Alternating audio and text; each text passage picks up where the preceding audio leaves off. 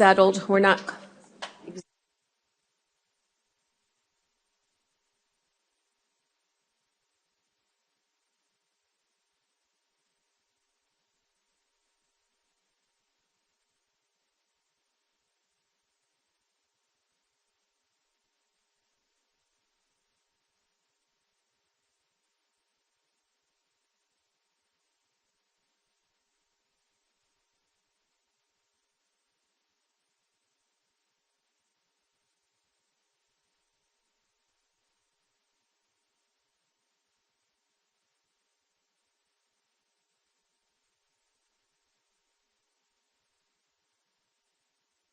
In here this morning and wish everybody a good morning.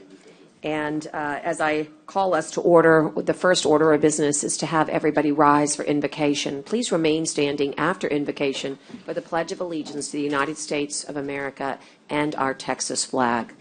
Commissioner Gonzalez this morning will lead us in invocation.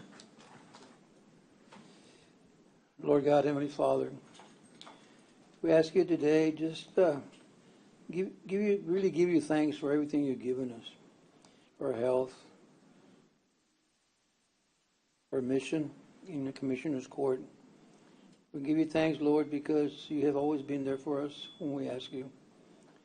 We ask you to pray for those that need your prayers, those that have passed. We ask you to pray for this Commissioner's Court as we continue to move forward. Pray for the audience that they're here and understand what's going on in Commissioner's Court. Lord God, you know we always looking for something better, but it's up to you what we get. I'm asking you, Lord, at this time, just to continue to give us the strength that we need, the courage, the wisdom, and the knowledge. In your name we pray. Amen. Amen. I pledge allegiance to the flag of the United States of America and to the republic for which it stands, one nation, under God, indivisible, with liberty and justice for all. Honor the Texas flag. I pledge allegiance to thee, Texas, one state, under God, one and indivisible.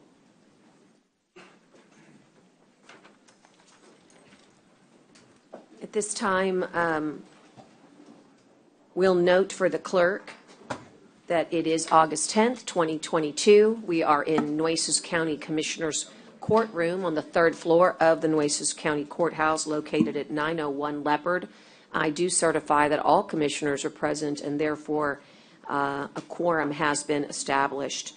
For the clerk, I noticed it was 8:40 when we started, and I'd also like to turn everyone's attention to item number D and ask if there are any announcements on disclosure or conflicts of interest at this time with any item on the agenda. You can, if you discover later that you do have a conflict, if you would please disclose, because it will refrain you from voting and we will ask you to refrain from discussions on such items.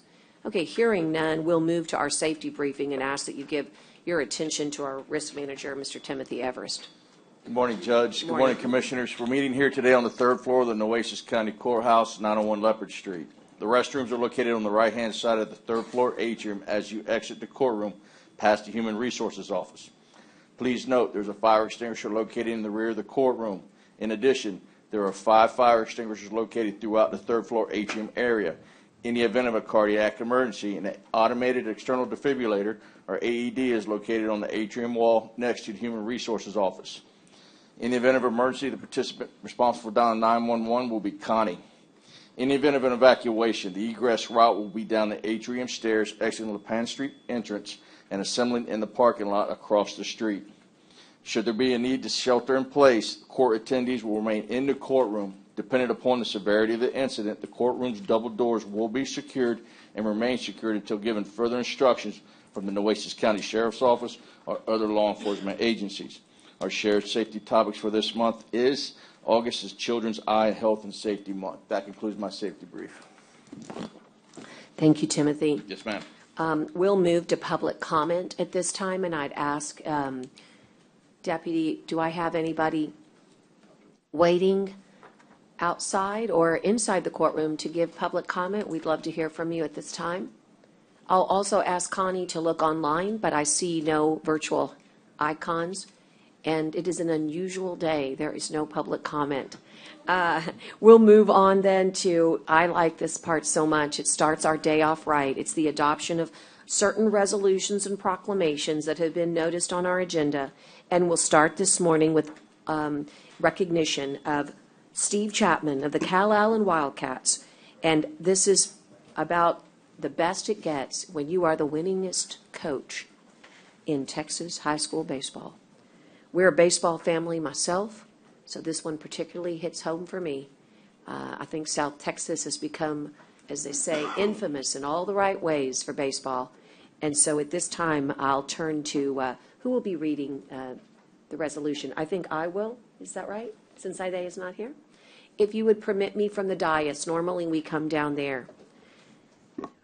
Whereas this year, Coach Steve Chapman became the winningest coach in Texas high school baseball with a total of 1,116 wins. Whereas Coach Steve Chapman's 40 years of coaching at Calallen, he has led the Calallen Wildcats to 31 consecutive playoff appearances, 29 district titles, and 3 state championships.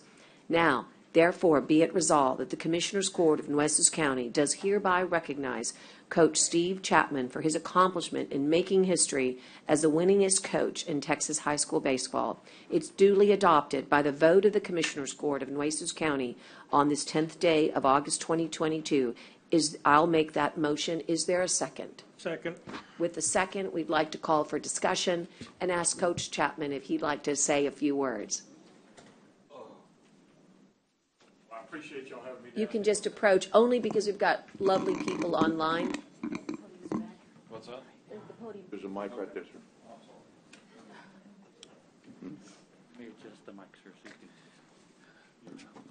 Yes, and thank you very much. I really appreciate y'all having me down here for this honor, and I'm greatly honored to be here and appreciate the fact that I get to be here. Thank you. Well, thank you, Coach, and I know maybe some of us might want to say a few things. Commissioner Hernandez, this is your precinct. Yes, ma'am. Coach, it's a well-deserved honor that we're giving you, that you're getting. And we really I personally appreciate what you do for all the young people at Calallen High School. Between you and Coach Denneher have done a tremendous job that will never be forgotten. So with that, thank you very much, and continued success. And thank you. Yes, sir. Thank you, Coach. This is always the best part when we get to say all those in favor signify by saying aye. Aye. Aye. Pose same sign. It'd be a great honor. I have the resolution in its formal state, and we would love if you would allow us to take a photo with what we consider a Hall of Famer. All right. Coach, congratulations. That's an amazing accomplishment. We really appreciate you coming down and doing this, and echo what Commissioner Hernandez says. You've done a phenomenal job out there, and it's appreciated. Thank you, Brent. Yes, sir. Couldn't have done better myself, Coach. Very good. Congratulations. We all agree. Thank you. Do you want to have him come up? Yeah, come on up, Coach.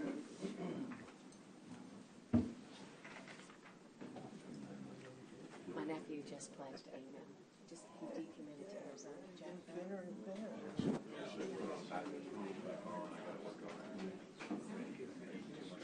Thank you very much. Appreciate it. There'll be, some of them will be freshmen next year. Put your right there by Commissioner Hernandez.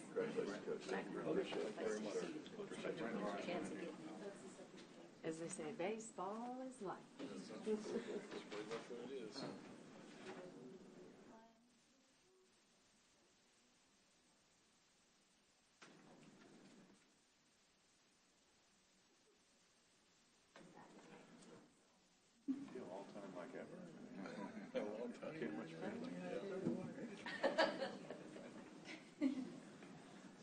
Thank y'all again. Well, the boys come and go, but the one consistency has been you. So I know you're humble about it, but the truth is that coaching matters, and not just because you win, because of all those lives you've touched. It's incredible. Yeah, well, thank you very much. I just wish, we were just one, unfortunately, we all are divided into all these schools, so we've always been Ray Texans right here. One thing about South Texas is baseball country. But we cheer for everybody. And my guy, my number one guy, coach is ex-Trojan, Jose Lopez. Oh, yeah, Jose. Sir, We appreciate it. Thanks, Coach. Good to see you. This is for You bet. You bet. Take care. Thank you very much. Take care. Appreciate it. Y'all have a good day. You too.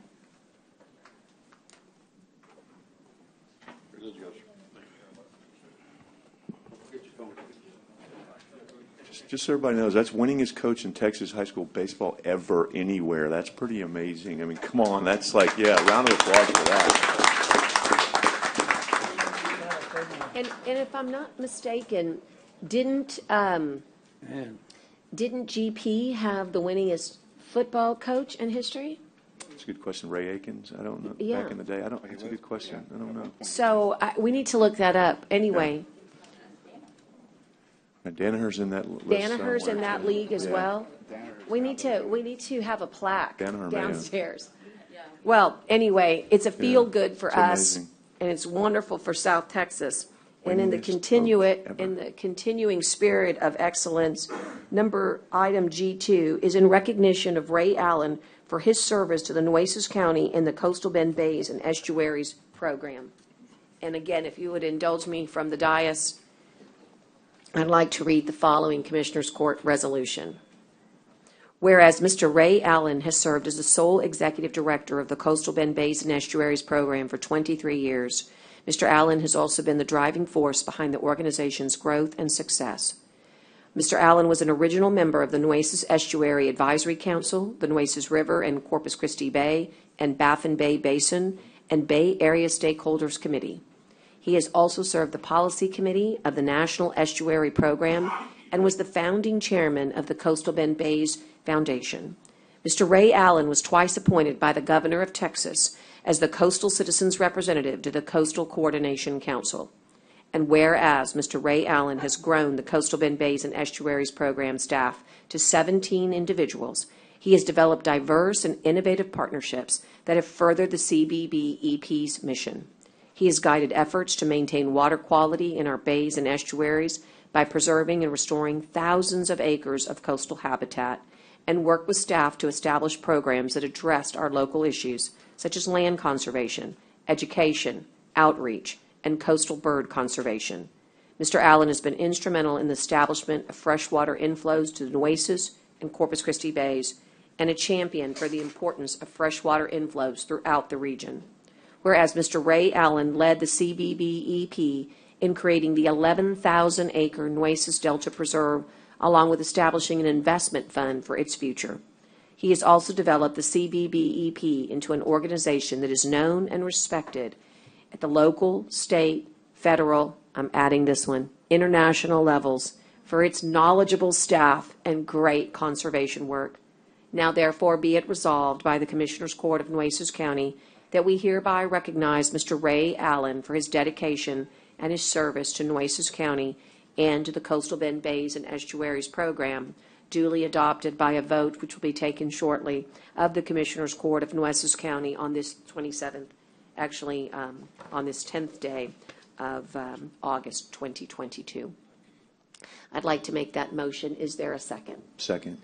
And how about a call for discussion? Ray, would you mind? And there you're joined by awesome members of the Coastal Bend Bays and Estuary staff. You're allowed as well to praise. But Ray, you've come before us so many times to deliver important announcements, updates. We feel like we are one of your partners in the Coastal Bend Bays and Estuaries program. But there's no doubt that under your leadership, it's not just the Delta.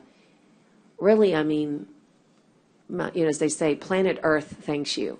Because of what you've done, we're in such a better place now to continue the mission that you laid the groundwork for, Ray. Thank you. You're very kind, Judge. Thank you. And Commissioners, thank you this morning.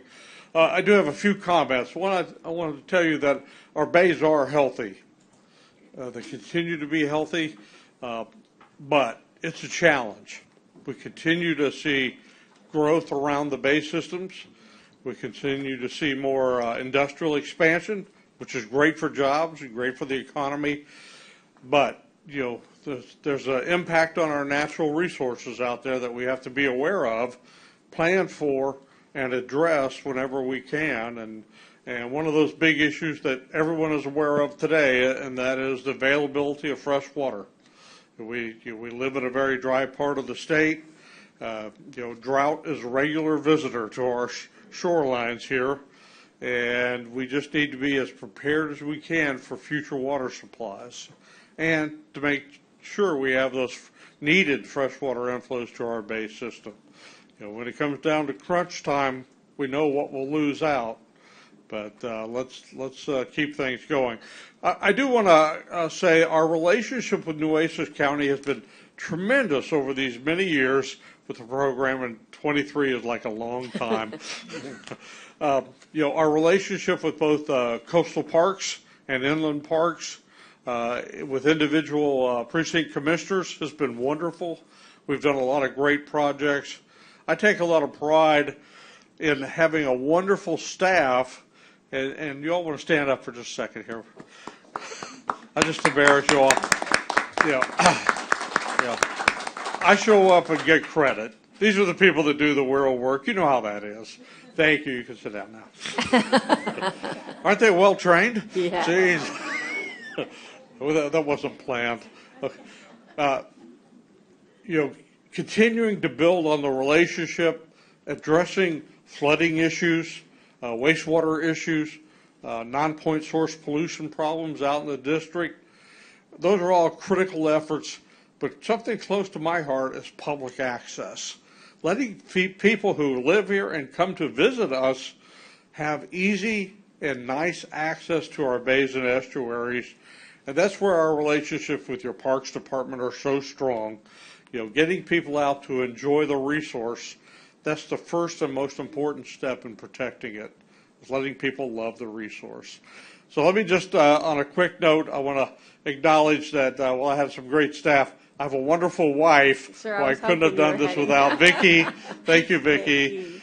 And I'm turning the keys over to Dr. Kirsten Stanzel here, who will be taking over in just a few days. I'm counting them down. I don't plan to move too far away or not be available. I'm hoping to do some volunteer work after I retire. What a great community we live in, and Judge and Commissioners, I appreciate all that you do, and believe me, I know it's hard to keep everything moving forward, but I do appreciate what everyone does, and thank you so much. Right, thank you. Commissioners, would you like to add? Yes, ma'am. Commissioner Chesney? Judge, I didn't really know that there was an organization without Ray Allen, so I don't really know how we're going to do this. And I mean no disrespect to the outstanding people that are in the room, but you've certainly been the face of this organization for so long, and it's been an honor to work with you in so many different capacities that I've served in the community, and you've always been there to help, whether it was on the city council or the commissioner's court or whatever, and I could always pick up the phone and call, and you just were always a very level-headed, realistic person in this role, and it's hard because we have so many competing forces here in South Texas with our environment and with our industry and with business and with it's hard to balance it. I know you've taken your shots from some of those groups, but you've always been someone that I felt like would just give a straight answer and didn't have an agenda behind it, and were reasonable in how you approach things and didn't go too far off the cliff, if you will, when things got tough, and that stabilizing, kind of just calming nature that you had.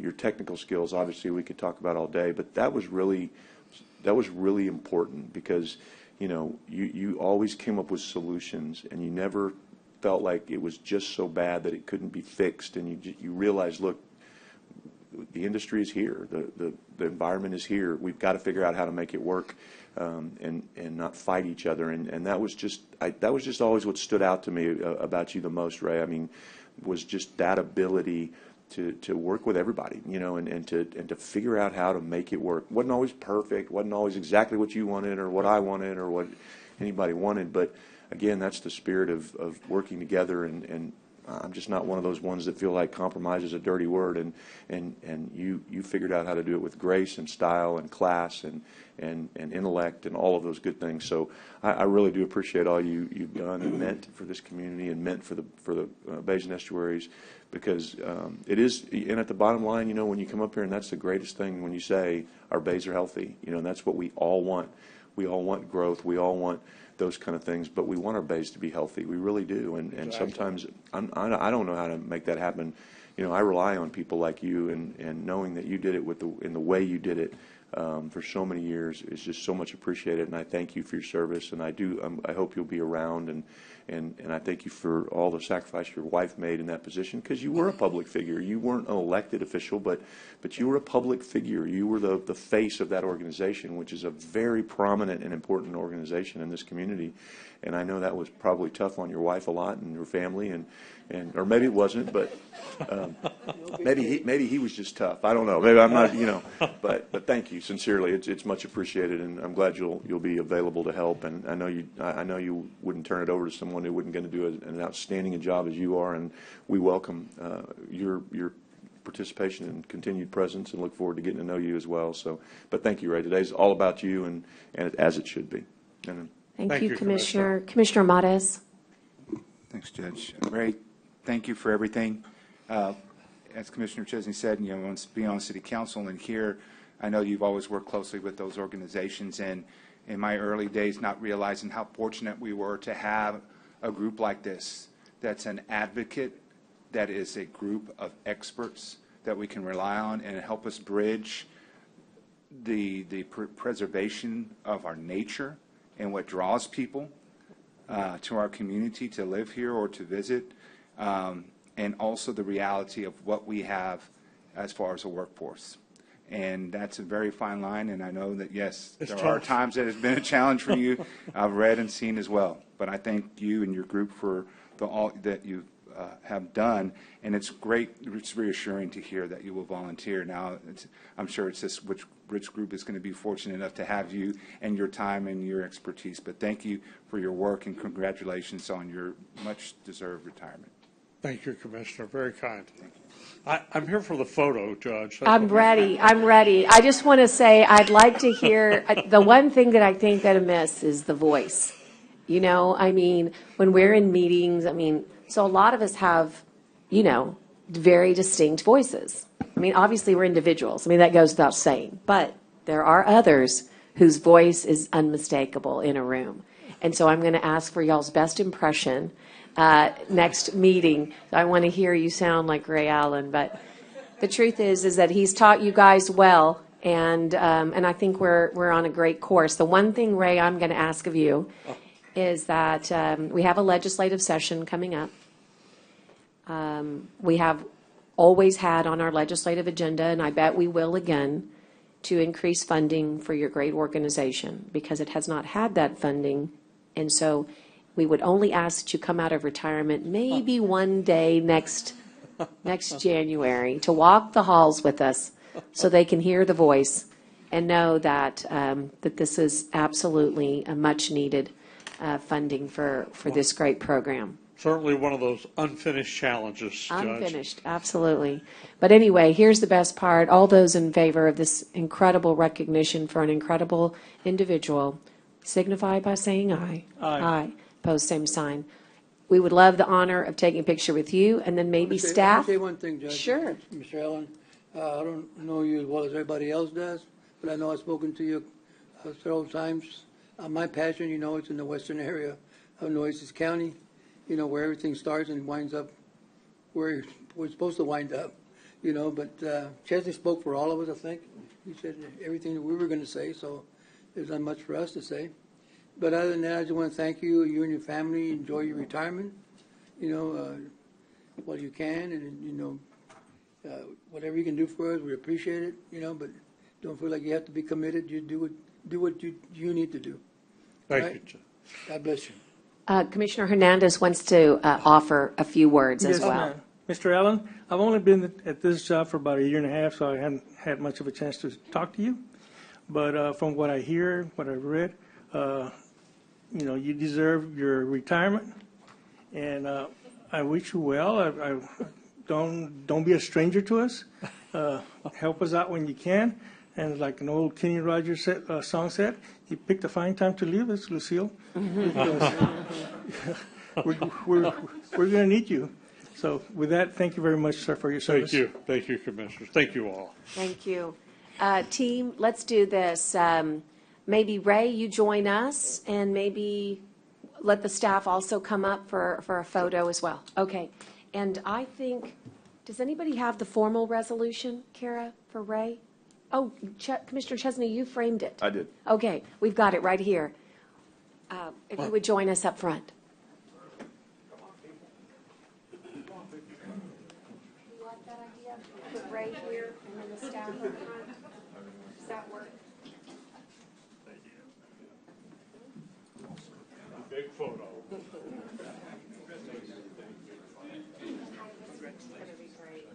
I'm going to miss you. I'm not going too far. Yes, I'm on the far side. Where do I stand? Yes, yes. A few more weeks. That's right. We got some good friends. Be out. Oh, yeah. Okay, tall people in the back. Tall people. Jake in the back. Good to see you. Tall people in the back. Adrian.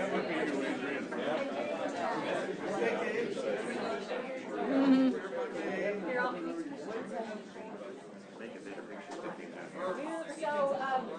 okay, just when you think that you've done well, official photographer's asking us to come down because it's not working with the glass. So everybody's down and up front. So up, down, and up. So all of us, Peyton? Okay, sorry. I know, sorry.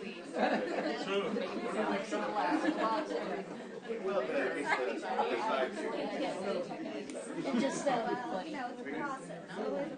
Yeah, we'll just stay back. We'll stand up here. How about that?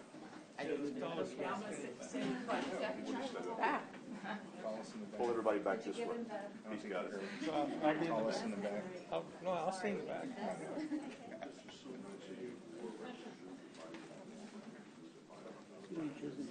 History, guys,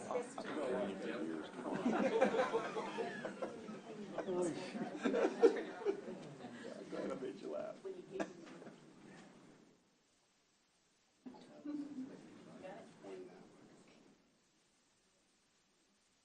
Go.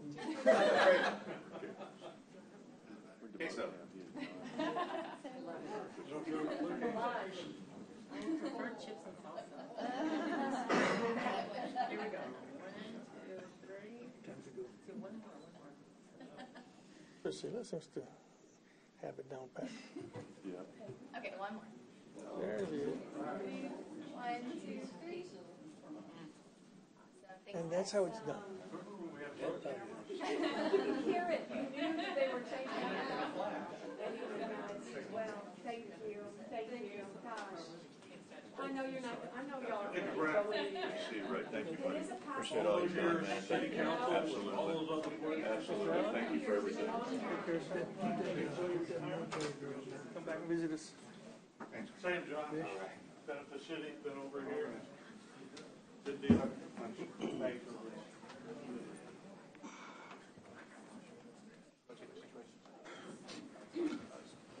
We probably should have, oh, good, you're still here.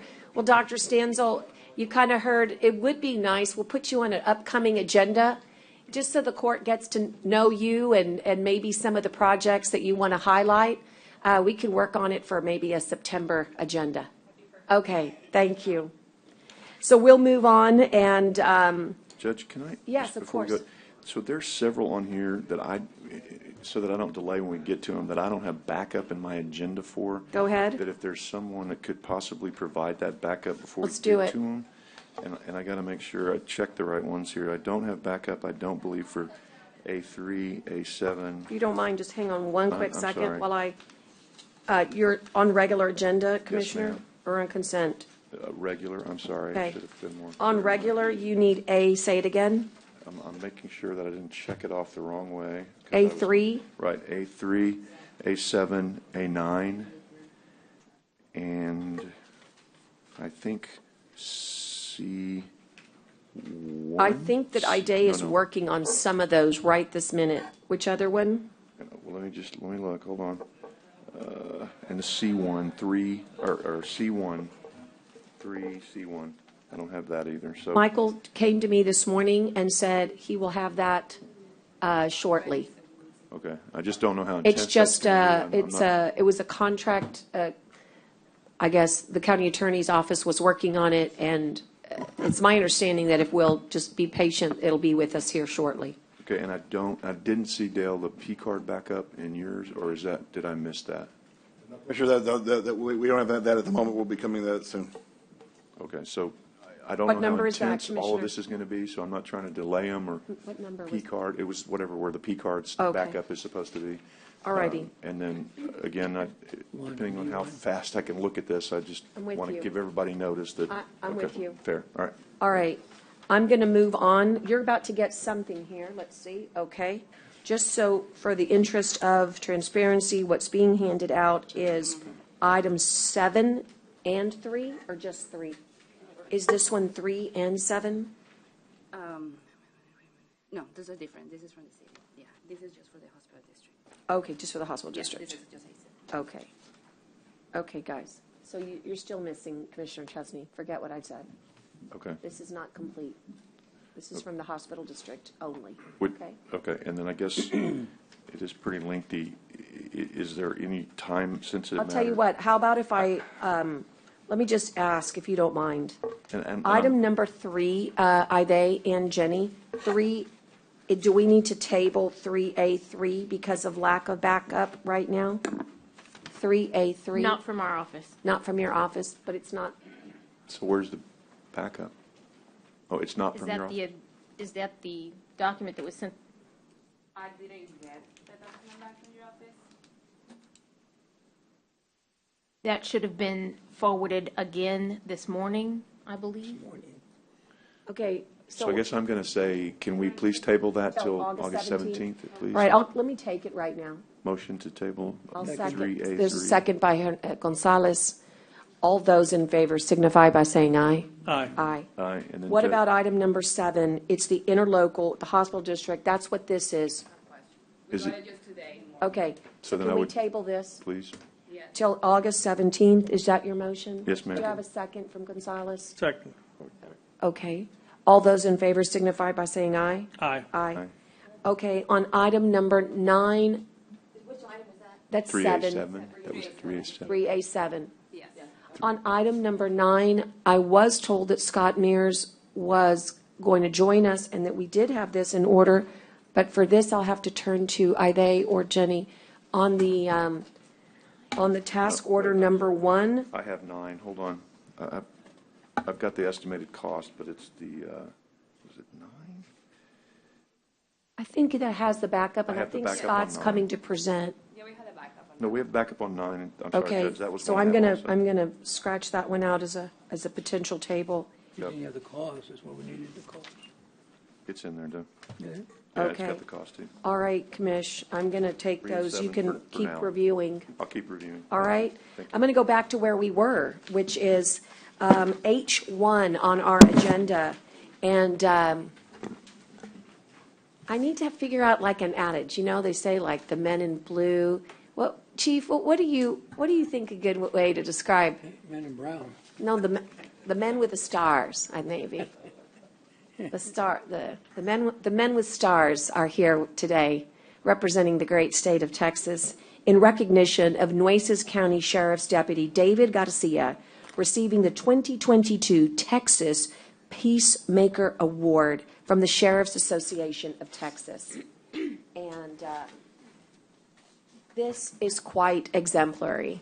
And if you would permit me, the Sheriff's Association of Texas describes the Texas Peacemaker Award as an honor to a law enforcement professional that is exemplified over their lifetime of public service and extraordinary dedication to the public good and community which they have served, and whose approach to law enforcement has been not only to maintain order, but bring justice. The recipient is someone that brings out the best in people, recognizes the dignity of others, and serves as a role model and mentor to younger generations of law enforcement officers. This is a distinction that belongs to one man, one law enforcement official, and he happens to belong to us, to the Nueces County Sheriff's Office, to this courthouse, and in fact, so often to this very courtroom. It is with great distinction that we recognize Deputy David Garcia for the Texas Peacemaker Award recipient. Sheriff Hooper, Chief Cook, may I ask you to say a few words and then allow Deputy, if he would like, I know he has special members of his family here today to acknowledge. So first of all, I want to thank Commissioner Matez for shining the light on this great accomplishment. It was back the last week in July. We were at in beautiful Fort Worth, Texas, for the annual Sheriff's Association of Texas convention, and there were about 180 out of 254 county sheriffs present, and we were just so honored that one of our own was selected from all the deputy sheriffs and all the elected sheriffs in the state of Texas. And there's no one more deserving than David Garcia. So in 2001, David had a critical incident where we almost lost him. And a really neat thing for me being up at that convention was I got to meet a state senator from Senate District 22 named Brian Birdwell. And we almost lost Brian Birdwell in 2001. He was in the Pentagon when the plane hit. And to be blunt, both these gentlemen had a foot in the grave in 2001. But what defines David and defines the same thing that defines Senator Birdwell is they did not let that single day in their life define who they are moving forward. And so for the next 21 years, you got the impression with David and also that senator that they wanted to be defined by the days after that event. They want to be defined by what they might very well do tomorrow. And so I was proud to talk to him up there at the board about David and what he does every day in this courthouse. David has an extreme commitment to his family, to his faith, and to this agency and to this county. And he demonstrates that every single day, whether he's relocating homeless people from the fallen shelter, the Fallen Heroes Memorial, or whether he's answering questions and giving directions inside this courthouse. He is, even though I'm the elected, he is very much the face of our agency inside this courthouse. And I remember that every day, and I'm extremely appreciative of what David does. And short of calling him Saint David, it's great to see him reach into his pocket and offer a prayer card and sometimes even a rosary to people in need. And that's just touches me every day. And we're grateful, very honored, David, that you received that recognition statewide, and very honored that you're a member of our agency. Thank you, sir. And Sheriff, nothing would give me greater pleasure than to do this, but certain things just aren't right. So I'm going to bring this to you. You need to present this to him. Hold on. I'm going to let him talk. That picture's just too perfect. Yes, I want you to give it to him, because that picture's perfect. Get behind him. Let's get behind him. Can we do that? Yeah. And we want you to speak, David. Yes. I just wanted to make sure you. He gave a great speech up there. That's cool.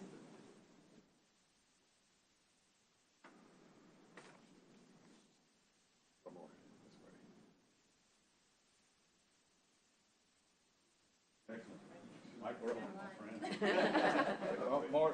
Oh, wait. For paparazzi. Yeah, we got. Yeah. Those hats are covering us.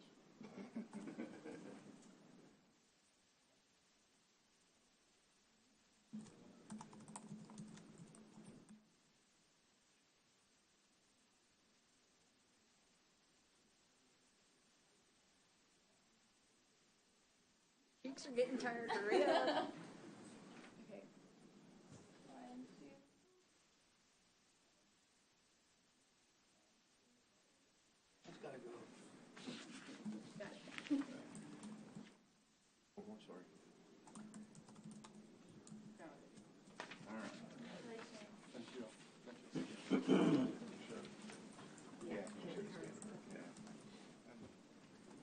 don't want you to get.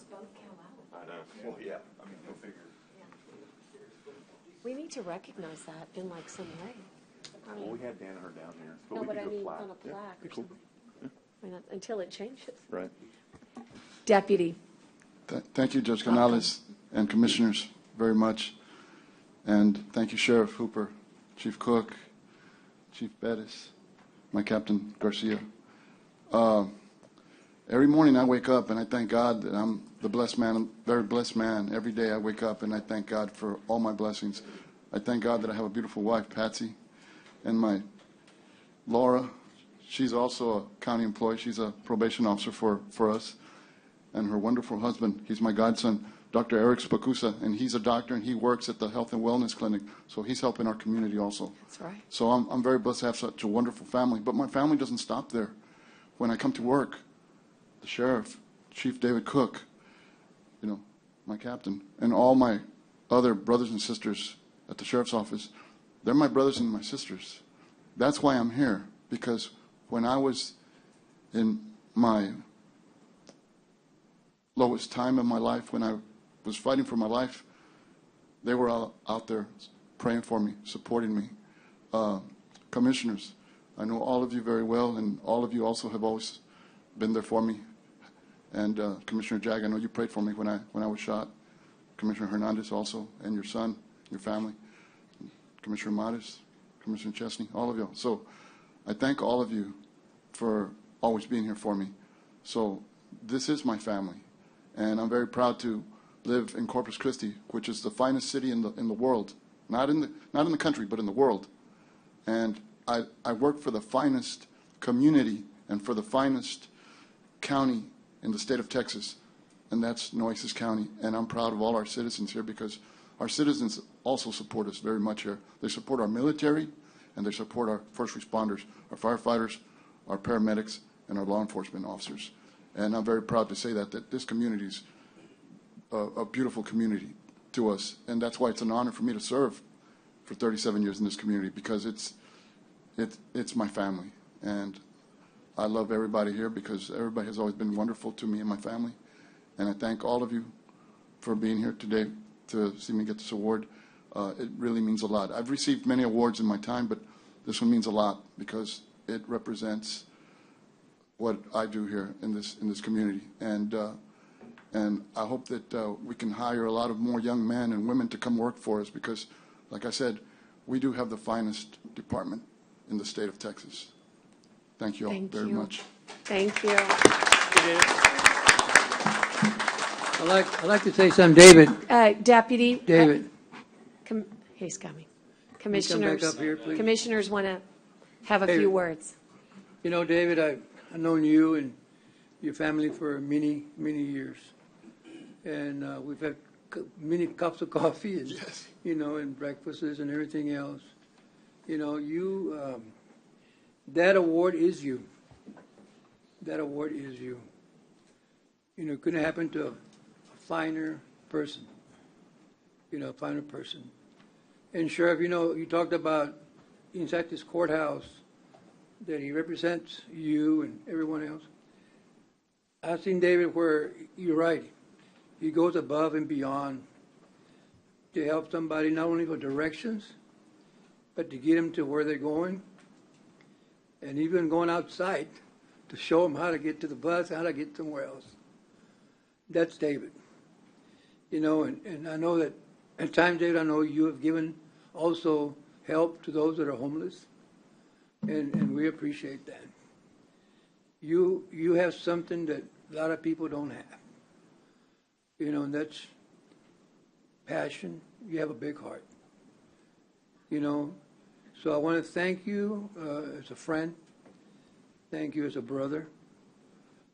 Thank you for everything you've done for this county, for this community.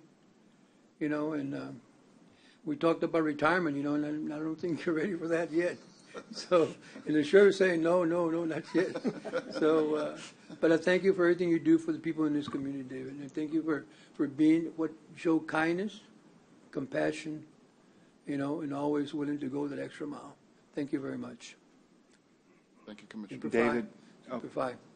David, when I see you obviously this award was meant for you. Blessed are the peacemakers, right? I know that that's an important scripture for all in law enforcement and is read many times over, especially when someone's fallen in line of duty. And I remember that day, and I think everyone in the community remembers that day when you put everything on the line. And I know that you are thankful to God, and I'm thankful to God that you are still with us. And Sheriff, I know this community loves you, but I think if you put David Garcia's clip on a radio or TV commercial, that might really help us spike recruitment efforts, because people will realize that we do have one of the finest law enforcement agencies here, and people like David and others who have put years and years of service here to the county and put it literally all on the line. That can't be bought anywhere else. I think that people see the commitment that you, Sheriff, and your command staff and others before you all have made, and that David really just exemplifies that in his work every day. You can tell he's having a great day because he's doing what he loves.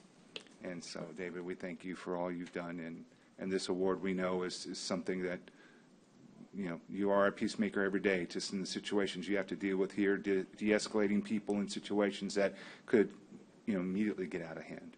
And so I just want to thank you for all the work you do for us. They said it all, David, but there was a reason God kept you around, and obviously not to get that award, but for all that you have done, what that award represents, and you've touched a lot of lives in the time that He saved you on this earth, and we're very appreciative of everything you've done. Very, very grateful, and I echo my colleagues' sentiments. Commissioner Hernandez. David, I've known you for a long time, and I remember the night that my son called me and said what had happened to you, but he also said that you were trying to help someone, give them directions. And, he just caught you off guard. But that's because you have a kind heart. You're a good man that's always trying and willing to help another individual. And I think it's going to be hard to, if you ever do decide to retire, to replace a person like yourself.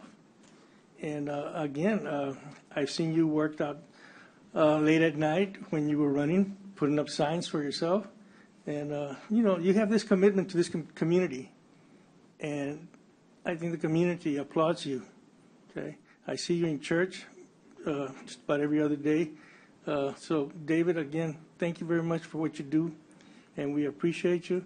And if it wasn't for you, my son wouldn't have had the guidance that he had when he came in to work for the Sheriff's Department. So, with that, I thank you very much. Thank you, Commissioner. And, when I was in the hospital, they had deputies guarding me. And when Rodney was there, well, Sergeant Hernandez, because he's a DPS trooper now, but when he was with us and he was working patrol with me, and when he would go there at night, I knew that I was in good hands, because I knew he was going to take proper care of me, and no one was going to come in there and try to hurt me or anything. So your son was always also there for me, and I've always appreciated your family very much and loved your family very much, because they've always been there for me.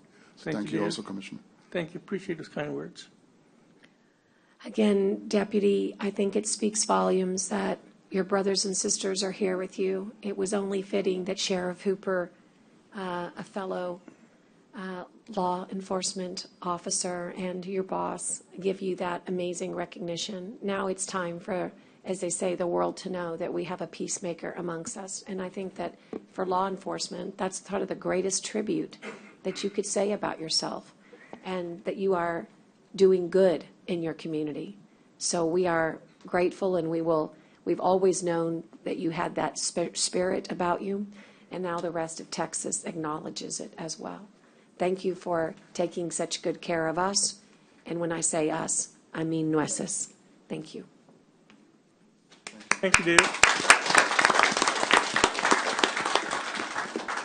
Semper Fi. Wonderful, wonderful. So we'll move on to general information reports. I do want to let you know that IDA has let me know that there are two requests. Dr. Blow, who needs to get back to the hospital at 10 o'clock. So commissioners and Scott, I'm sorry, Scott. And you all as well? Yeah, with the National Weather folks. Yes, I'm working, okay. Okay, hang on one second.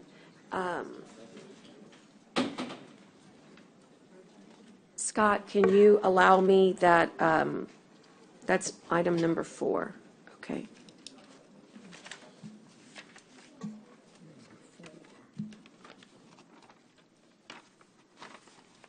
We're doing very well here on time. Let me see.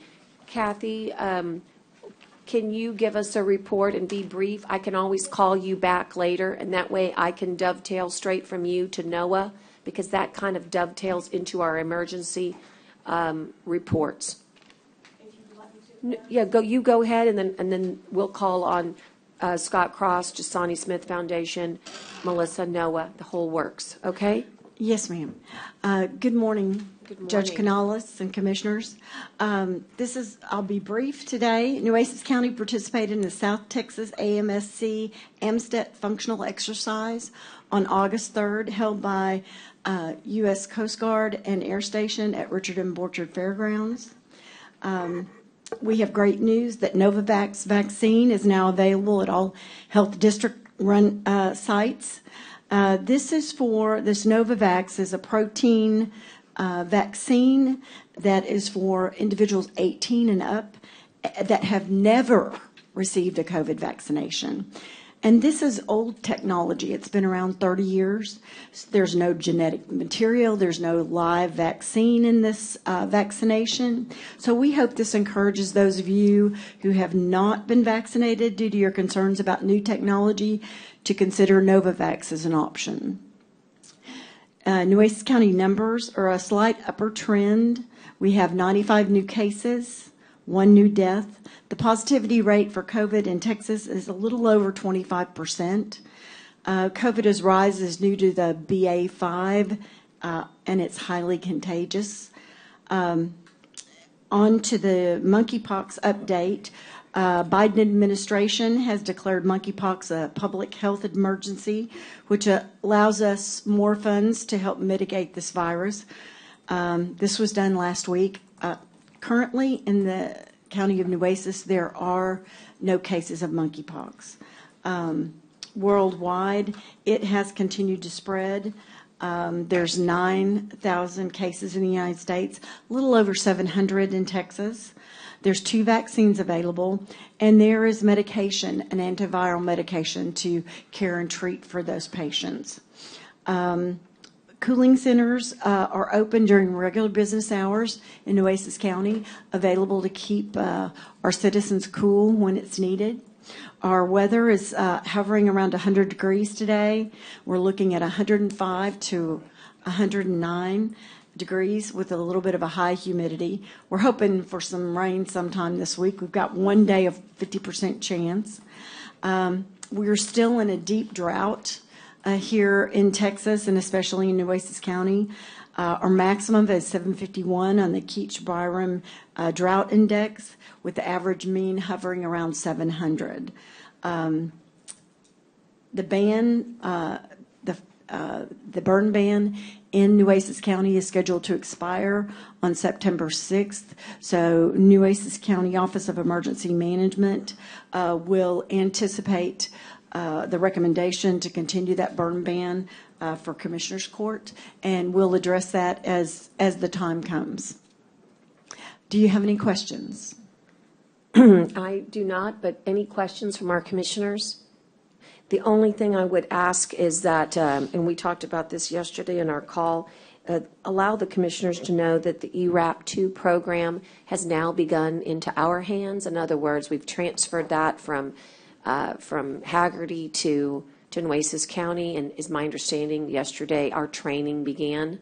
Is that correct? Yes, ma'am, that's correct. We had a training session yesterday with numerous attendees from Nueces County Office of Emergency Management, as well as Social Services, as well as the Grants Department. They'll have their follow-up second training next week. And then we will start taking over that entire program from, and Rebecca Rock is the chairperson for that program. So any additional questions you might have, I would direct her. Fantastic. I just wanted to give you that update inside because it gave us that opportunity. Well, as we move to a discussion outside emergency management, but still focus on weather and related matters, I'll just ask if there are any questions, and if not, move on to the minutes approval. Thank you, Kathy. Thank you. Have a good day. You know, forgive me, Kathy, one last thing, and I mentioned this, but it was just quick. The governor also included Nueces County under his drought declaration on July 15th. So we should just know that we are inside that declaration. And we're still, I guess, the only silver lining is we don't look as horrible as 2011, but I'm not sure that's really anything great, to talk about. Drought is still highly serious in South Texas, and it gives me no joy to say that we're amongst the worst. So just keep us posted on our status. Yes, ma'am. Thank you. Thank you. Okay, moving forward, there are some minutes that Tara sent to you. They may not have been in the packet, but you got them on email last night, and I hope everybody had a chance to look them over. So moved. And you've got a motion. Thank you. Is there a second? Second. Thank you. And all those in favor signify by saying aye. Aye. Opposed, same sign. I'll move quickly through the consent agenda and ask if there are any issues. I think there's one that Commissioner Chesney already identified, right, Commissioner, on the P card? Yeah, I can't remember which one that's supposed to go to. I just didn't, I don't have it with me. And then I just also needed to pull Can C, you, okay, 2C. 2C gets pulled. What about the P? You don't have a reference? I can't remember which one it was, Dale. Which one's P card supposed to be in? Normally, P cards are normal report that we provide to you that is not usually part of the consent, so there was no report at this time, so. Okay, so it's not part of the I consent. thought that the P card was supposed to be back up in one of these items, though. I don't, usually the P card is a separate document that we provide for you since it's through a normal credit card transaction, so they really don't support any of the items, so I don't believe there's any of the Okay, consent that's agenda for Okay. So just for clarification, will you do that once a month, We try to do once a month. Okay. So just, I guess, All right, so nothing else, just 2C. Anybody else? Okay, G. G is in, okay, girl, got it. Anything else? what did you pull, G? G, letter G is in girl? Or in, okay. And so how about a motion for A through F and H through Q? So moved. All right, and I'll second. And all those in favor signify by saying aye. Aye. Aye. Post same sign. Let's take it in order. Judge, I just 2C. needed to pull, the only thing I needed to pull out of C and table, because this was an issue, if you remember, we discussed on Dr. Fernandez's. Yes. So I just needed, I really wanted to Table. pull that invoice and table that, or take it to executive session, Do it. or whatever. Let's take it to Jimmy- executive, and then we can make a decision. Okay, so then I would Pull, motion to pull C, or pull the Fernandez invoice out of C to discuss in executive session, and that not be voted on as part of C. That's item 6 on the list, It's, if I'm correct, Commissioner. I'm just looking at the invoice. It's, The invoice, it's, I've got the here, invoice. I'm going to ask the clerk to help provide some clarity, because it helps in the motions. Yeah, and Go in the ahead. minutes as well, thank you, Judge. Can you just pull C and then take whatever you And then need bring to it back. executive and bring it back and then Okay, pass it fine. in one? Sure. All right. Be happy I'll- to. The motion has been made, and I'll second. So then we'll just leave C Out. leave C out for right now. Okay, we'll leave C out for now. All those in favor of doing so and taking to executive session? Well, I don't even have to motion Yeah, that, you don't, sorry. We'll right. just take it. So Okay. yeah. That sounds good. So now we'll move to item G, and I'll move to Commissioner Modis. And actually, Tomas is here in case you need a resource on this item. This is the reinsurance renewal for Aetna, Boone, Chapman, and shall we start with an explanation or just a question? How would you like to handle it? So the reinsurance, I know when we deal with stop loss, at least from what I remember in the past here and in other organizations, if you ever change there's typically a problem between paying the stop loss if you change, but because we're not changing, there's not going to be any issue of coverage, because I know, like, if you go from company A to company B, then there's only a certain time that stop loss is covered, and then B picks up the rest. But that's not the case here, right? No, it's not. It's Okay. that really only happens, depends on what type of contract you have. Okay. And the contract you have, it's not that way. It's not that way. Okay. It's incurred and paid. That's generally how it's discussed. Yeah. You do have three options. I don't know if you want me to give you an overview of it real Yes, quick. please. You essentially have three options to select from. I have had a brief discussion with the county auditor, and he and I kind of arrived at the same conclusion, which is you should take the one that has the lowest premium, even though it might have a little bit higher exposure. You basically, I can open it up and go from it, but through it carefully in more detail. But essentially, that would provide you a reduction in premium from what you're currently paying, but it would increase your exposure to some extent, but it's not significant, and based on your experience, we should not be of much concern about it. I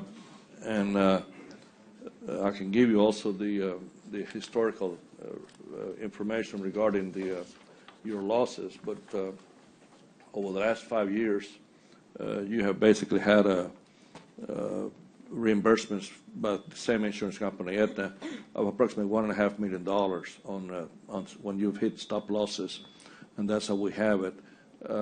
They are over 5 years. They are $1 million ahead in premiums versus losses, but that's not a lot given 5-year period, and that's essentially what you have.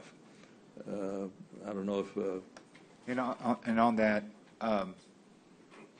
$1 million has always been the number I've ever known. Any time that I've ever reviewed or heard about coverage, about the aggregate, is that just the number that's always been there? It seems like it's been there for years.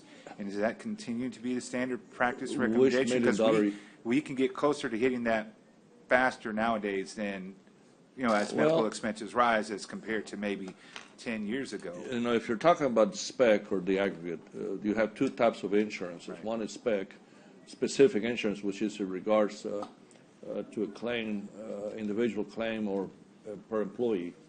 And that's the one that we're suggesting you go from, I think it's, let me see, 375 to 425, that you increase your maximum losses, after which you would be reinsured fully, because that's really manageable. But that basically increases your spec liability by $50,000 per large claim. Historically, you've never had more than 3. Okay. And the rates actually dropped, though? Yes, sir. That's right. I'm reading that right. That is okay. Yes, you are correct. I know. So that's like, the whole point. It's usually the other way. So that's the whole point. That's okay. We're increasing the liability to what we averagely. It's more than the liability is going to increase, but it's seldom hit it, okay, historically. So you're essentially going to have a net reduction in premium. That is correct. That's good. Yeah. That's good. And can we do something on the dental line? I know that I've heard some frustrations about that. You did already. You did already. Did we? We did? Yes, okay. sir. That has changed. Yes. So we did change that. Good. You're going back to some questions on billing and other issues and just delays on getting it was a disaster. In fact, several of you problems. Okay. And yes, right. That is correct. Thank you. Yeah. Okay. Motion for approval, Jen. Okay, thank you. Thank you, Tomas. Yes, ma'am. Second. Motion and a second. All those in favor signify by saying aye. Aye. Aye. Okay, doing very well here. So Scott Cross will honor your request for the National Weather Service. You bet. Which item?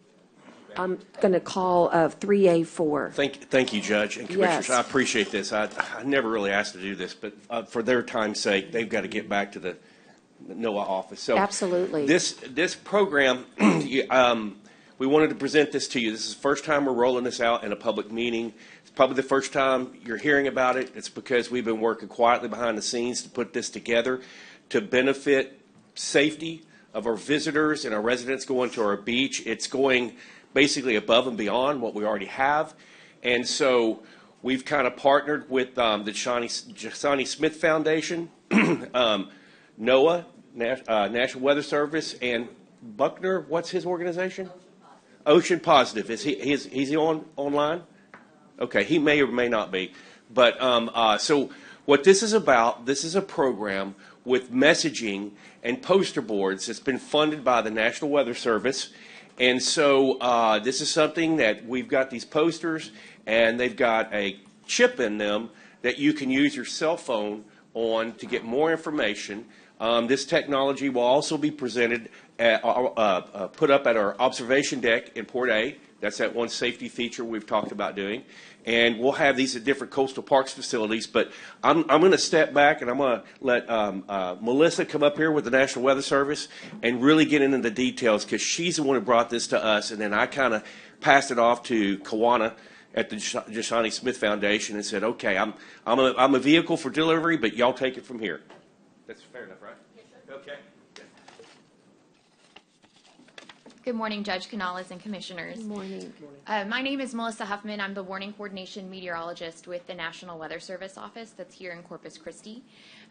What Scott so wonderfully introduced is a partnership that we have with a group known as BC Ocean Positive, the National Weather Service, the Jashani Smith Foundation, Nueces County, as well as Visit Corpus Christi. And this is all about beach safety. And so we have these signs that have essentially been developed to provide this whole picture look at beach safety. Essentially what it does is it provides messaging to remind folks to respect the ocean and understand its hazards, to stay aware while they're at the shore and pay attention to changing conditions, as well as to take 10. And so it provides a lot of instructive information for locations that people can visit around Nueces County to remind them of how to essentially maintain situational awareness while they're at the beach. And it's a really good job to not only inform residents on how to stay safe, but all of the visitors that come to our beaches as well. And so, like Scott mentioned, we do have this placard that if you hold your phone up to it, and I will try right now, but we'll see if it works.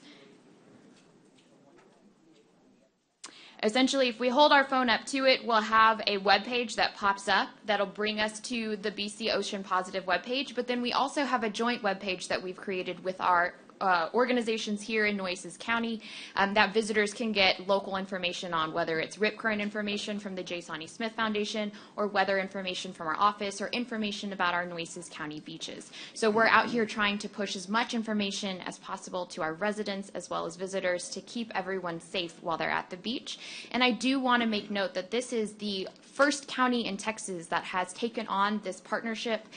This is actually something they tried to roll out nationwide, and so Nueces County is a leader in the state of Texas when it comes to this beach safety initiative. So we just wanted to make the court aware of some of the wonderful work that some of these groups are doing behind the scenes. Fantastic. Kawana, would you want to? Sarah Carney, welcome. Hi, yes, that's all right. Yes, I'm Sarah Carney. I'm the VP of Public Relations with the Jashani Smith Foundation, and we are ecstatic to be partnering with NOAA, National Weather Service, and Visit Corpus Christi to be rolling this out. This is just another chapter in our work with the foundation on improving rip current awareness and really getting the message out and making sure that people know the risk when they decide to partake in activities along our coast. We love our coast, and we want people to be here and be visiting, but be safe. And so we are working now to get these signs out where people can view them. You know, great places like where they're standing in line and can really be reading through it. And in the future, we're also going to have this on our website as well. So our website will link directly to these signs. Yeah. I have to say, I think the marketing is really creating saturation. I'm seeing it, reading it, feeling it everywhere. And that's what it takes in order to really get people to read it and absorb it. You can't just do it sprinkled.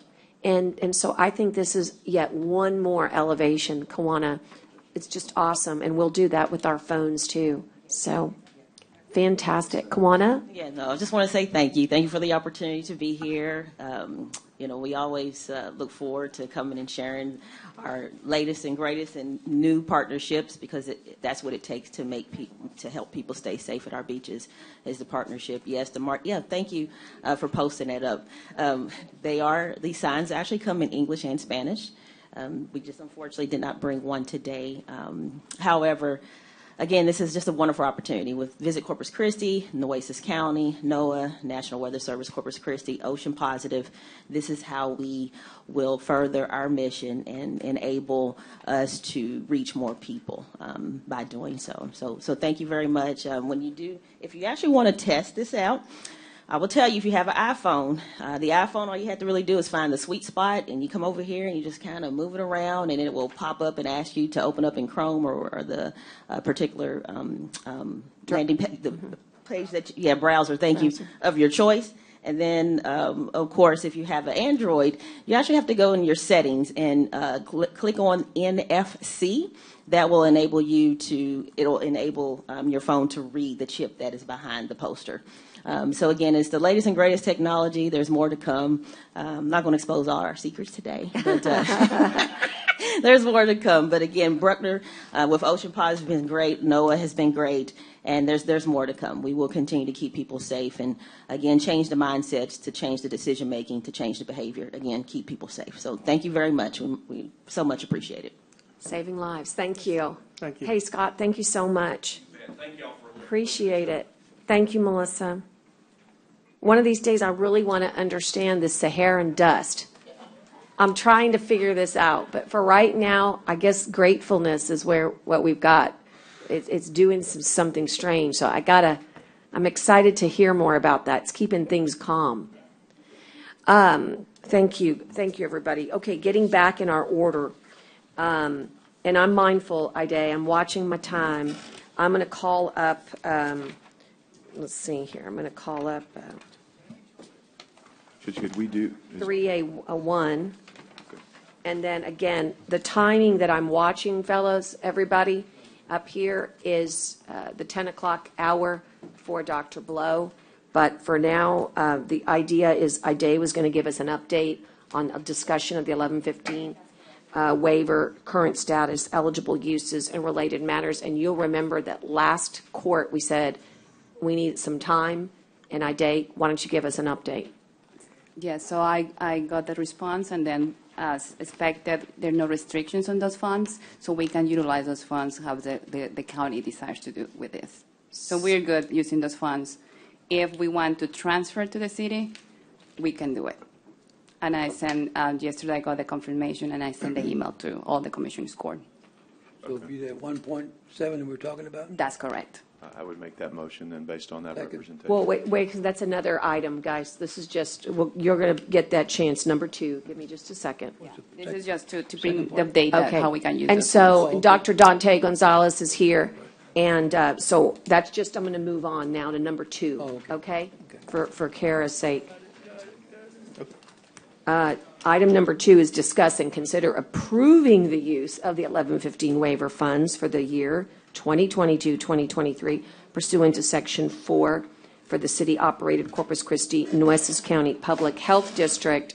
And there's a motion and a second to transfer, and one would normally run at this point, Dante, since they're going to do that. But, oh, you're not so lucky. So give me just a second. Commissioner, can I have that motion now? Absolutely. Oh, that's my motion. Yeah, Yes, and ma'am. then second. Yes, ma'am. The motion is to approve the transfer of the $1.7 million to the city from the 1115 waiver funds for the 1115 waiver programs. Okay. Oh, I can't hear no, you. my Sorry. glasses 1.5. just broke, Maggie. 1 point. Yes, the 1.7. 1.7 was for a different. I'm sorry, 1.5 is the number, I believe, right? Yeah, we kept saying that last time, and now we're doing it again. That It's was the- 1.5. All right. 1.5. That's what I was gonna. Yes, that's what I was just gonna Right. make a point of clarity. Hey, and Dante? Like, give us 1.7 if you want. No, sir. I'm not even happy about the 1.5, and I'll tell you why. I'm going to vote yes, all right? But let me tell you what I need. And what I need is to represent the people of Nueces County. You guys need to get an 1115 waiver administrator, and it cannot be the director. It cannot be. And so what I need to know, at least within, I'm going to give you 60 days, because that's the end of our fiscal year. I need to know what the city, because we've entrusted you all with the operations, but I don't see how you guys have lived up to your promise. We still don't have a local health director who has a background in public health. We do not have an 1115 waiver administrator. And these funds cannot be used for people that we've already paid for. What I mean by that is that when we approved last week the $1.5 million, I'm sorry, 1.7 million, got me saying it right, $1.7 million for our payroll, okay, our pro rata share of it, that's to pay for everybody that's on your employee list. These dollars have to pay for new people, because when the 1115 waiver program was on last year, prior to the separation, we had an 1115 waiver department. We had a director, and they had, I think, 1 or 2 people working with them.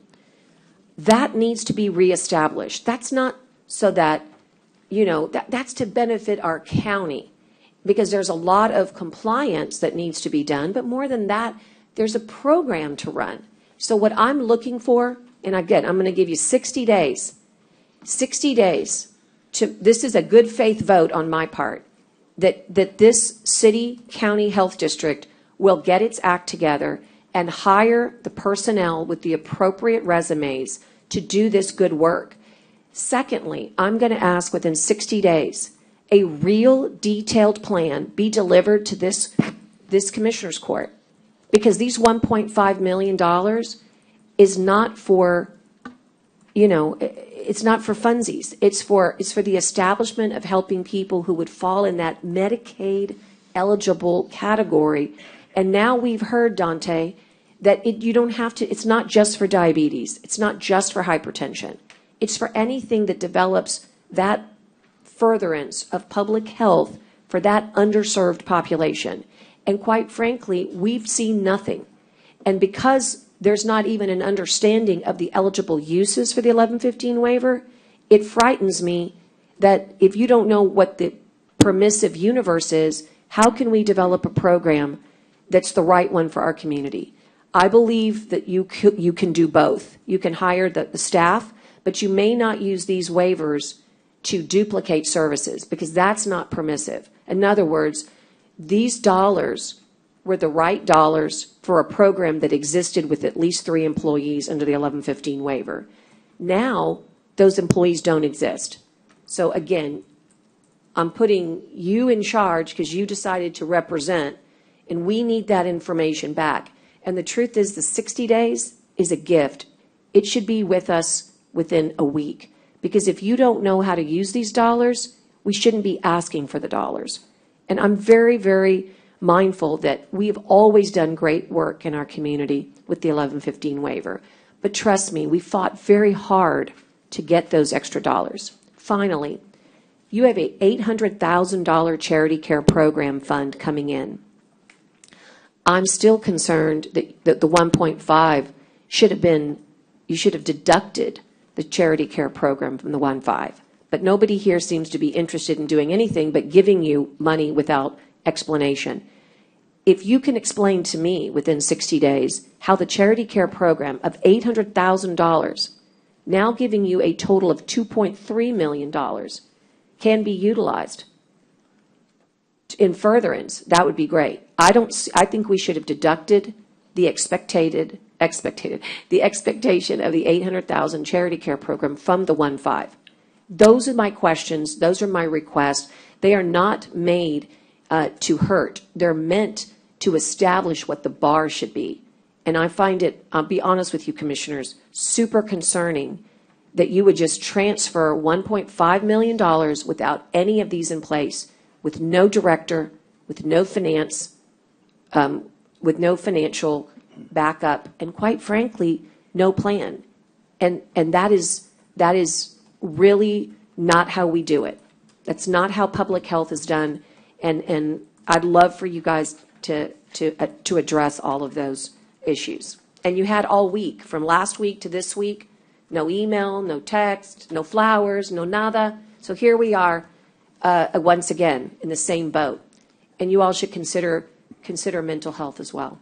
But Judge, I'm gonna see if I can remember everything, because I'd like to have an opportunity to answer some of the questions that you have. Okay.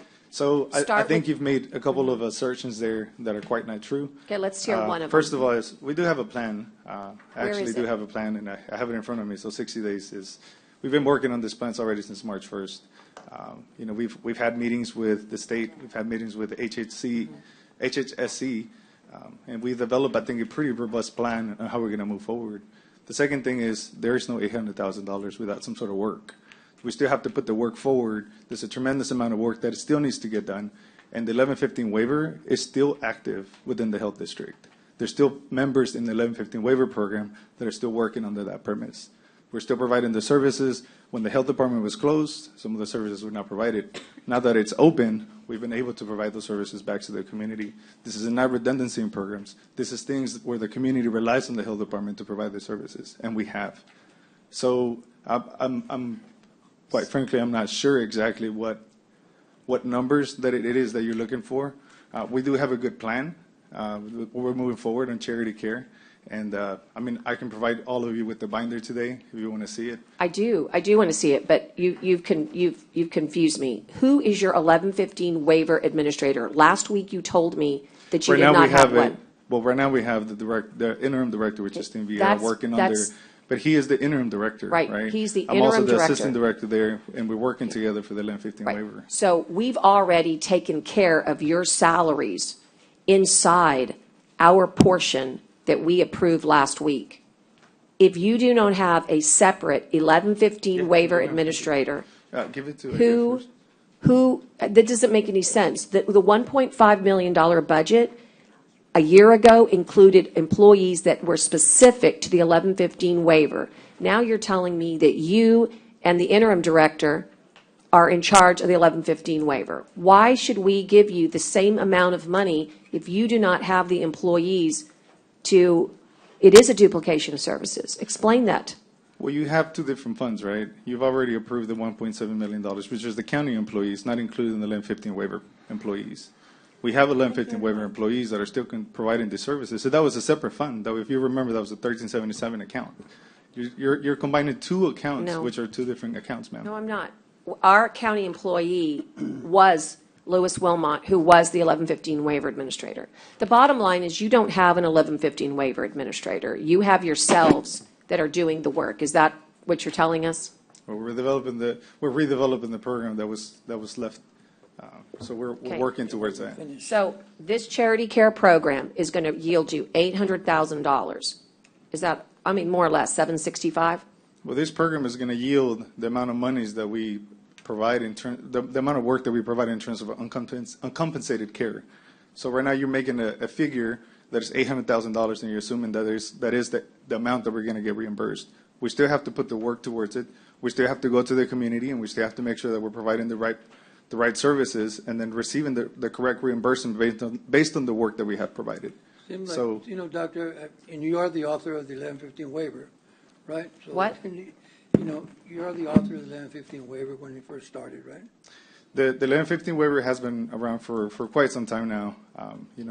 I've been around a little bit longer than the previous administration there that you keep referring to. I've never referred to his name. But his name was Louis Wilmot. Yes, physician assistant Will Wilmot, correct. I think we need to just go forward. I know he comes here. He don't come here to argue with anybody. If we got something to do, let's write it to the city and say, this is what we want. This is what we're requesting. To me, if you need 90 days, I would vote for 90 days. But, I'm just, this thing that we do every time somebody comes here in the city is not right.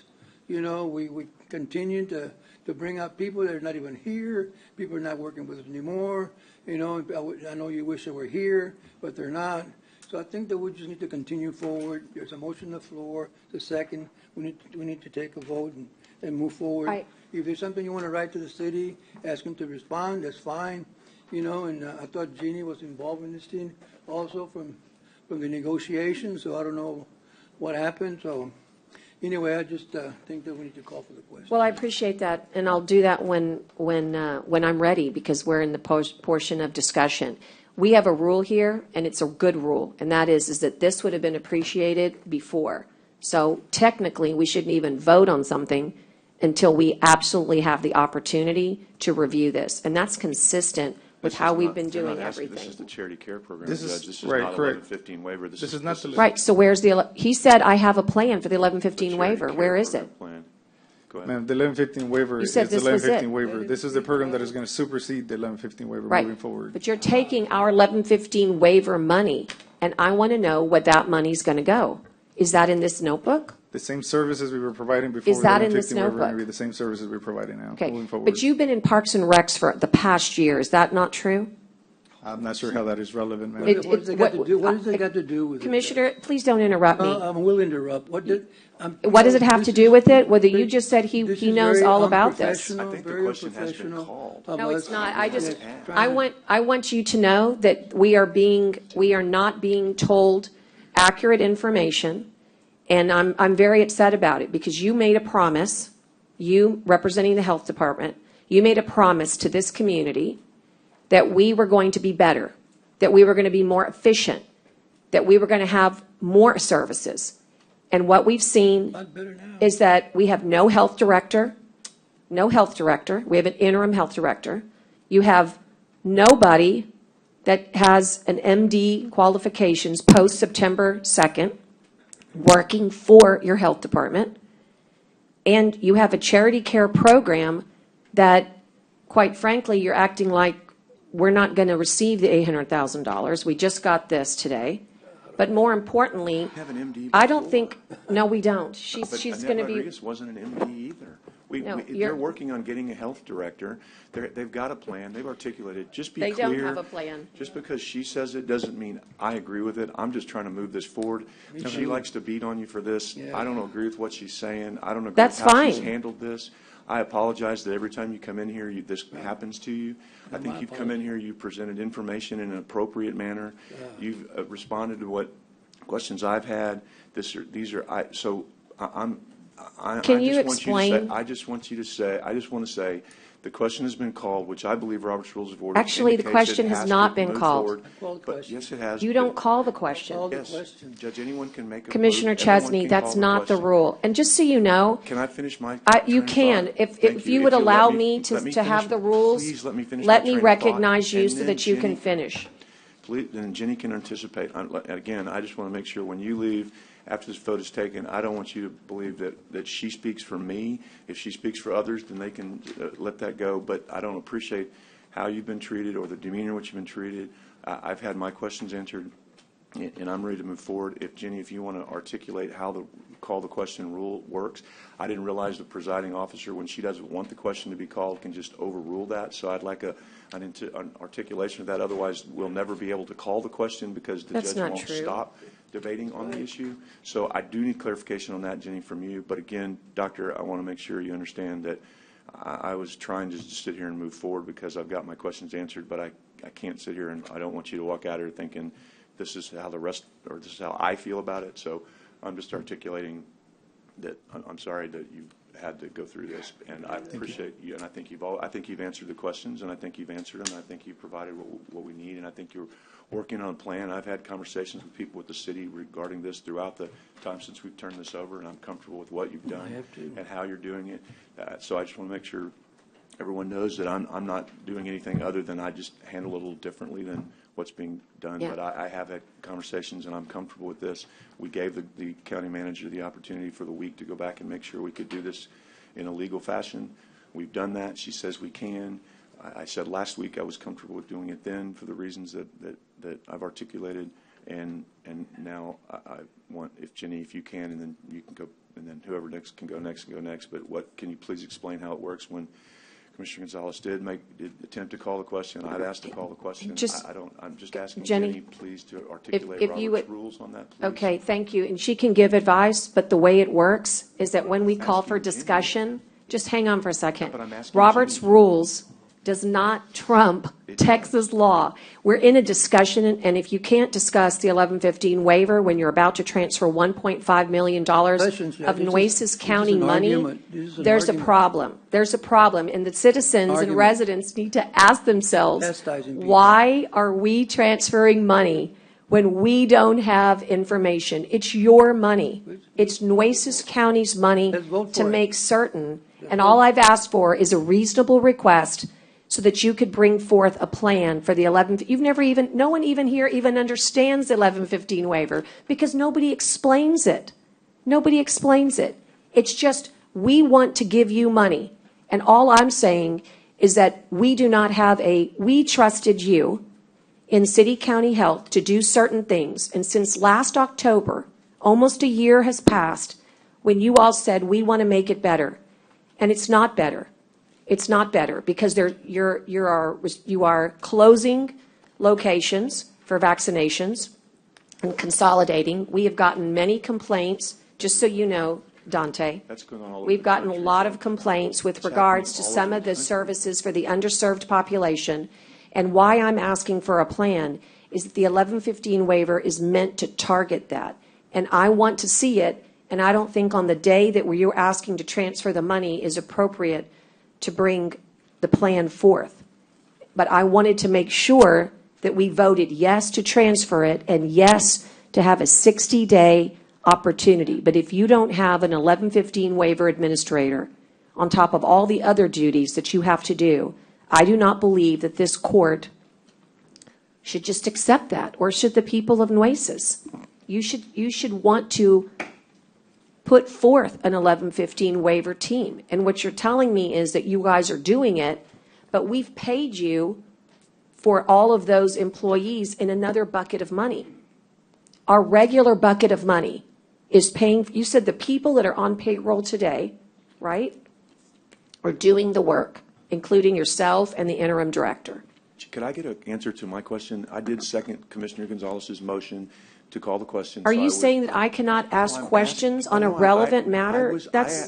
Jenny, you didn't let Jenny answer Calling my the question, yes. 16.6, Robert's Rules of Order, which the court has adopted, but follows most of the time, should immediately close debate upon second. However, that does secondary to if that person making the motion and the second had the floor. So I'm not clear on when that was done, whether Commissioner Gonzalez had the floor. He was. I had the floor. He was talking, and I seconded it, and then I asked questions, and I Wait a asked you, second. so- That's not what the record would reflect. What the record reflect is that I was in the process of talking to Dr. Dante and asking these questions, and when they don't want to get the answers, or they think the answers are sufficient, why would you want to not pursue discussion on $1.5 million? It's not a discussion, it's an argument. Well, in your opinion. My opinion. It's kind of a beating, actually. It's just. What it is that you guys are willing to just give away county money left and right without so much as even understanding the very program that you're giving it to. You're talking about giving money away, Judge. You are giving money away because you don't even have a You do that plan. all the time. You do that don't have all a plan. the time. At any rate, Dr. Dante, I'm looking for opportunities to see you all live up to your expectations. And I don't see that that's been done yet because we don't have an MP, we don't have anybody that has a public health background, period. We don't in the director position. We don't. And I think that's a huge issue. And I don't think that this plan has been presented that would merit an organizational chart that would merit your $1.5 million. But I think that you can get it to us in 60 days. Are you willing to get it to us in 60 days? Work on it. Because that's not what this is. You can work on it. That's not a part of the motion. I mean, it's just a question. It's just a discussion. Do you think that we could get a real program for the people in our community who are poor and uninsured and chronically ill? Can we get that to justify the $1.5 million? Because this is different, sir. This is a totally different money. Do you agree that the Charity Care Program has its own different funding? It does. I mean, there's different funding coming from different sources. That's right. The $1.5 million is old 1115 waiver. This is new. This is what replaces the 1115 waiver, right? Charity Care Program is. This is the program moving forward. This is the program moving forward. But the 1.5 is old money, right?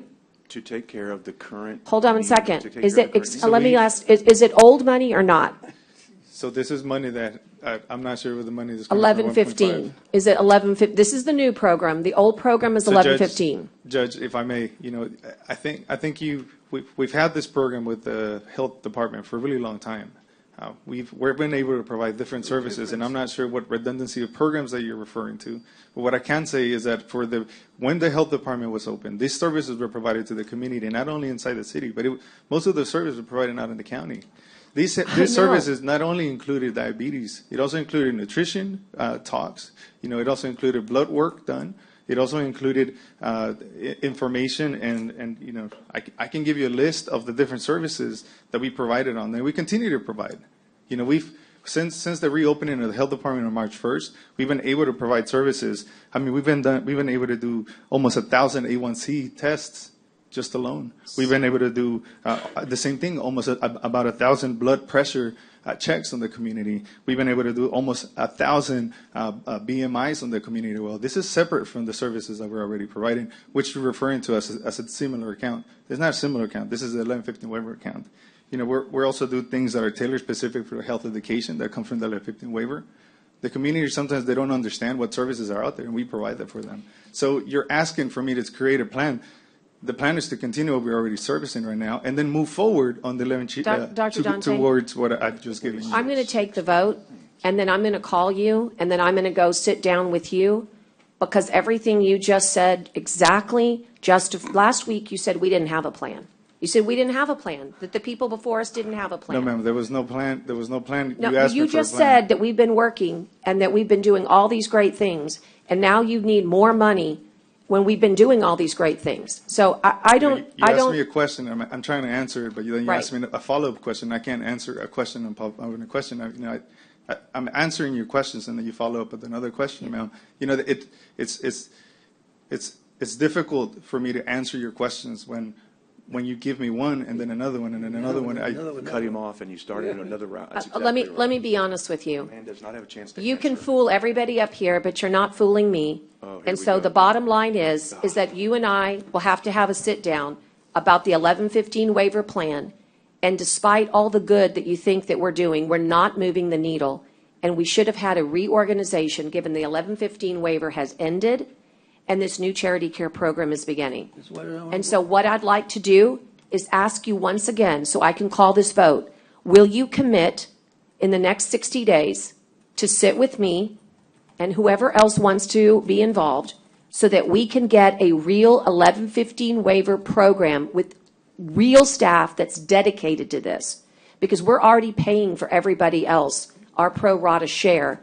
Yes, you're welcome to come. You're welcome to come, and I can introduce you to the current 1115 waiver members that we already have. Boy, here we go again. No, and let me All just say, right, that all is- those in favor signify. I just need to clarify for the No, minutes. It's not part of the motion. Was the 60 days part of the No, motion? it's just, no, Kara, it's not. Okay, so it's just It's announced. called whether or not they really want to, Okay. they really want to share, they really want to create a program. Okay, no, I I think was just asking. they're I double appreciate- dipping. I appreciate They're you double sharing. dipping, I and appreciate we're you fools because we're answering just the giving it questions. away Sorry you've been without treated like doing this. any good vetting. Go for the This vote. was an issue that came up during the amendment, still come and for it was you, Judge. never addressed. I've said this 10 million times. The only people that lose here are our people.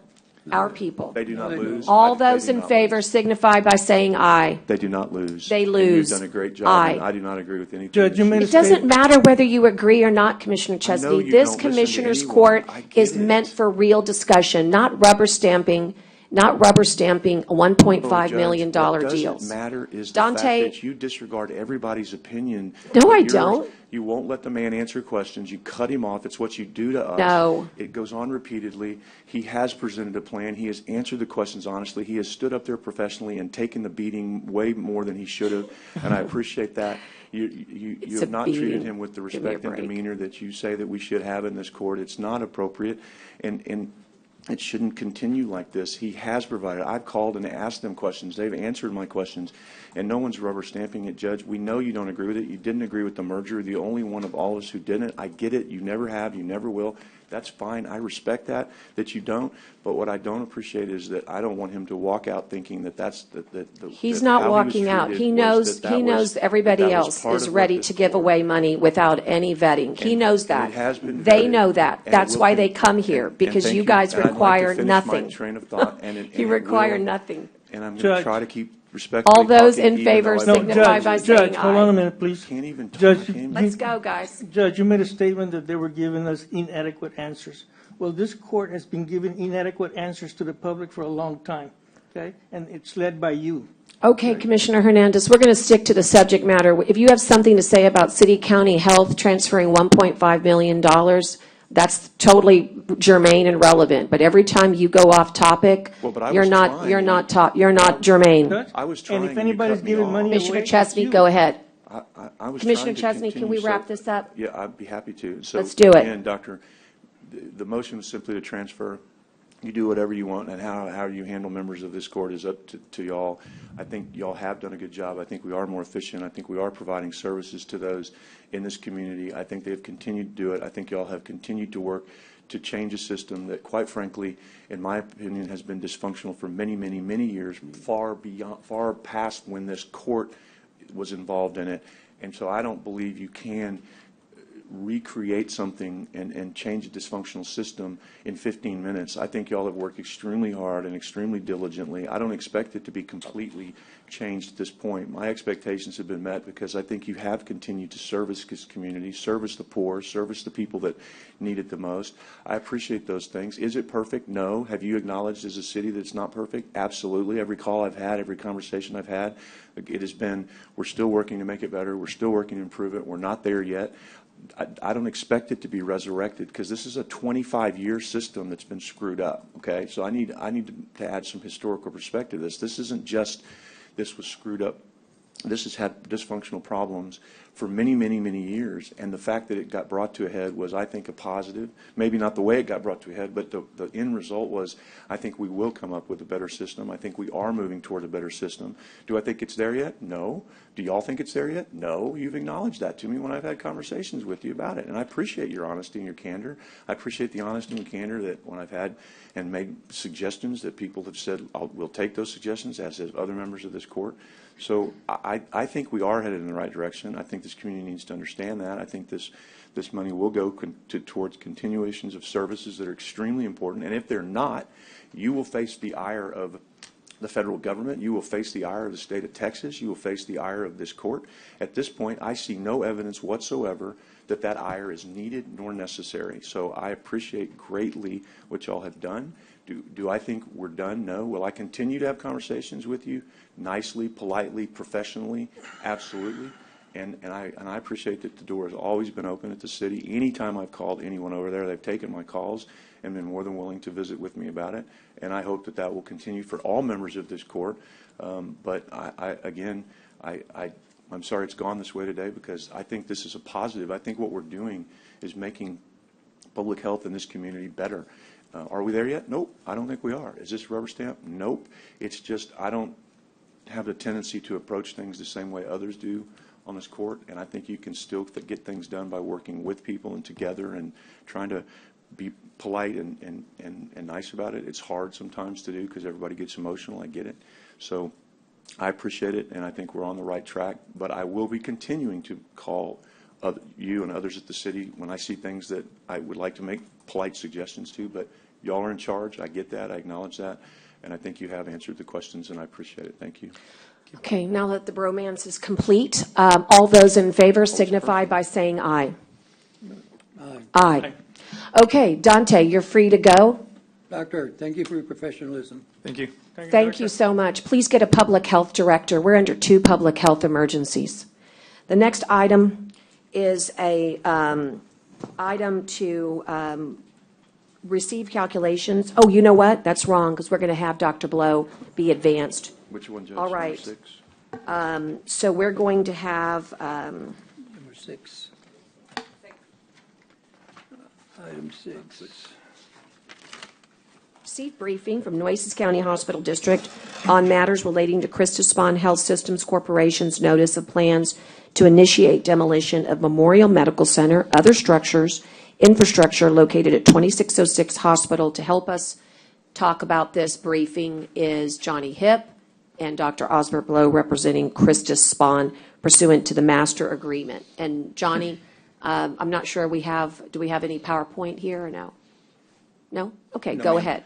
And Judge, also Jerry Kramer is here, also the architect that's going to be on this project. I see him. I'm going to go ahead and introduce this, and then Dr. Blow would like to speak about the demolition and be able to answer questions if you all have any.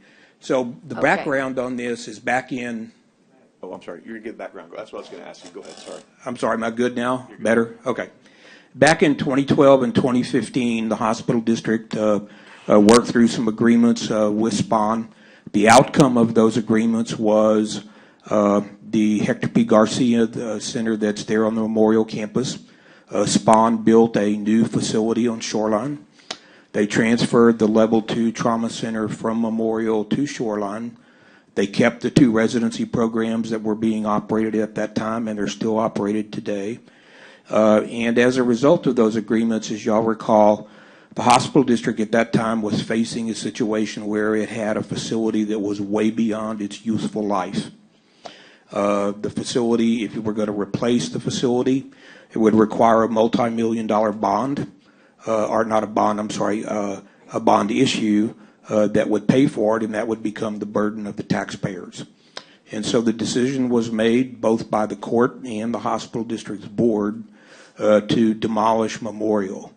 There was a mechanism exercised to try to change that decision, and there were not enough votes received to reconsider that. All that took place around between 2012 and 2015. So 10 years now down the road, we're to the point that all the things that we agreed to have taken place. The new Shoreline facility's there, the new trauma center is there, et cetera, et cetera. And it has come time for Memorial to begin demolition of Memorial. And that's been known in the public's eye for many years. And SPAWN's going to be undertaking, by the notice we're giving you all today, the steps to begin remediation of both the east and west buildings at Memorial, which is a prelude to demolishing the building. If SPAWN stays on the schedule, if they're able to, the Memorial facility will probably be down by year's end. The tentative plan, unless they give you some additional numbers now or dates, the actual demolition will occur probably around October. They're going to begin remediation work to get the asbestos and stuff out of the building as required by law sometime later this month or early next month. So with that, I want to, Judge, if it's okay, ask Dr. Blow. I know he has a few comments to come up. And then we have Mr. Kramer in the room if there are any questions y'all have. Judge, I just one for Johnny real quick, if that's okay. Hold on, wait 1 second. Is it on this piece? Yes, ma'am. All right. Yeah, just you almost got through it there, and someone had asked me this week, and my recollection was the initial vote on that was in 2013 for the Commissioner's Court. Is that? That's correct, Judge. We started in 2012. The agreements were done then. They were tweaked somewhat in 2015, but the vote here by the court was around 2013. That's correct. That's all, Judge. Yes. All right. Do you want to move to Dr. Blow? If that's okay, Judge. Uh-huh. Okay. I did want to say one more thing before Dr. Blow comes up. The hospital district has already removed all of the plaques, the memorials, the donations. The only thing we have to remove from the facility, there's a mural there that was in the entrance of the facility. Yes. So those plaques and things were in memorial to people. They were recognizing donations that were used to build the IC units. There's a multitude of those things. At some point, if there's a desire to return them to the appropriate families, we're willing to get that done and get it out there where everyone can have those back. But right now, we have them in the hospital district's possession, and they've all been removed from the facilities. That'd been a concern early on about those things. And so Dr. Blow is going to talk, I think, a little bit about some plans they have to, for lack of a better word, decommission Memorial and go through the steps of that. Thank you. Okay. Thank you. Dr. Blow, welcome.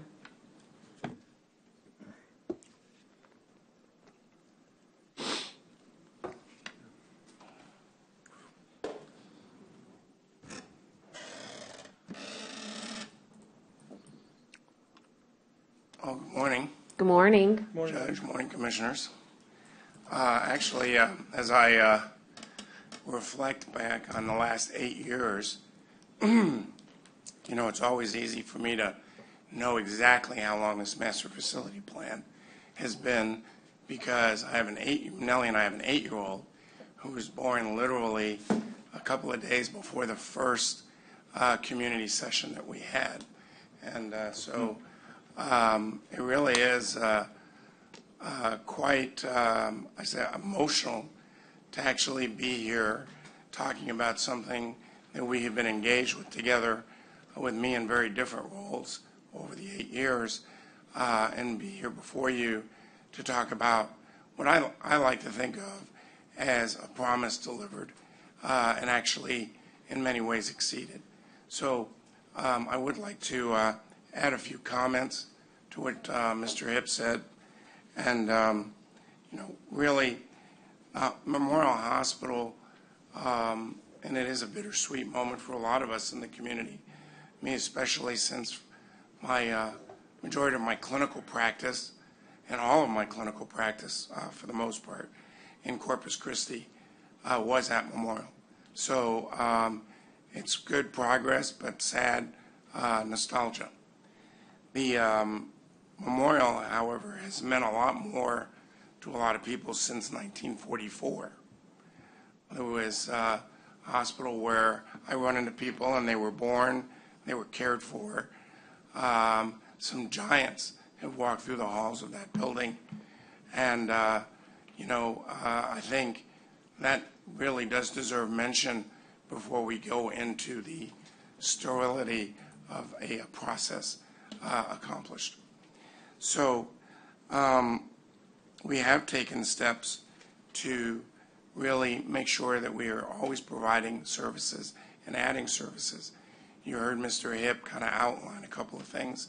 What I will say is that related to trauma, Memorial stood up the first level 2 trauma program in our coastal bend.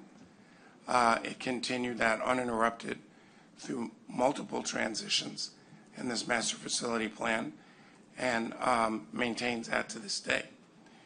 As far as the residency program, it had a family medicine residency program that is approaching its 50th anniversary, and added in 2006 emergency medicine.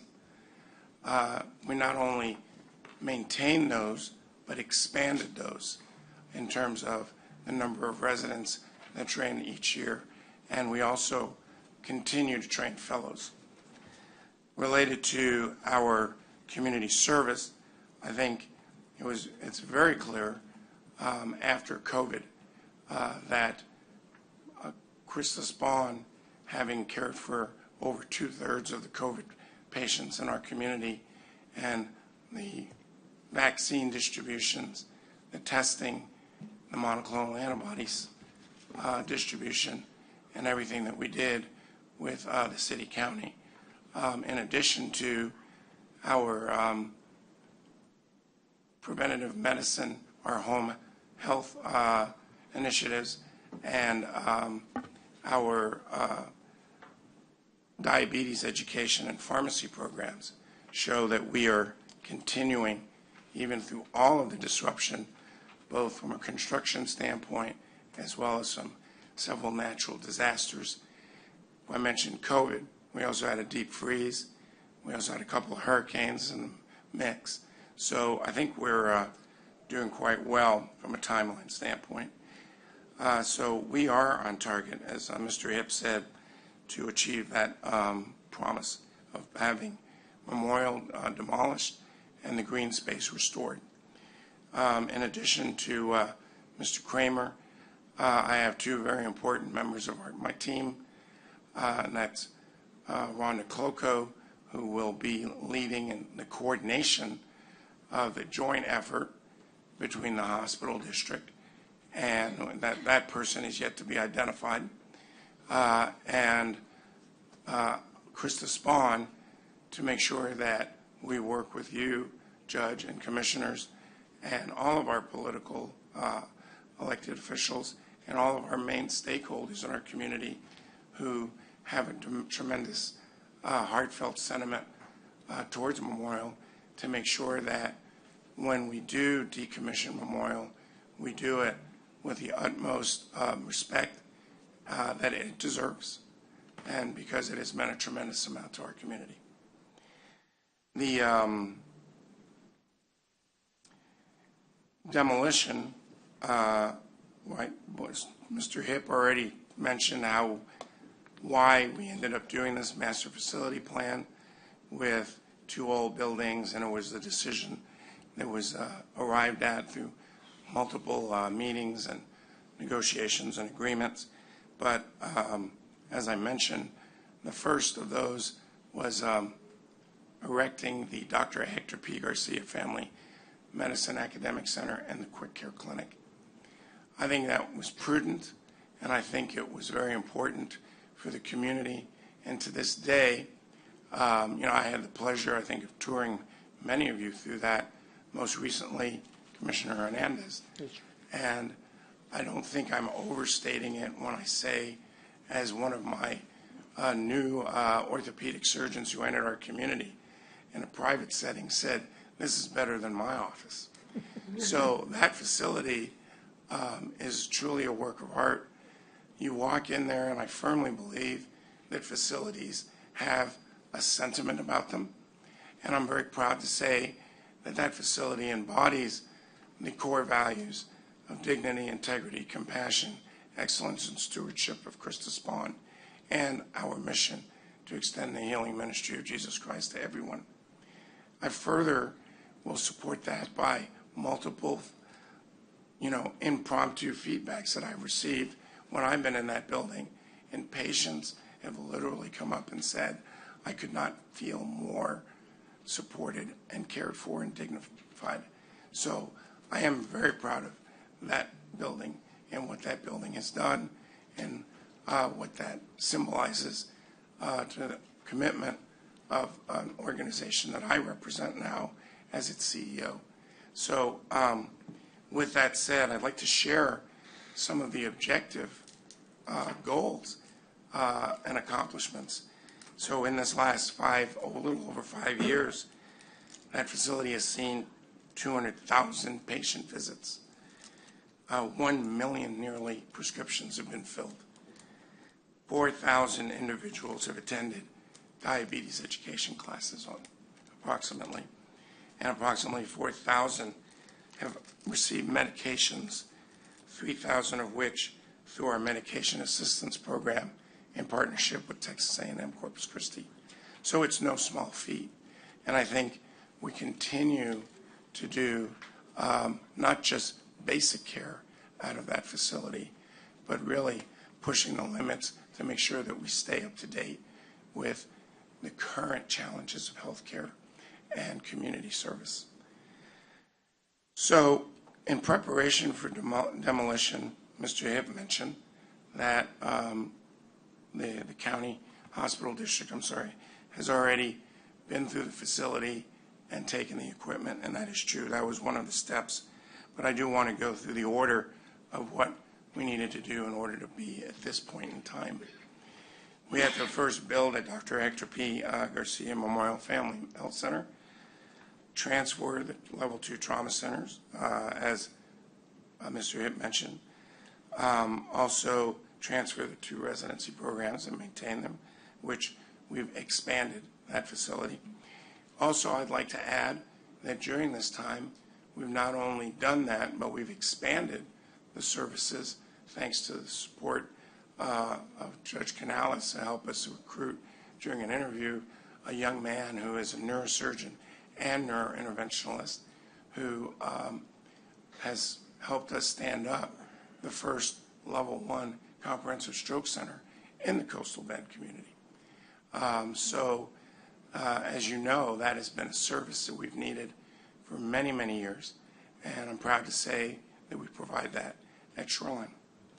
And we are also expanding our ability to provide and deliver care in that stroke patient population in the South, as well as our rural facilities as we move forward. The nationwide bid process took place in the winter of 2022 to identify the best contractor to perform the demolition. And as I said, I have some members of my team and another one whom I've really grown to respect and appreciate the very high quality of his work, and that's Kyle Rutherford, who is our system VP of construction. And you will see that we had a ribbon cutting of the Thomas Spann Clinic, and that was built in record time, and the quality of that facility is really unsurpassed here locally. And that is really and solely due to Kyle's leadership and the hard work of his team.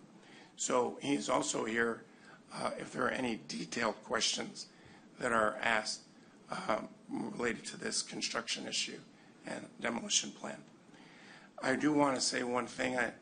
The date when the actual building will come down is still unclear at this time.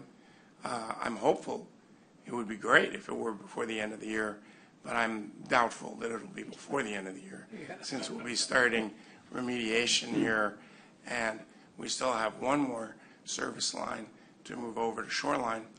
I don't want to preempt our partner's big moment, but again, thanks to Judge Canales taking her time and helping us identify a nationally renowned behavioral health program, we were able to not just check off a box and care for the Nueces County Hospital District patient who has behavioral health issues, but we were able to take that line item in an agreement between Christus Spawn and the hospital district and county and expand our ability to bring a national company to our coastal bend area to stand up a behavioral health program, manage our current inpatient one, and then now we'll be moving into the space at Shoreline and setting up their hospital within a hospital, and that will be here within the month of September. So that is a huge accomplishment that was really an unintended but very positive consequence of this whole master facility plan. So I share these things because I want to convey that yes, there are some in our community and many in our hospital district that refer to this as a contract. I believe I know I speak for myself and the people I know with whom I work and my organization when I say we don't look at it as a contract. We look at it as really our divine mission to make sure that while we are doing what we do, we take every opportunity to provide the very best for the community in which we live. And many of you I've received calls from time to time for assistance with people they've known, and the feedback I have received, I'm happy to say, has been positive. So I think we've really moved in a wonderful direction through a lot of chaotic events that could have really derailed us, but did not, because we maintained our singular focus on doing what's right for our patients and our community. So the next step is, Mr. Hipp said they took the equipment, which is true, and then now the plan. So the dates, once the behavioral health is transferred over in September, the demolition process will begin in October, and we will continue, as always, to be transparent and collaborate with the hospital district and the county to answer any questions, provide any information that's needed as far as the demolition process and the green space restoration, and also the memorialization of the decommissioning of Memorial. I will pause there. If there are any questions, I'm happy to stay and answer them, or have the appropriate person answer them. Are there any questions regarding the demobilization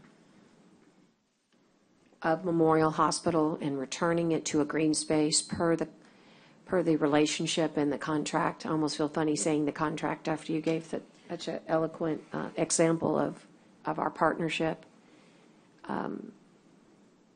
Guys, anybody? It's been a long road, you know. Yes. Doc and Mr. Hip. I know we talked about what we have now, but if you go back when we signed in 2013, there was some kind of agreements also, you know, that we, and especially you, Doctor, because I know you are in the front lines all the time, you know. And, yes, sir. And I guess I was recruited by you, you know, to be part of those front lines. And I think that we went to a lot of meetings, town hall meetings. Sir Hib, you remember all that, and you and I met also.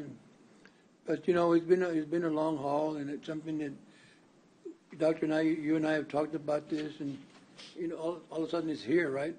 And we keep saying it's coming, you know, 3 or 4 years, but it's here. But I want to thank you and Mr. Hib and Commissioners, the hospital district, the court at that time, for making the right decision. And but I know we had our battles. It wasn't really battles. It was just trying to convince people that it was the right thing to do. And finally, maybe about a year and a half, 2 years, I think we started seeing where the people really were understanding of what was going to come. You know, one-stop shop. We called it. Yep. We called it that, a one-stop shop. You know, and it is a one-stop shop.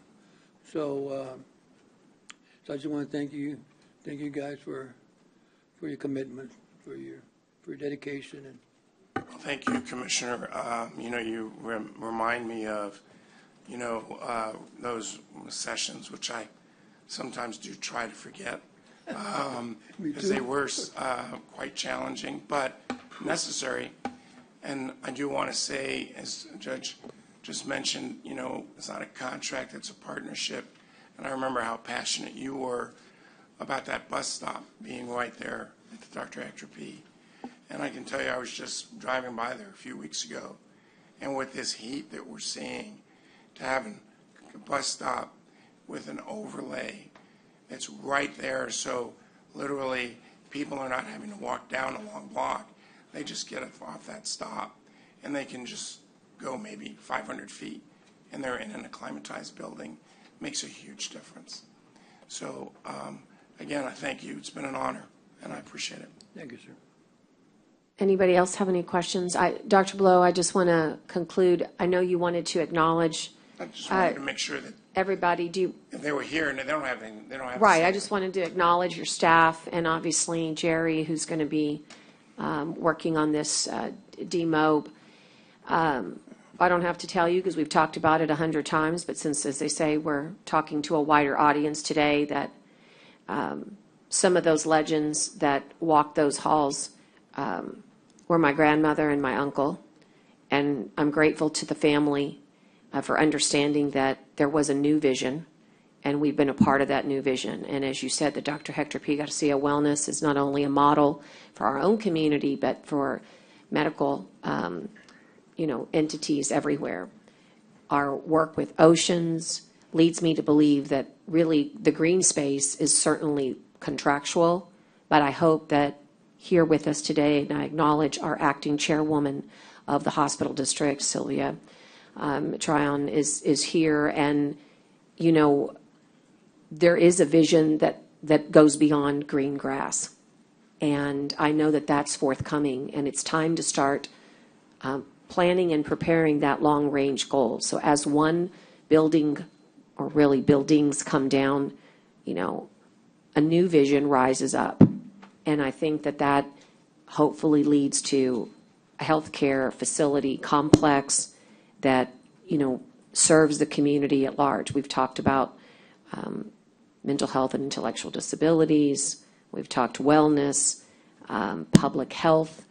I mean, there is a reason why we get animated about public health. And there is a reason that you all carried the load of 2/3. And that is because of the role that the county and the hospital district plays with regards to those as they say, more in need or more vulnerable, more unfortunate with regards to chronic illness and uninsurance. And that's why each and every program matters. That's why the duty is so high. And if you've never been involved in the healthcare space, then maybe it doesn't impact you as much. But we acknowledge the future as we also acknowledge the demolition. So I'm excited about what the hospital district will engage upon, and I hope they sort of read the tea leaves, that it's time to, and you've already imagined once before, so maybe it's time to bring back those renderings and, create a variation on a theme, maybe, because you guys have certainly done some preliminary work. The only question I have is obviously the public may or may not remember this partnership and this contract, that it's coming up now. What can we do to create a public messaging campaign so people know, hey, it's coming down, but your 7th floor is being moved to another location that is, really expanded healthcare for behavioral health? I don't know if you want to, if anybody's. I think that would be a really good campaign to include Oceans in the discussion. Okay. And, what they, as part of when they say we're moved, because really when you think about it, it's really not for them and it's semantics, but it's important when they're managing behavioral health service for us now. Correct. When they move to Shoreline, they are an independent hospital entity, and they will be providing behavioral health for the community. We, as Christus Bond, through a contractual relationship with Oceans, will continue to provide the Nueces County Hospital District patient access to behavioral health. And we will be, they will be in our facility. So I think I would be remiss, and I would feel, I don't want to steal their thunder, and I think it would be better for them to say, hey, we've shifted locations, and we're in our brand new facility, and have a lot of fanfare around their opening. And I think that will accomplish what it is that you are trying to suggest. Okay. All right, great. Well, if there are no other questions, we'll move on. Commissioner Mottes has a question. This is a process that's been a long time coming, as you mentioned, 2014 or around about. The members of the court, or maybe it was just Commissioner Gonzalez that was serving at the time, and it was a totally different court makeup. But I remember attending those public hearings, and they were pretty passionate on the concerns of what that meant for the future, as far as a merger and a change, and kind of collectively putting all your eggs in one basket. And I think it's a bigger issue. I don't think it's necessarily that this merger was set into motion 8 years ago. I think, obviously, as a layperson, seeing that medical care is really, if you want to make a career, that's where you should probably go into, aside from engineering in this country, because our population is growing, and the need for medical care, especially through national emergencies, is ever growing and probably won't reduce. Aside from the old arguments, because I'll tell you from as a layperson in 2014, I did not agree with the move that was made. I worry of the way that we have so many people waiting long periods of time, and it makes me wonder, if that putting all those eggs in one basket, if that is indicative of what this motion was made 8 years ago. But aside from that, I'd say that Christus Bond does excellent work, and so it is my hope that this is a partnership that obviously is necessary, and is that chance to kind of reset. I think about, gosh, it's so easy to want to hold on to what you have, and maybe just refurbish. But maybe that clean slate is something that will lend to the future for another opportunity. And so that's what I'm really looking forward to with this, is that even though services will be there, that maybe not now, but maybe in decades to come, that that location can serve additionally mental or medical health needs that we so desperately need in our community. So that's my hope. I think that, obviously the mission that you mentioned is so dear to so many of us of Spawn, and it's a source of pride. When you see Spawn Hospital, you know that it means quality, professionalism, and access to the entire community. That clinic, that facility that we have there on Hospital Boulevard makes a big difference in showing that not only one of the giants in our community in medical care for many years is remembered in that vision and continues, but that Christus Spawn never gave up on that site.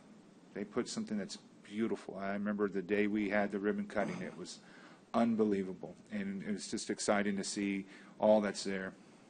So I hope that with this, as we collectively start preparing the community that this is coming down, that we talk about what that beautiful new addition there on Shoreline means, how all those resources are pulled together in one facility now, and that the future means that perhaps we can look back at that location on Hospital Boulevard and realize that there's something that can come about, something that can be built brand new, and not that refurbished, but from the ground up, something that will be magnificent, and whatever iteration that may be. I'm not too particular on what it has to be or what I feel it should be, but what the community says, and obviously what our partners at Christus Spawn and the Nueces County Hospital District have to say. But I thank you all for your work on this. I think it's going to be a chance for us to look at the future now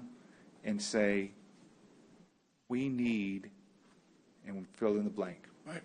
And that is the most promising of all of this. Mm-hmm. And I do think that you all have done some excellent work when we were there a few years ago with the ribbon cutting that she had there on the new section of hospital. It's the kind of quality health care that we need, that we deserve in this community, especially as indigent care is going to continue to be needed in the future. So I thank you all work for this. I do hope and believe that this will be another positive step forward that will allow all the parties involved a chance to recollect and propose for the future. So thank you. Thank you. Yeah. Dr. Blow, I also want to express my thanks to you for giving me that tour when you did. What I got out of it, all the folks that work there are very compassionate about treating the people that go in there. And I did have a chance to speak to one of the patients that was waiting, and he spoke very highly. He said he'd been there once or twice before. So, he was just glad that you all are there now, and I am too. Thank you, Dr. Blow. Thank you. I'll pass that on. It'll mean a lot to the team. Yeah, and this might be a last final question, but Jerry can nod. Is it really green? Like, is it really grass? Or is it just when we say green space, we mean that it's a new space? Is it metaphorical or is it real? It's grass. It's real. Okay, that's really cool. Let's just hope we can get some irrigation on it. we need to have a qualifier there depending on whether or not the sun. I was going to say, we may not have real, well, let's not plant it until we get water, but. It'll be grass. But I just wanted to make sure, because sometimes when we say green space, there's this discussion of what that means, but, well, look, I mean, the future is when it comes to, haven't we learned that without health, there's nothing? There's just nothing that matters. And it was said a week ago, and I wanted to die, quite frankly, when I heard it said, because it just couldn't be anything further from the truth. But I left it alone, but I won't today. And that is that the Nueces County is not in the business of health. Oh, you better believe we are. That's all we are. If nothing else, by state law, by statute, we are in the business of taking care of indigent people. And we may not think that we get compensated correctly for it, but make no mistake, it is one of our highest duties. And thank God, truly, thank Him that we have Christus Spawn and the ministries of Jesus Christ, the healing ministries, that truly believe in that mission and that saw us through the most difficult public health emergencies of our lifetime. And quite frankly, it's still doing it every day. And so we are in the business of health. We're in the business of behavioral health. And that's what this move really is, the final transition. Moving the 7th floor completely out of there over to Shoreline. And now it is time to begin again. So thank you, Johnny. Thank you, Sylvia, Chairwoman, and Dr. Blow and company. I think we'll probably need another update maybe in another quarter, just kind of keep us going here. Today was the big one. Now we can move to more succinct briefings, and but this is very, very good. Thank you. Thank you. Thank you so much. Appreciate it. Thank you all. Bye now. Have a great day. Okay. Judge, thank you.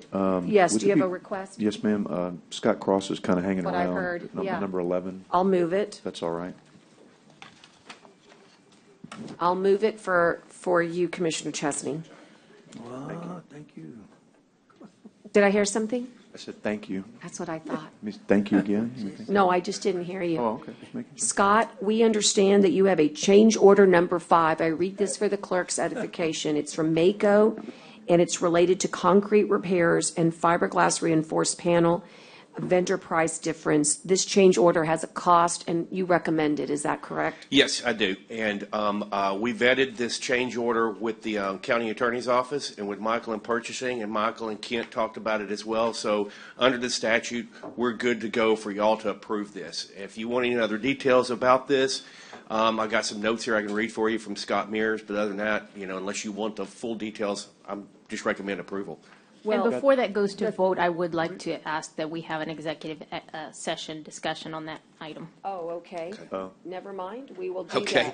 that. Sorry, Jenny. I didn't know you were going there. But you can. We'll zoom you in if we need to, Scott. You Yeah, don't well, need to I hang think around. you've given Okay. us the Well, correct. the most Sorry, I important didn't thing to know know is that Judge, and I know you've been concerned about that. You've been out there. You've seen what's going on we've turned a corner. And we've been at this project for a long time. There have been all kinds of product delays. There have been TDI approvals that we had to work around with products not being available, finding the certified people that install some of these products. So we've turned a corner. We're making progress. I assure each and every one of you, I'm there every single morning, and I'm at every single weekly meeting. And I told the guys, I said, I don't care if you're waiting on a product to come in.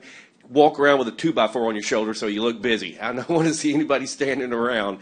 So I think we'll take it to executive, but just so that we won't need you too much, really the backup is page 3 of 3.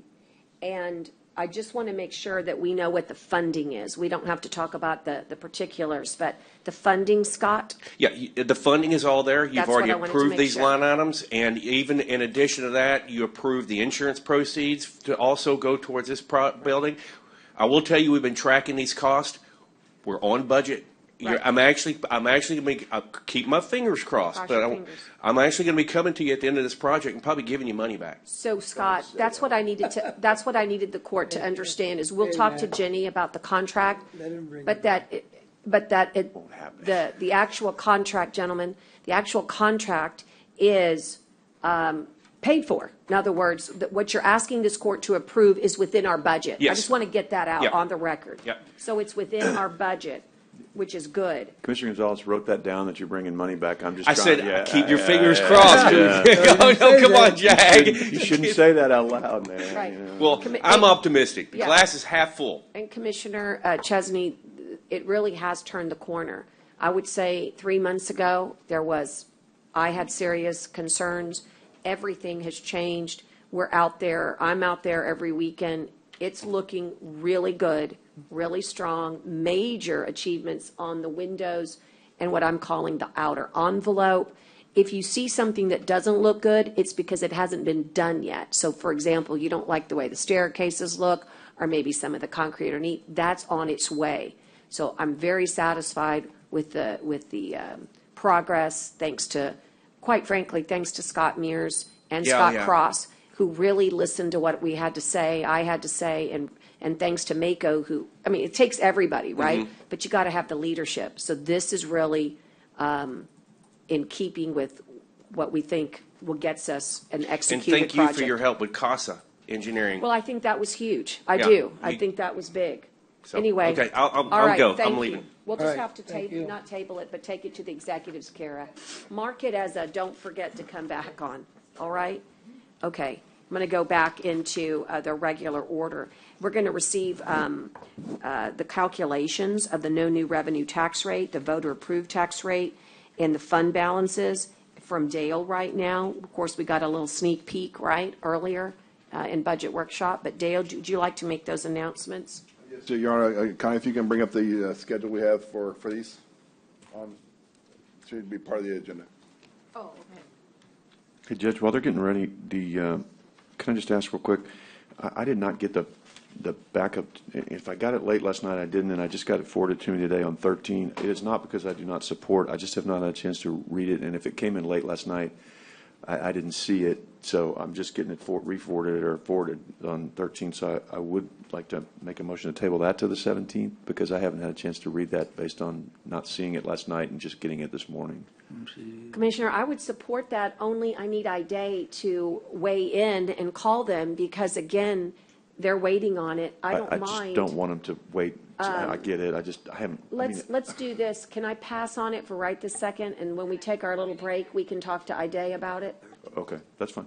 I mean, because we could always maybe also take it up in executive and get a lot of information. I just haven't read. It's 15 pages, and I just haven't. I mean, how about I say yes, but just hold for it. Hold for that moment until IDA can do some texting. I just don't want to. I don't think it should be a problem. Yeah, just if you can just check and make sure if they're okay for one more week under the same. And we probably, you're right. We probably need the same motion we made last time. That you're going to pay for them. Or that we're going to pay for whatever they need to do this week.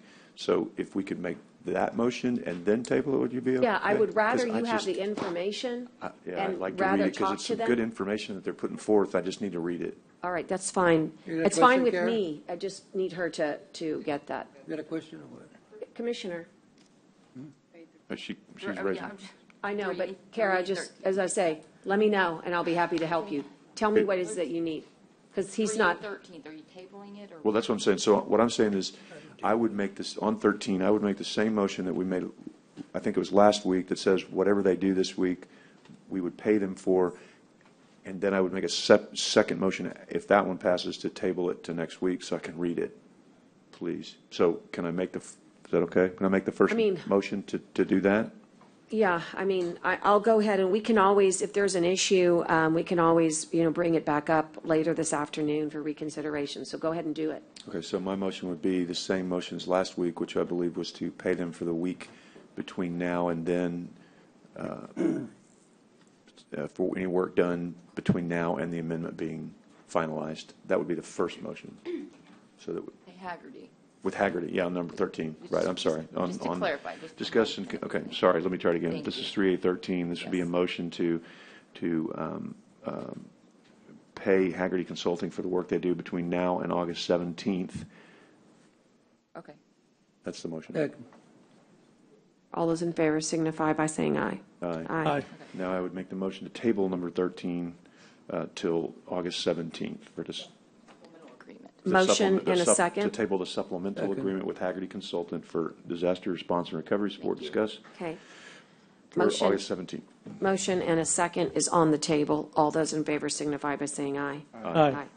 Okay, please, Ida, let Joel and Patricia know, I'm just looking at my text here, that they'll be right after Dale. That way they can prepare, and I know they're on a noon deadline, so they've got to do something else. We'll take up their item on TWIA next. Soon as Dale,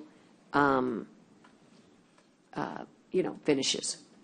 Yes, Your Honor. In accordance with their tax code 26, we are required to provide you with the no new revenue tax, the voter approved tax, as well as we're going to give you the last year's valuation of tax rate. And when they pass the law, they allow the county to use what we consider unused increments. What that means is if we adopt a rate in the current year below the voter approved rate, we can use that unused value if we so need it, and we'll give you those numbers. But before that, I'd like to go through a few of the valuations. Connie, you can go to page 2. Now, the key valuations that we wanted to go is what our taxable values are and what we went through this year. You'll see the values on the screen from tax years 2021 and 2022, and you'll see the changes for each of the balances. Now, the key issue is at the very bottom where you go total taxable value. We had an increase of $4,516,000,000. $319,349 of increase in value. Of that, $623 million of this is new property. So the largest amount of this is the increases in values for those that have homes and businesses within the county. That represents a 13.76% increase in value for the general fund. The hospital district and the farm to market roads are on here as well, and they saw the significant amounts. There are a few minor changes within those numbers. I'm not going to go through those individually, but that's where our increase of values are. Kind of, you go to page 3. Page 3 kind of shows you how we do a calculations when we get everything completed. The actual calculation reports, summary reports for all three, for the county, the farm to market, as well as the hospital district, will be part of our website, showing you exactly every line that we go through for calculations. As you see, our total appraisal values is $38.5 billion. We still have property under protest as $1.2 billion. We have railroad tracks in the county. We have railroad buildings, as well as the vehicles that roll on the railroads, and that comes from our comptroller, and that's right at $12.9 million. We currently have a freeze that we have for the county at $2.48 billion. So our net taxable value is $37,333,990,598. As you know, we currently have 4 tax increment finance zones, or CERTs as we so call them. We have the downtown zone, we have the Padre Island zone, we have the one coming up in the near the A&M where they're going to build that Besiege buildings, and there's one other one I'm not quite sure where that is, but there's R4, and this is we reduce from our taxable value this tax increment value because any captured appraised value above the base goes into a fund where it's managed to provide certain areas either for reimbursements or to entice other counties or other buildings. And may I stop you there just for a moment? Of course. This is why I've been trying to get the TERS number 2 folks from the city to come and give us a presentation. How are we supposed to really understand what our budget is on that particular TERS, because it's up for renewal in November, if we don't have a decision made before budget? I've been asking for this for months, and Belinda really has been asking on our request. And I just want to make you aware that, Commissioner Chesney, I'm glad you're back. That TERS number 2, we're talking about the TIF. You okay? Back's bothering me. Sorry, go ahead. We're talking about the TERS number 2 and how important it is to be able to understand our budget, because it has the opportunity for renewal. And I've been asking for months for them to come and give us a presentation so this court can go ahead of budget, make our decision. In other words, even though it won't happen officially till later, we get to make our decision now so that we can run our budget now. And I would like your help on this. I would like for you to join me in making certain that on August 17th that they come, they give us what they're thinking, because we could go 75-25, we could go 50-50, we could go, you see what I'm saying? It affects that number. And I mean, I just don't think that we should wait till the middle of the year when budget is, some of those dollars could really help. Judge, if we went 50-50. No, Your Honor, for this particular information that we're talking about, these are TIF values as of January 1, so they won't have any effect this year? Till next year? Till next year. All right, well, there we go. And I think they're... But I still want to know. No, I've seen... Have you seen a recommendation? No, just some preliminary... numbers? Gosh, and I can't think of the person who sent it to me. Heather Hubert? No, it was the man who runs... Jay Gardner, sorry, I drew a blank. ISAC. Pardon? From ISAC. He ran some preliminary, and I don't know if they're the cities or what. You get them to IDA? I've got to go find them, but you bet, absolutely. Because that's really what we need, and even though you're right, Dale, because it's really of January 1, so unfortunately, it wouldn't take place till the next year. It doesn't affect this budget. It won't affect this budget because these are numbers as of January 1. Because of the January 1. Okay. Right. But we still need to know, because we're looking at projections, right? Because we're talking about how to sliding scale things and all that.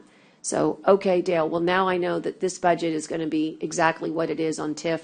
Yes. And then we'll move to the next budget And as you're saying, with the properties out, and if you do a renegotiation and continue this, then you need to determine whether you want to keep the same base value or increase the base value. That's what I'm mainly concerned about. Where the main, because we pay anywhere from $1 million to $2 million into the TIF every year. Right, Commission. In other words, it's two questions. Right. It's percentage, which I'm super flexible on, but it's the base value where we must recover.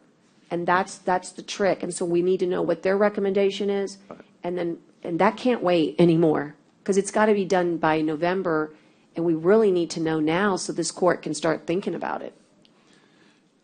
Now, continue off, we were able to subtract that TIF value on there, so that we'll do a small adjustment to our taxable value for our rates. As we say before, we're trying to compare last year's numbers, this year's number for the same property already in existence. We get to subtract the new improvements. As I said, the new improvements were $628,461,868. And as I've been telling you the last few times, this is significantly less than we've had in the last few years. And a lot of this is timing. This will be something we catch up again next year. On average, in the last 3 or 4 or 5 years, we've been averaging anywhere from $800 million to $1 billion in new property. So this is a little bit lower. So when we start actually getting in taxable numbers and what we're going to bring in, this affects our new property. So kind of if you go to page 1. Page 1. Now we're getting the values of what our taxable values are. We have to provide you with two tax numbers. Those are the no new revenue tax and the voter approved tax. Now we're going to provide you also with the last year's adopted rate, and we're going to provide you with what we can use as a tax rate if we so choose to use 100% of the unused increment that we currently have available. Now that's the maximum amount we can use with what we currently have. It can be less than this, but these are the maximum numbers. So as we go from left to right, our last year numbers for 2021, 2022 with adopted rate, we had a general fund tax rate of 0.261948. Our debt service was 0.044752, and our road fund was 0.003745 for a total taxable rate of 0.310445. If we go to the next column, this is a 22-23 no new revenue tax, which means it's the minimum rate that normally we can count. You can't go lower than this, but this is the rate that kind of gets you the same amount of revenue from this year to last year. And for this particular time, our general fund is 0.231651. Our debt service is 0.037020, and our road fund is 0.003283. And our no new revenue tax for this is 0.271918.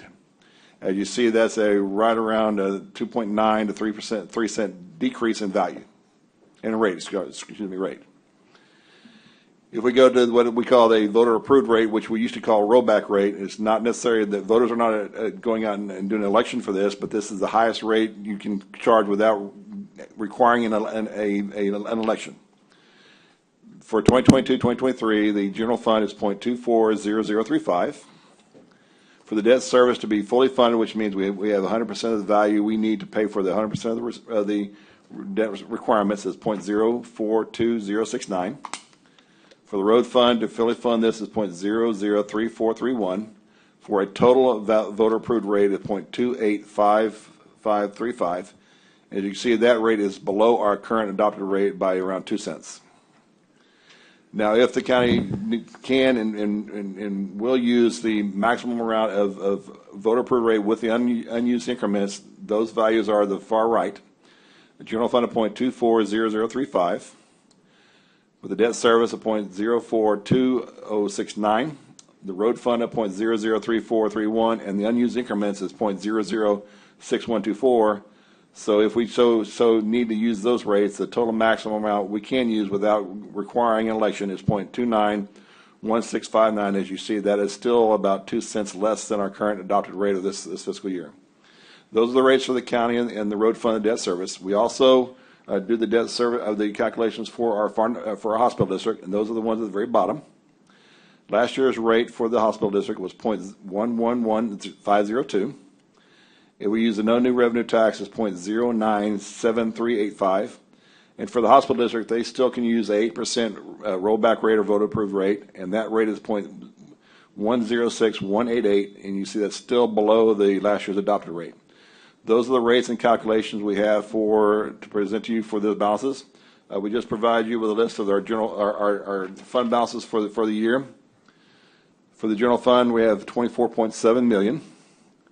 For our road fund, we have $2.6 million. You don't have that on the list, huh? For the fairgrounds, we have $2.4 million.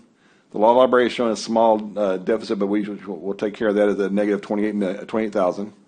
The airport is $190,000. The inland parks is $195,000, and the coastal parks is $1.5 million for a total fund balance of $31,816,382 for the fund balances we will be working with through our budget for this fiscal year.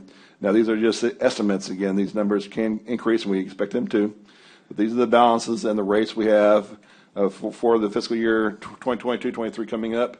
For the next Commissioners Court on the 17th, we'll actually present a proposed rate, and that proposed rate will then determine whether a requirement for public hearings are necessary. Then on September the 7th, we'll actually go through and adopt the tax rate that the court so chooses to adopt. Those are the rates and the valuations for this fiscal year, Your Honor. I'll be glad to answer any questions you have. Okay, got a few here. Commissioners, what you got?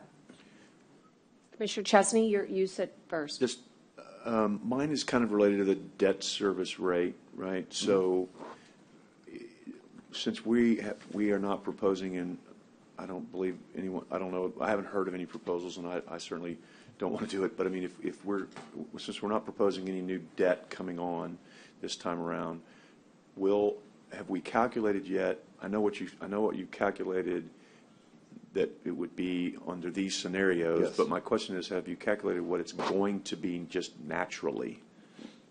If we wanted to provide 100% of the requirements, and I believe our requirements are around $14 million, if I'm not mistaken, to be able to fund $14 million for our debt service requirements, we need what we're saying fully funded. 0.042069 will get us 100% of the value we need. Now, we can reduce that if we need to, because we have some fund balance of around $3.8 million in the debt service fund, so we don't have to go up that high. But if you look from last fiscal year, we were at 0.044752, so that's almost a 2-cent decrease. Okay, so to fully fund what we have would be 0.042. So that provides us not much, but that provides us a little bit of downward. Now, this is where it gets tricky with the tax code, because the tax code code allows the county or the city to set a tax rate for the debt service for whatever amount you need.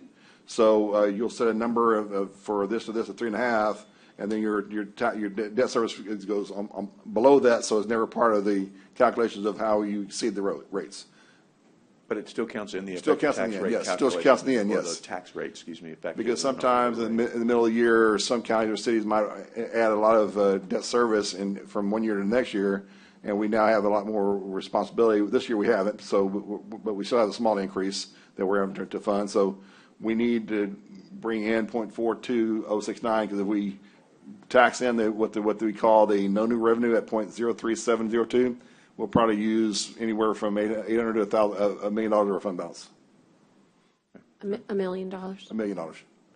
So I think, are you referring to Commissioner Chesney where it says fully funded? Is that kind of where that came from? Yeah. All fully funded means if we owe $16 million, that will bring in $16 million.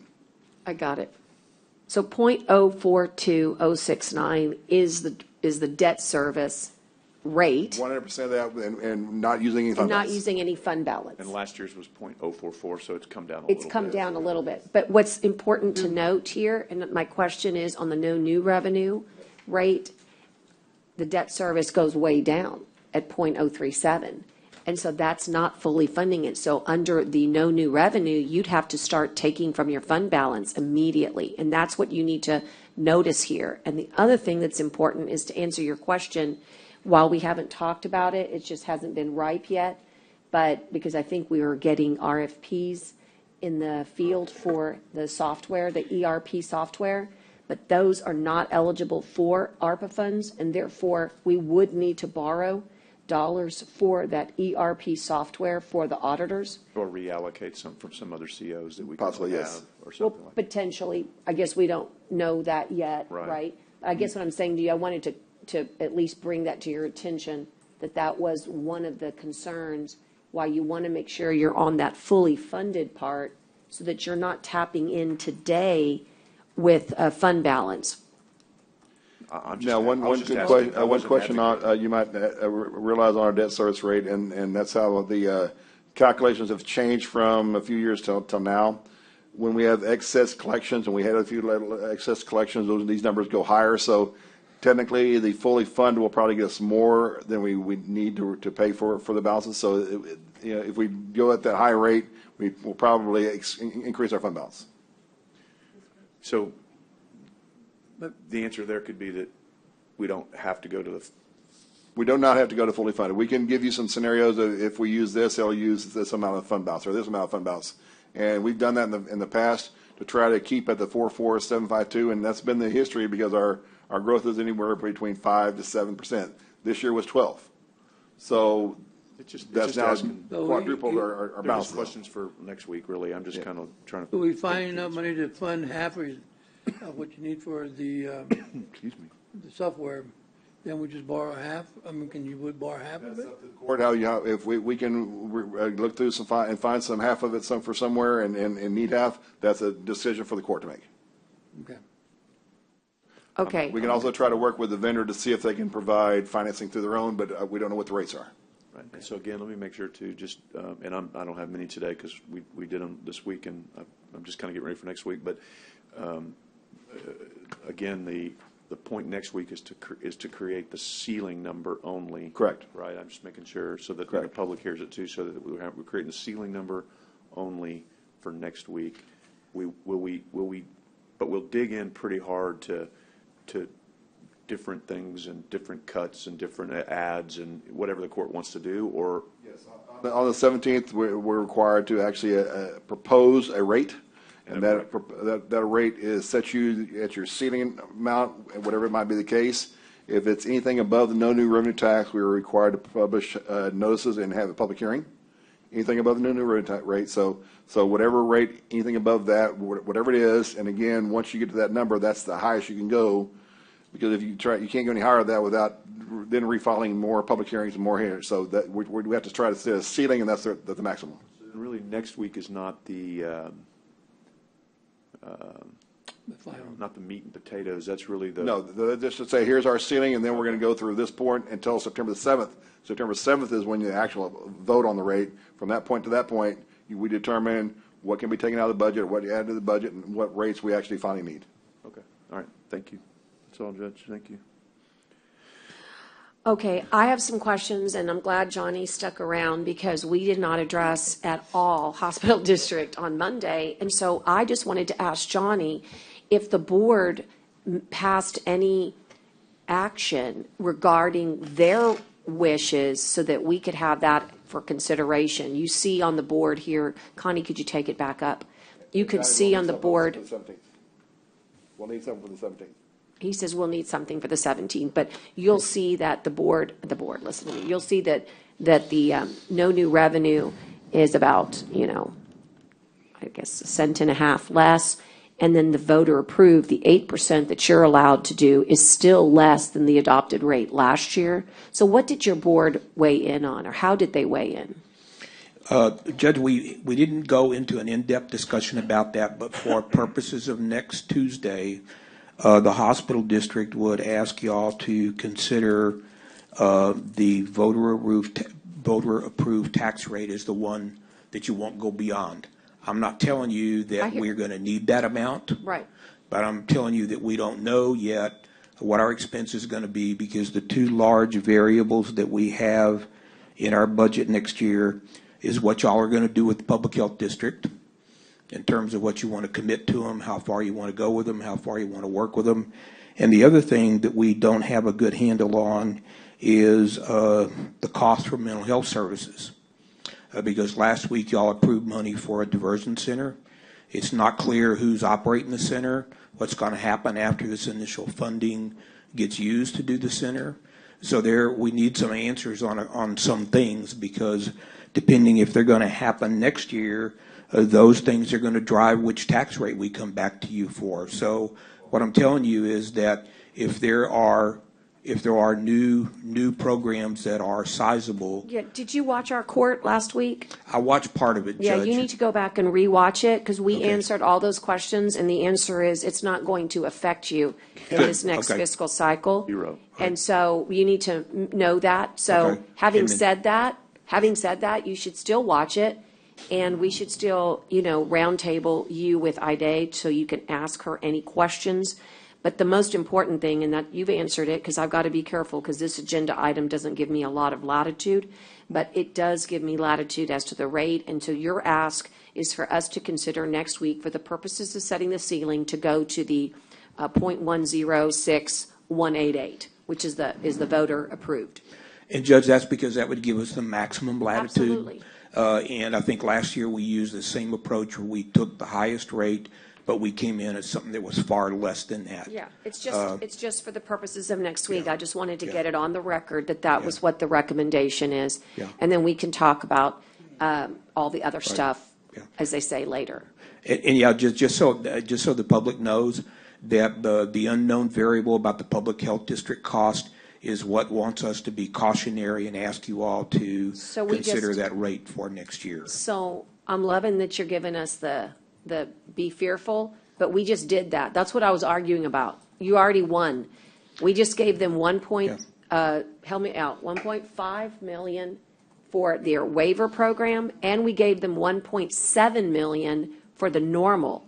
They are loaded for bear. They will not need one more dollar unless some unforeseen circumstance, happens. We're not anticipating any more than that which you have already authorized, which was the up to 2 million.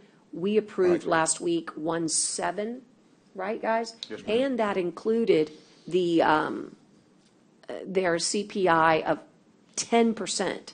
Right. So we're good to go on their budget for this fiscal year, Johnny, and we're good to go on their 1115 waiver. So you know how there was sort of discussions about that? So that's over with.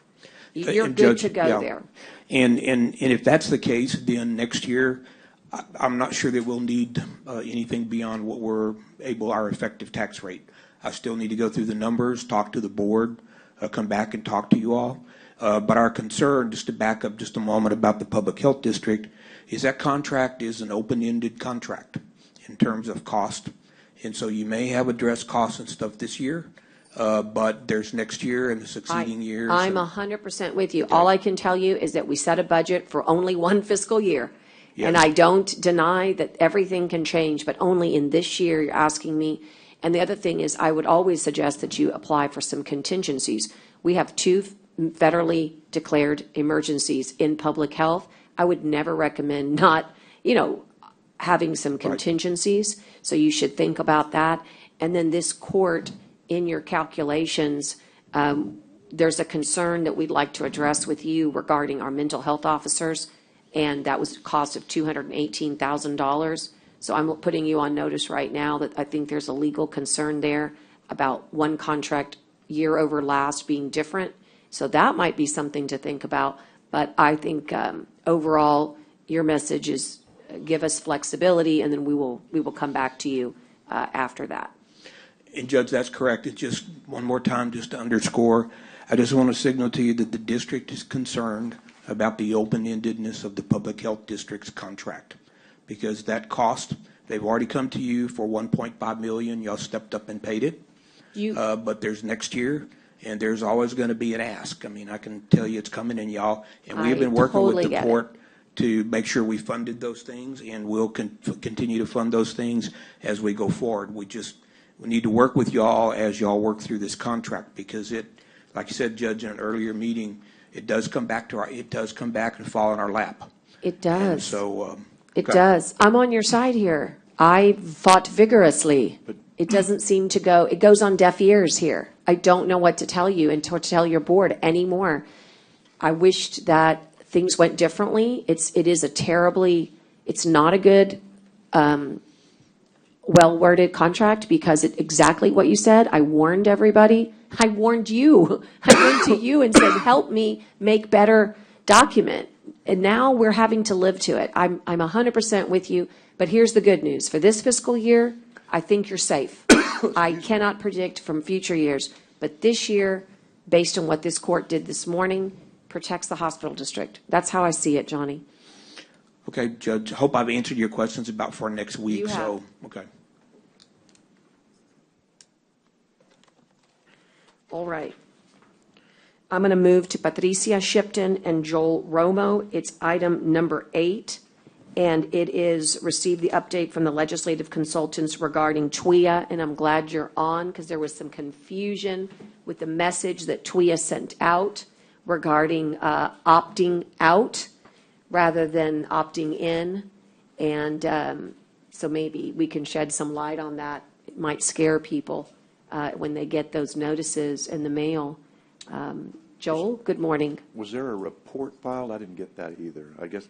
This was just them talking to us Which about is it. totally fine. I just didn't, it'd be good to start getting some reports on what they're doing, written like they were doing in the past. That would be helpful. Joel, did you hear that?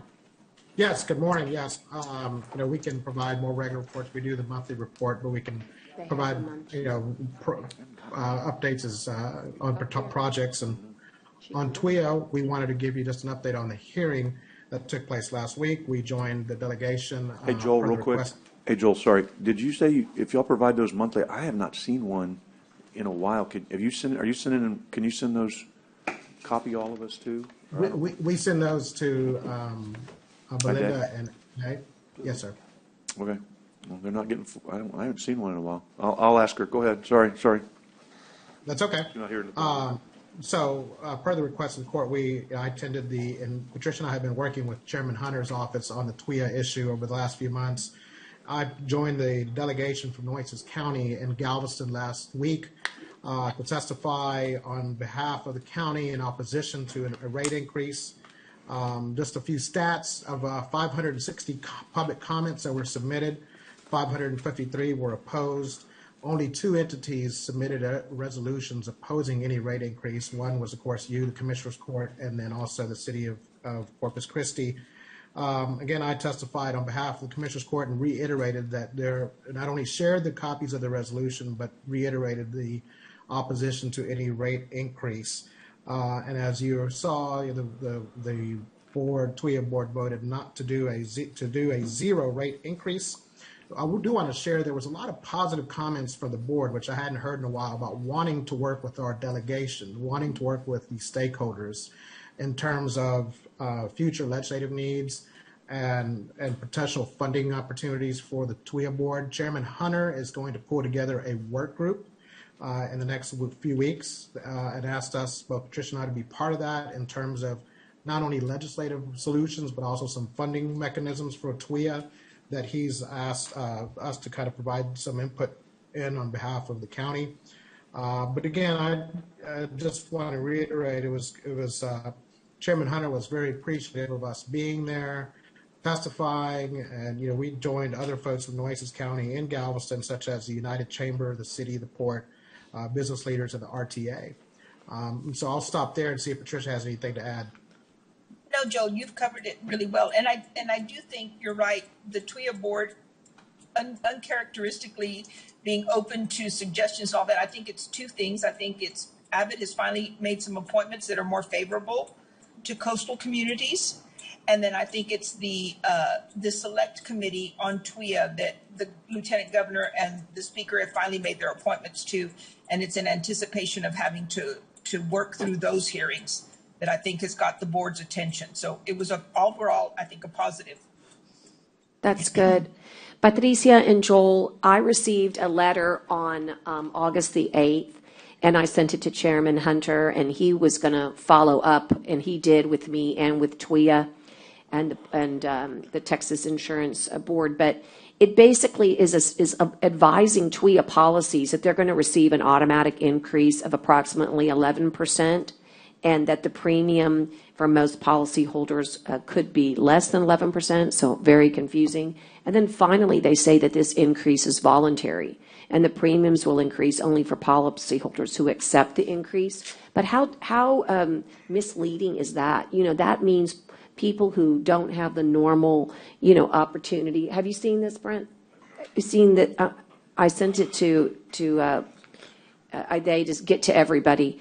they basically make you opt out. So for the average person that doesn't have a familiarity with these documents, i.e. a lot of our population, it's going to be terribly confusing.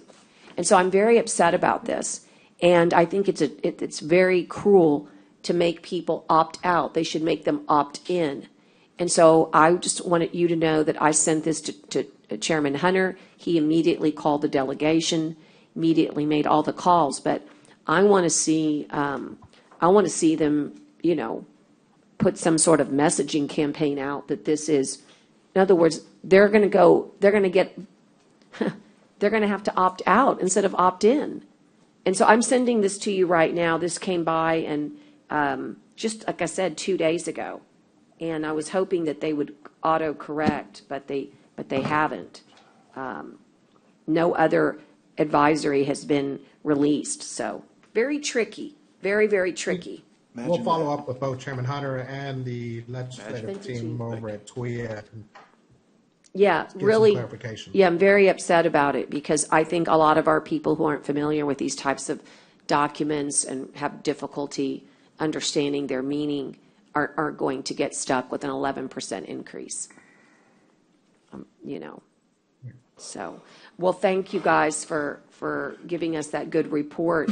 Anything else for them, folks? Judge, I was kind of curious when we were going to, I mean, I guess I can put it on as easy as anybody else. If we were looking at a time to put together a legislative agenda. I think IDA has it slated for upcoming to say we direct you to help create one, and then B, what are the bullet points that, you know, we would like to see on a legislative agenda, and then hopefully make that a you know, September, October finality. So then, yeah, maybe. Commissioner and Court, Patricia and I are going to start calling your offices to schedule one-on-one meetings to go over any legislative items.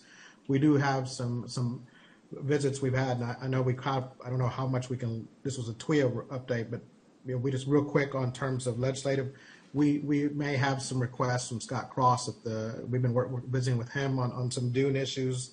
The Coastal Bay folks, we're going to have a call with them on Monday regarding some funding issues they've already taken to Chairman Hunter.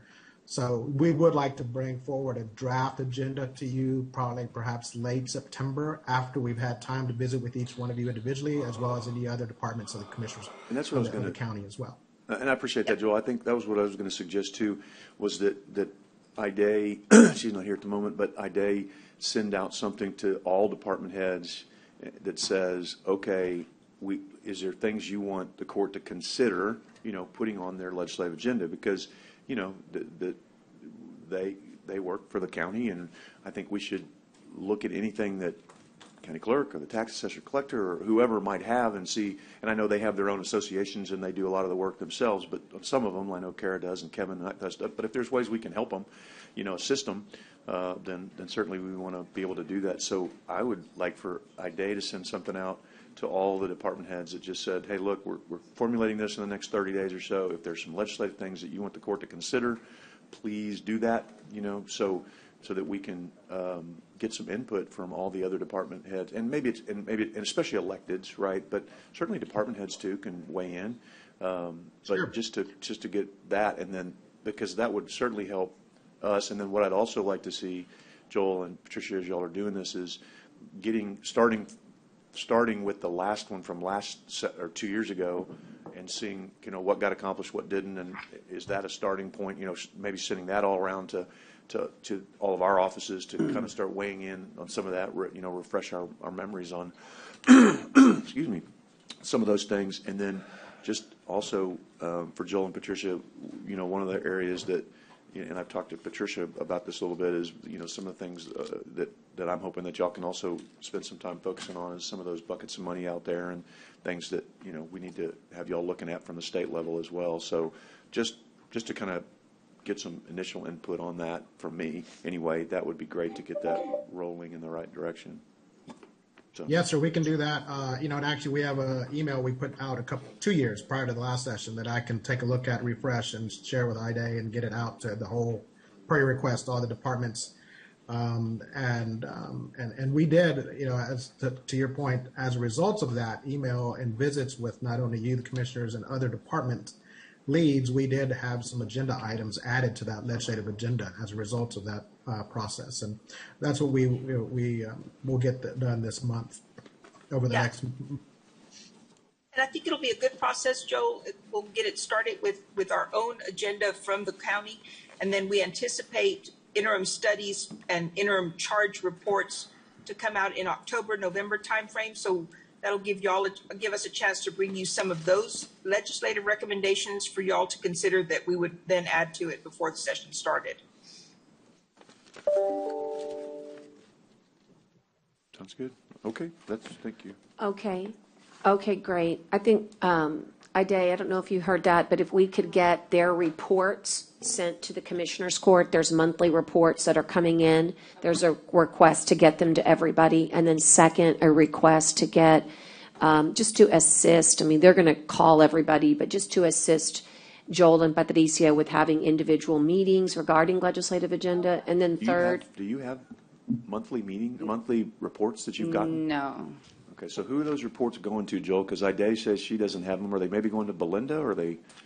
I mean, everything that I normally receive, like, hey, FYI, I normally send those emails. You do send stuff out left and right. So do y'all know where those could possibly be? Well, they. Maybe resend the ones. Do you submit them with your invoice? We do. I submit mine with my invoice. Right. Where does the invoice go? Oh, I have to ask the lady that sends the invoices. Okay, so I don't get the invoice. She's not getting But invoices. I get the documents then. Right. Okay, so could y'all submit those reports to IDA, please, separate from the invoice, because the invoice goes one place and the reports go someplace else, because she doesn't have them and we haven't seen them, and I'd sure like to see them, please. Yeah, on mine, the last one of the ones I sent, Belinda and Ida are copied, as well as Teresa. Okay. That's right, and I probably have failed to copy everybody correctly, Joe, but I will correct that. So maybe you might just need to resend them all, because somehow they're not around. Yep. Sure, we can do that. Thank you. Yep. Thanks, guys. Appreciate it. And I sent you a copy of that letter, as I said, that just came out like 48 hours ago. Good. So Thank you. again, I mean, I think I'm not sure if their genuineness at the meeting was genuine. Because I think they should have brought forward that email. It had to have gotten approved by comms. It had to have gotten approved by the board. There's no way that email would have gone out without their knowledge. And it's terrible. So I'd like to see a retraction and a real explanation. And again, I told Chairman Hunter, I think it's meritorious of him holding a press conference so that we can show people when they get their bills what they need to do to opt out. Yeah, because I just got mine. I didn't know. And Commissioner Chesney says he didn't know, so. Yeah. Okay, thanks, guys. Thank you. Thank y'all for. Okay. So item number 9, we went ahead and said we would wait for, I just don't know if we can call Scott Mears and ask him. We can skip 9 and have him be ready. That's the IGSA, the task order number 1. I don't know why, but I believe he was going to join us. He's not going to join us? Okay. All right, so task order number 1 is for the fire hydrant work related to the IGSA task order, and it's a quote. And of course, we approve it, and then here's Edward, he can explain. And then it goes to NASCC for approval. So we act first, and then it gets sent to NASCC.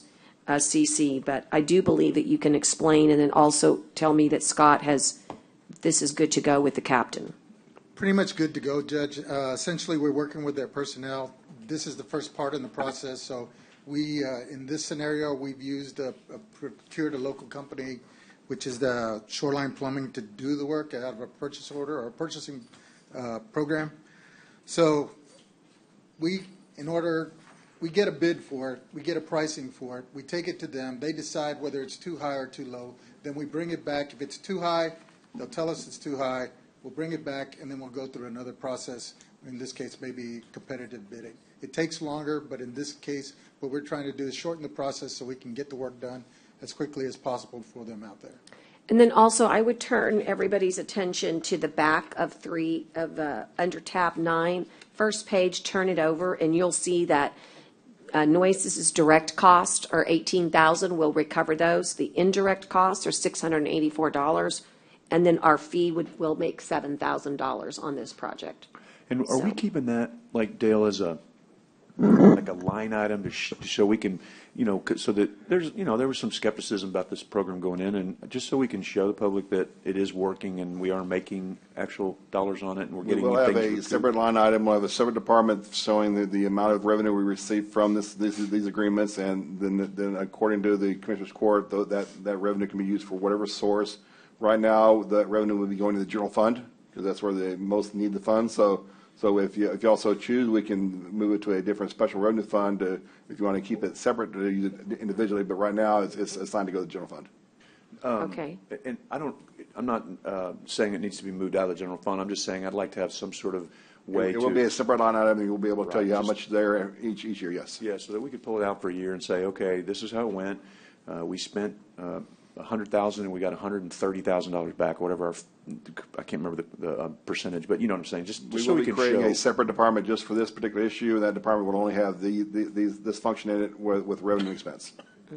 Because there's a lot more value to this than just us making money. It's what we're doing to help our military presence. I think that's the main value. But it's kind of new, and it's new for the county. And I think every once in a while we ought to just pull that out and show the people that hey, it's working. And what's really great is you get our people's time back, right? So you've got a budgeted. You're bringing money back into the budget for people's time, and that includes Belinda's time, Edward's time, auditor's time. It's accounted for, so that's really good. So, all right. So thank you, Edward. I guess the description, here it is. The description on the actual work is on the following page, and the contract follows. So, move passage. Thank you. Yes. Sorry to interrupt. Go ahead. There's two action items. You're right. I'll let him make the motion for the first, which is Discuss or move passage to consider task order number 1 related to intergovernmental services with the Naval Air Station Corpus Christi. okay. And his motion is to approve, and then I'll second, and then all those in favor signify by saying aye. Aye. Then the motion would be to approve the goodbye number 227N000 with Shoreline Plumbing Company. Second. Okay, and for task order number 1. And if there's no further discussion for Edward or questions, all those in favor signify by saying aye. Aye. Okay. And then item number 10 is Parker Pool, and you had asked us to come back. Edward, is everything in order here? I have to comment that Commissioner did a lot of good work on this one. It was a good project. We're getting our funding back. We had a lot of happy people because, as you know, COVID and with the heat and everything, we had a lot of swimmers.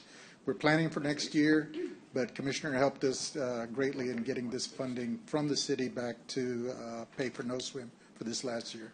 Well, let me, as you're using your word, I'll continue my bromance with Edward too, because he did a great job and he's really done a great job. I don't work with Edward a lot because I don't have a lot of inland park projects, so this is really one of the few, and he's really kept this running, and quite honestly, this is one of those ones we're going to have to kind of look at down the road a little bit because we've kind of shoestring this and piecemeal this, and we probably need to even look at some different stuff maybe in this budget, but he's really done really well, and Flow East has been unreal, and her board, and this has been a real, you talk about a community effort, this has been this, so I appreciate it, and Edward's made this easy, and he knows when to call and go, okay, he doesn't bother sounds wrong, he doesn't call on me much on this, but when he does, I know I need to get involved, so I appreciate you doing your job on this, Edward, and going above and beyond too, so thank you.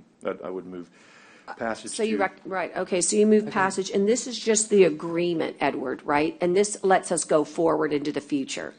We should get a check probably within the next week. And awesome. They passed it yesterday. Okay, so motion and a second. They passed it yesterday. Real quick, Monday or Tuesday, I can't remember. Okay, hold on, we've got some discussion. Just kind of loosely connected, but to better understand, I know that you handle Parker Pool, but it's probably 2 miles from the coast. Is that statutory? Or is that Not a just how we're coastal set asset. up internally? It's not a coastal asset. Coastal parks is defined statutorily as to what they can and can't Okay, do. so I'd like, Patricia and Joel are off, but I'd like for that to be considered.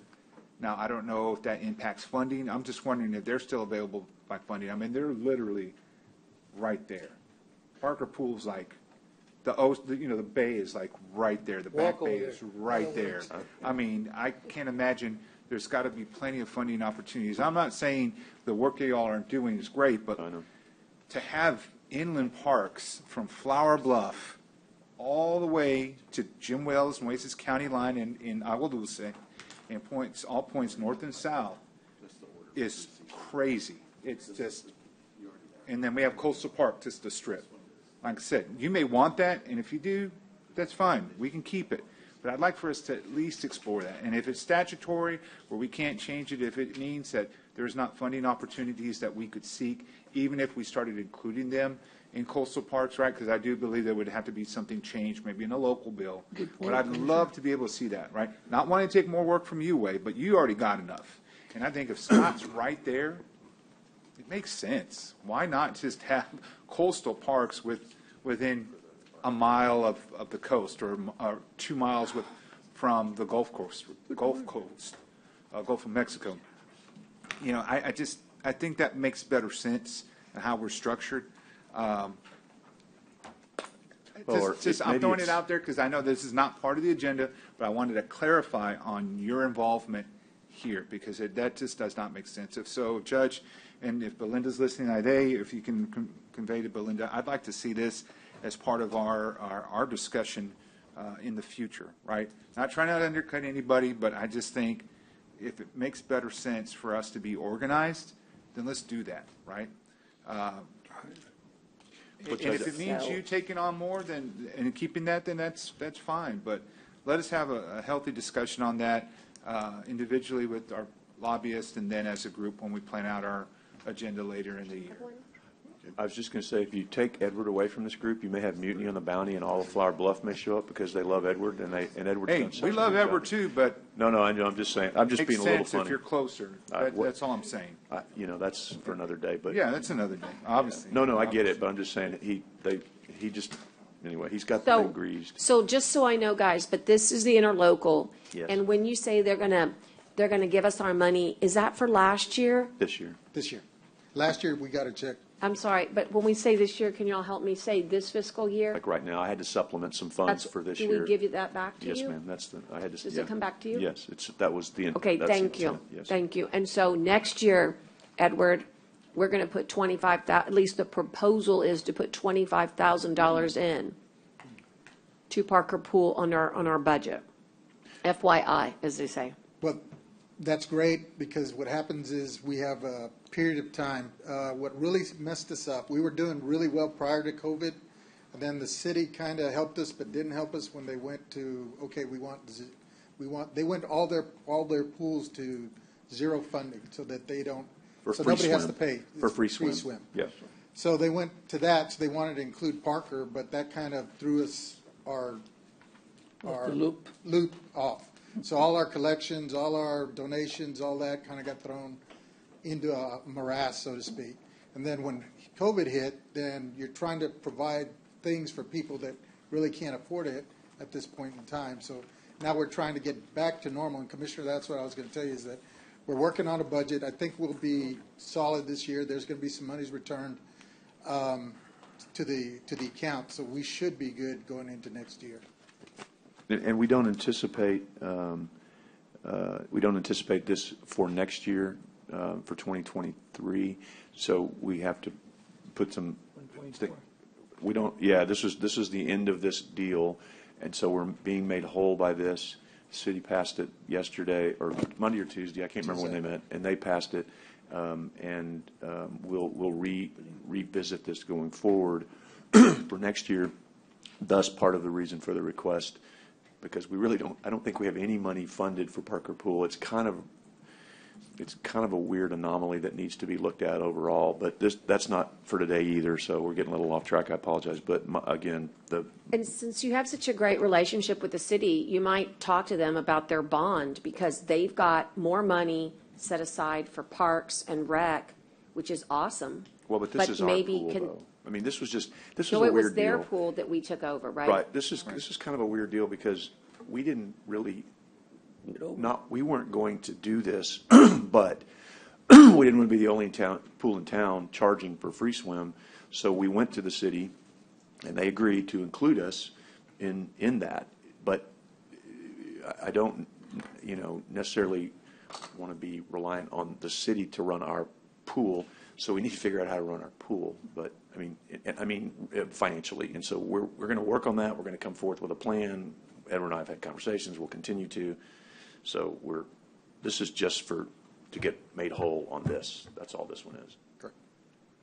Thank you, Commissioners. Excuse me. Okay. Did we vote? All those in, Commissioner Miles, we're all good? I mean, No, we did not vote, Hernandez, I don't think. all those in favor signify by saying aye. Aye. Post same sign.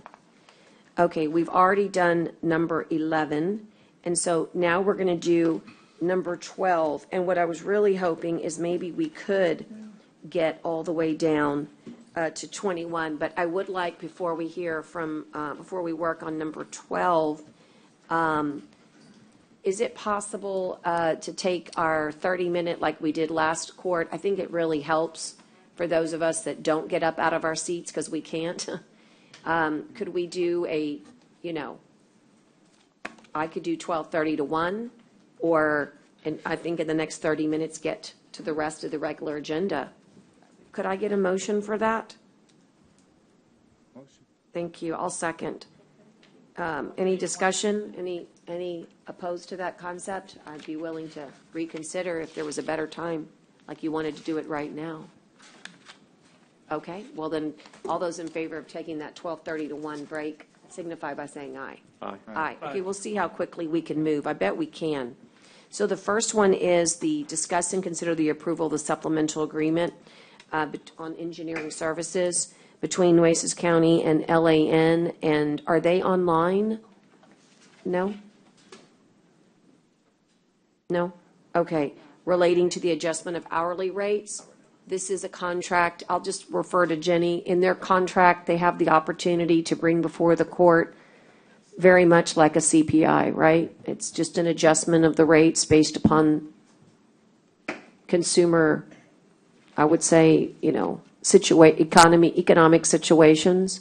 Yes, and this How do you was wanna one phrase that this? did not pass last year. They've asked that it be brought again, so now they are in their second year without any change. For the court's consideration, we are offering up two different alternatives, which is, as they presented, it becomes a shall, that it'll be reviewed and raised, I think, every other year. And then we presented with the court with the choice of leaving it as may, so that the court has a choice as to whether or not to raise and review that going forward. Okay. I think it ought to be May in everybody's contract because, depending on how things go. So, if you're asking. And do we do this? I know that we voted on a couple already this year where we did make the adjustment. And my concern is just the whole equity of it. If we do for one vendor, what's the philosophy on not doing for another? Do you have any information on that? Or? I don't remember even anybody else coming and asking us. No, we have. We did it here because I pointed it out when we did it. We've done some adjustments. Juan, can you address that? You brought somebody up for an adjustment of hourly rates. I don't remember the name of the company, but we've done it before in this court in the last few months. Judge, the one you're talking about is. Do you remember? It's for Absolute Waste. It was for Absolute Waste for construction purposes. Well, not construction, but they're the ones that do the garbage, their trash pickup. Right. So we had to on theirs. They had the CPI index.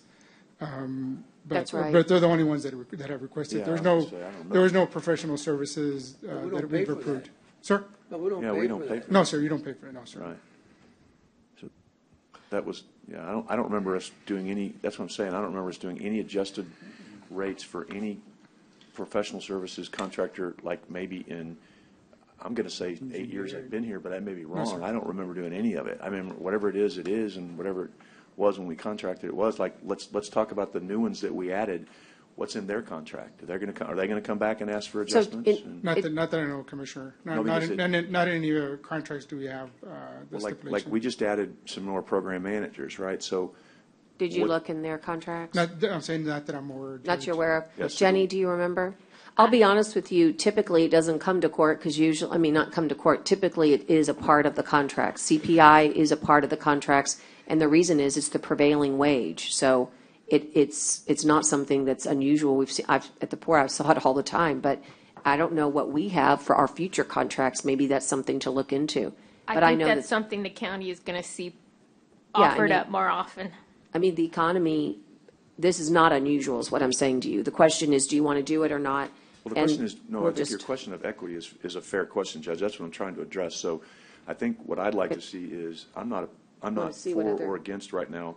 I'm more like, I'd like to see what the other contracts are, and if this is, and what these other, like, we just added a couple more. I'd like to see what's in them, because what I don't want to happen is, You open up a door. yeah, that we get 3 more that it's not in their contract, and we're going to have, you know what I'm saying? I just want, because you're right, it needs to be equitable, so can we? We can do a survey of those things. As far as I'm aware, I have not seen that as a common thing or a recent thing. But let me put out the feelers, and I can have more information before the end of court. I appreciate that. Okay, so we hold on this one, I guess, for now, but yeah, especially those program manager ones that we just added, those would be the most comparable. Right. Well, anybody that would have an hourly rate. Sure, but especially these would be apples and apples, Well, right? that's true. Right, just. Okay, but- sounds good. Hold on that. All right, well, we'll hold on. Sir? No. Okay. Okay. I just have one question. But Go ahead. I mean, I don't understand, we come to a point where we're going to start raising the hourly rate you add- for. get closer. For contractors and other engineers, whatever it is, everybody, just, I have a problem with that. I mean, I'm having a problem paying our employees, more money, and here we go, trying to give our contractors, making already $200 and some an hour or something, and, I don't feel very comfortable with this here. I think we need to start go back and see what our budget has, and, what are we going to do with our employees, and, we're going to increase anybody, we need to increase our employees before we do anything else. So, I don't, I've never heard about, we're not, as long as I've been here, I don't think we ever done this. So, And Commissioner, if I may, and that's the reason back in January and December of last year, I could not recommend it, because if you look at the increase in pay for each individual person or request for each individual person that's on here, like a project principal, it's an additional $21 per hour. The QAQC, it's another $18 per hour. The senior project manager, it's an additional $21 per hour. And then for the senior project manager, it's an additional $16 per hour. For the project manager, it's an additional $17 per hour. And for the project manager, it's an additional $15 per hour. And then for the engineer 7, it's an additional $22 an hour. And then for the construction manager, it's an additional $16 an hour. And the project coordinator, I think it was an additional $13 an hour. So JP Grom is on the line. Would you unmute, JP, and just, those dollars reflect a CPI index? Could you tell us what the percentage is that reflects, and whether or not that's in all of your contracts that you do in the state, or is this one unusual? And what is your opinion with regards to how other engineering, we're going to take a search for others that we have here in the county, but what can you tell us as to what the industry standard is? Well, Good afternoon, everyone. I did join just in the middle of Juan running down the different amounts. So our agreement with the county was a multi-year agreement, and it was structured in a way that the initial year stated our rates, and the agreement indicated that every year those rates would be subject to adjustment. We attempted to have an adjustment a year ago, and we were turned down by the court. We have this year asked again, and as a way of helping everyone find comfort in the number that's being recommended, we have tied that to the index that's referenced in the amendment, and we think that's a fair way of representing our increased costs as was contemplated in the original agreement. LAN, when we develop our annual salary adjustments, we benchmark against that rate. And so I can tell you that our folks have received raises over the last 2 years, and they are at or below the rate stated there in the adjustment. And it's not uncommon in an hourly arrangement that spans multiple years for there to be an escalation clause. If the court would think about this for a moment, in a multi-year agreement, if we charged what we anticipated the final year of the agreement's rates to be, then the county would have paid more than what we were paying our folks in the early years, and in the event of some termination or something would have overpaid effectively. So that's why an annual index is recommended and used in the agreement. Okay, that helps us. And you know what, Jenny? The other one that I would like to see on this is, the other thing I'd like to see is what the rates are, because, and what he just said made me think of that. What are we paying other program managers in our contracts per hour? Again, to look at the equitability of that too. And so I'm going to say that's a lot of information that I would rather wait till next week on, because I don't, because I'd really like to see like how this compares. And full disclosure, JP did reach out to me, and I just have not had time to get with him, and so I apologize. And I was not trying to ignore him. I'm just beyond swamped on this. So I didn't know it was going to be on the agenda until I saw it, and that's my bad. But I would prefer to get all of that information and look at it, and to try to be fair, because I'd like to see what these other project principals, you know, all these other people are making on that we just hired too, because I think it's a fair look. So I'm not trying to shorten up any discussion, but if there's I'd like to. Is this increase based on also on their performance evaluation? Well, No, it's not a performance based. It's CPI. It's the consumer price index that's established by the government and the Bureau of Labor Statistics. And as our economy changes, we adjust the CPI. And typically, when you his point is that when you negotiate a multi-year contract, you typically don't put year 4 in year 1. And so this contract was designed differently because it's a multi-year contract, and in year 1, your price was lower than in year 2 or 3. We didn't make it mandatory because there was an implication that we would do the right thing and make the adjustments. Last year, we did not make the adjustment, and he's saying this year, we're asking you to please make the adjustment because of economic forces. We've already had to adjust our pricing with our employees, and that was to benefit you guys early on, that we would have a lower level, and then over time, we would get to what the economic adjustments, which is, again, produced by an index.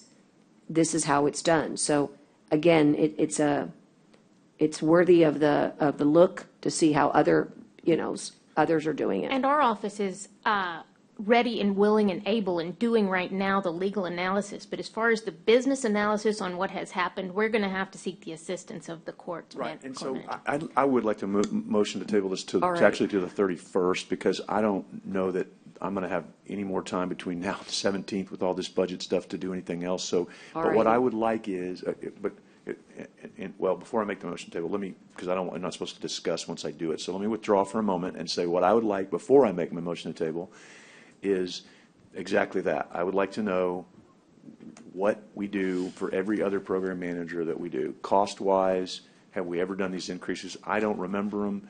I don't remember these CPI increases being in here. So I'd like that historically from whoever, Jenny, and then on the business side of it, I'd like to see what we agreed to pay these other program managers, like on a side-by-side, so that I can see, because there is an equity question, but there's also, I don't remember us ever doing these CPI increases on professional services. So that said, that's what I'm asking for, that I need. I don't know who to ask that from. Day, I'm going to ask it to you, because you're the county manager.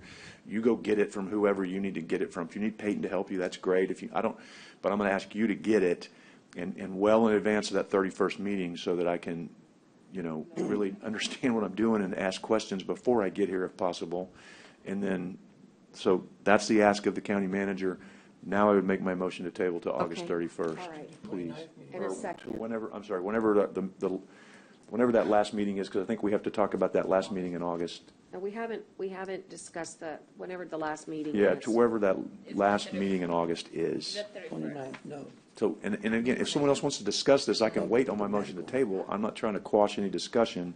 So if someone wanted to discuss it, I can pull that back for a minute. But if not, then that would be my motion. Okay, so that's the motion. We've got a second. All those in favor? It's whenever we do the last week in August. Okay, we haven't talked about the meeting yet, so just make it that way, generic.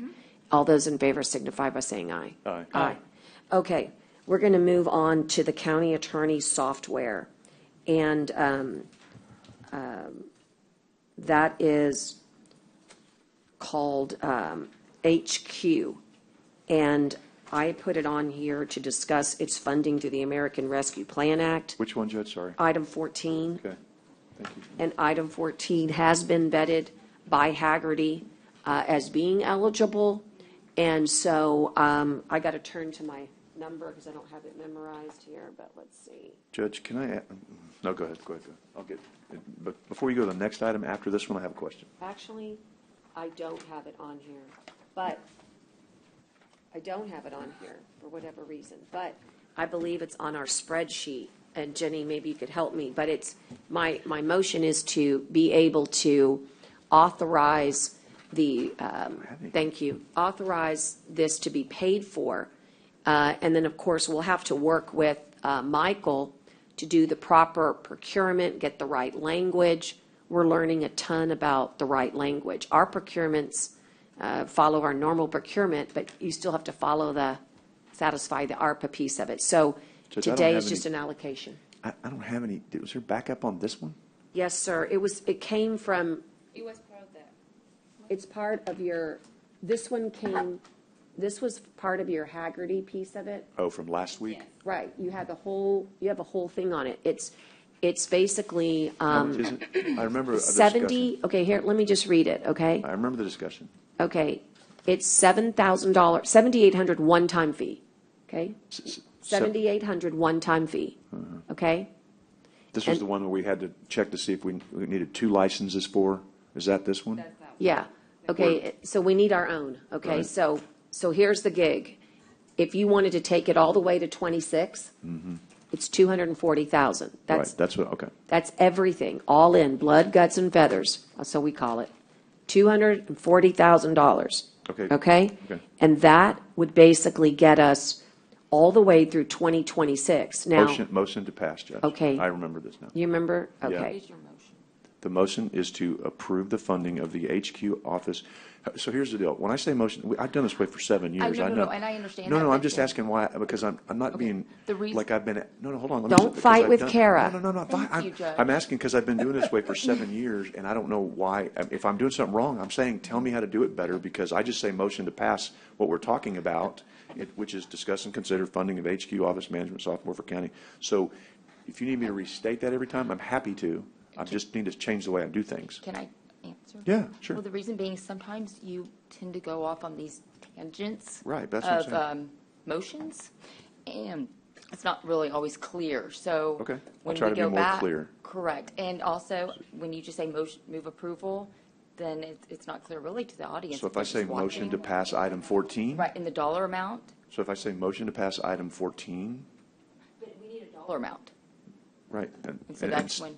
Right, which she just read. Okay, that's fine. So motion to pass and the funding of the HQ office management software for county attorney's office in the amount of $240,000 through the American Rescue Plan Act. Through 2026. And that would, Sure. that includes through 2026. That's To the be intent. effective September of this year? Yes, ma'am. Well, Okay. when you say effective, you mean we're going to It'll go. be effective today. Right. This is just the allocation, Jenny. What I'm hoping is that this will prompt now Michael to bring back the procurement and get us all lined up. Fair enough, Michael? Today is allocation only. Yes, I'm fully in favor of the court choosing this modus operandi of approving funding first and then bringing up the procurement. If we happen to already know the procurement at the time we're asking for funding, we'll enter a semicolon and we'll include that information with the agenda item. So if you don't see procurement method with the item and we're just talking about funding, then that's all you're going to be approving at that time. It's just the funding source. Yep. So, And this is going to be my template. So I've got a motion and I'll second it. And now I'm calling for discussion. And this is for 240,000? 055, 240-055. And then someone needs to let, I don't see, unless I'm missing, I don't see, oh, no, I do see, there's Rachel. Okay, so Rachel's online, so make sure that she gets that we did this to put that in her calculations. Yes. Sorry. And now in the discussion piece of it, I believe, Jenny, this will serve your office. If they'll work on this, it will serve as an awesome template for two things. You'll see me, I won't rush it, but you'll see me putting on in maybe the next court 2 more case management softwares that are needed. One is for the public defenders, and the third is for the medical examiners. The medical examiner has a cost estimate that's already been established. I guess what I'm saying is when you do this, you're really helping us set the template for the others as well. Absolutely. Okay, thank you. And I mean, the procurement, the language, all that stuff. Okay. All right. All those in favor signify by saying aye. Aye. Aye. Okay. Revolutionary moments are happening every week here. Judge, can I ask a question? Yeah, go ahead. So one of the ones that I'd asked about earlier on tabling, which was 3C1, and I just got 3C1. handed about 60 or 70 pages of backup. So I'm going to ask again on Okay, this. so What's this? 3C1? So on this one, Commissioner, we've already approved this document. All they had to do was go out and execute it. So if you want to do subject to looking at it, but remember that we've already selected, approved, and this is the contract that we told them to go get. And I'm not trying to call it out of order. If you want to wait, I can. If you don't wait. mind, just That's so that fine. maybe we can get. Yeah, that's fine. Through I'm our sorry. I lunch did not- break, we can get a little more info to you. That's fine. Okay. Item number 15 is discuss and consider prioritization of ARPA projects, including projects set out, allocation of ARPA and related matters.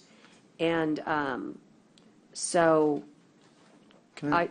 go ahead. Who said No, yes? I was going to ask a question, but Go I didn't ahead. want to jump you or anything. Did you? I didn't mean to jump in front Well, of you. I was going to jump into, go ahead. Just go ahead. So this is an item that would allow us to also continue to, it's all allocation of funding. One of the things that we talked about at one point and that we didn't do anything for, and I think so I just want to bring it back up because I want to make sure there's opportunities for allocations in these ARPA funds for charitable contributions. If I'm not mistaken, that was. That's correct. And we as a court have not set aside any funding at this point for that.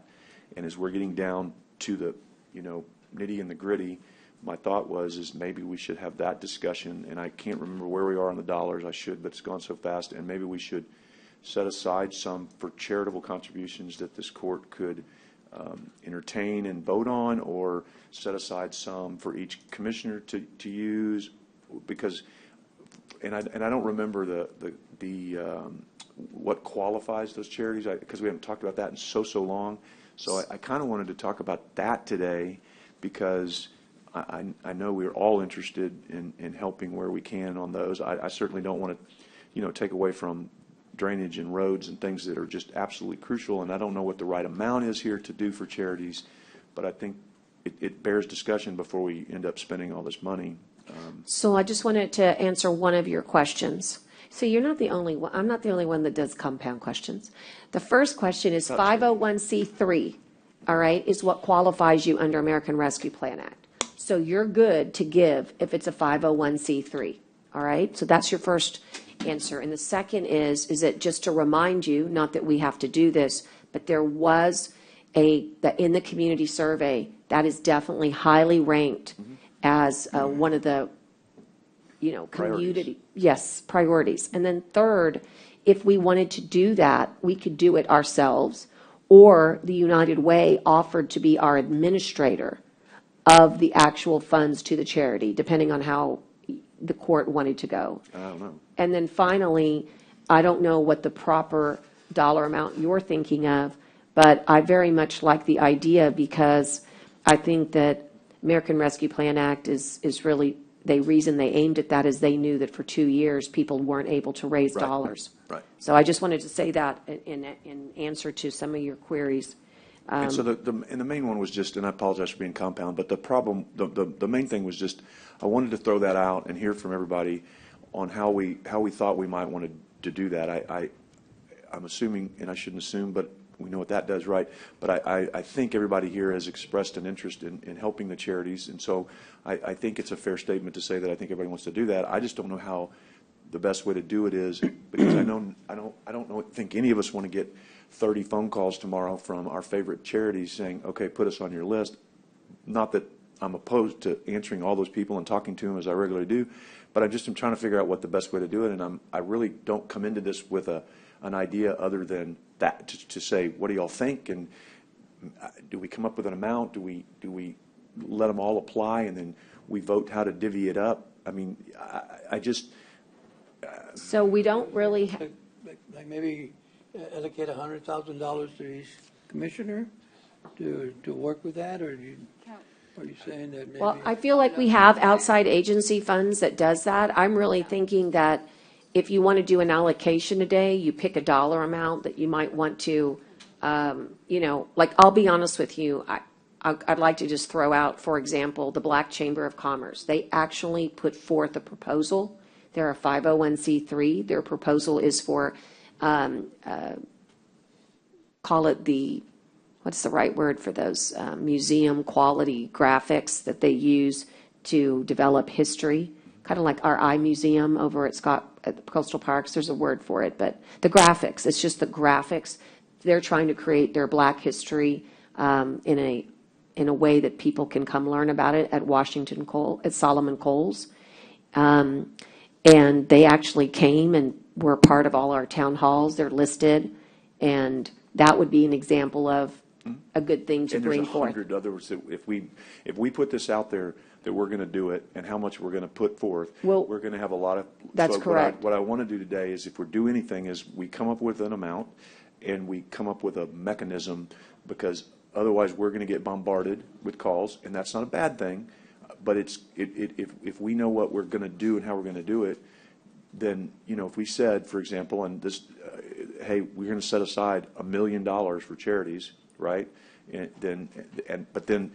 If we do that, then holy cow, everybody's antenna's going to go up. In my opinion, we should have a mechanism that's fair and impartial, and that we don't all get into a horrible debate over something we're trying to do good for, right? So I really don't know what the answer. We could use the Coastal Bend Community Foundation. One of the things I had suggested, Commissioner, is that if we did this allocation, that we do so and actually vote the week that you have the day of giving. And that way, every one of our dollars could be multiplied by another dollar. Well, they only go up to a certain amount, though. They only match to a certain amount, and they always reach it. But no, it's a great concept. That's what I'm saying. I don't know. I don't come in with an idea other than I want to set aside some for charities, a significant amount, and I want to come up with a mechanism to where we're all comfortable and we don't that should be the last thing that we get into a heated debate over, is how we give money to charities, right? I don't want to turn it into something. Well, why don't we make an allocation we do the allocation today, the process and then figure out the process? And I will say that both Coastal Bend Community Foundation and the United Way are both awesome, because they actually look at the whole piece of it, like they'll actually create metrics, create compliance, Anyway, we could do the process later, but this agenda item basically just does the allocation, the prioritization. So if that's a motion, I think that's a good motion. I would make that motion to set aside, just so Kara has it really super clear. Yes. I would make a motion to set aside $1 million of our ARPA funds for charities, with the follow-up being that we work on the processes later. Maybe 30 days, give you 30 days. And I would make that part of my motion, that the county manager come back with a recommended process for the court to figure out how to disperse those funds. I think that's a good motion, and you're going to get a good second here. That's a good motion. And if there's any other any other discussion, this would be a good time to talk about that. And during that process, when you're looking at it, look at, like, make it a detailed process, a recommendation, right? I'm not saying we won't change it, but a recommendation, because maybe there should be some caps. Maybe there should be, so that there can be no more than, or that one doesn't get too much more than the other. I realize needs are different. I don't have a suggestion on this other than I need a suggestion. And we need some real guidelines here, Right. because there are so many great charities that none of us are going to want to there's not one of them that we're all probably not going to think is a great suggestion. But we've got to have some parameters so that we're fair to all of them. You know what I mean? So, and I think that when we went to the national hard as conference, heck. and when we went to national conference and we saw how other people are spending ARPA, they actually, and Haggerty was one of the leads on this, they actually have created templates. Because one of the things that we haven't really talked about much, and we really need to, is exactly what you said, is process. Mm-hmm. In other words, just because you say, I've qualified a project as eligible, guys, that's when all the work starts. Treasury requires all kinds of justifications and letters exemplifying all the work that we're doing. So you're right about the process being key. So I think that's a very good suggestion. And get with Haggerty and make sure, because, it exists, maybe. Yeah, make sure, everything.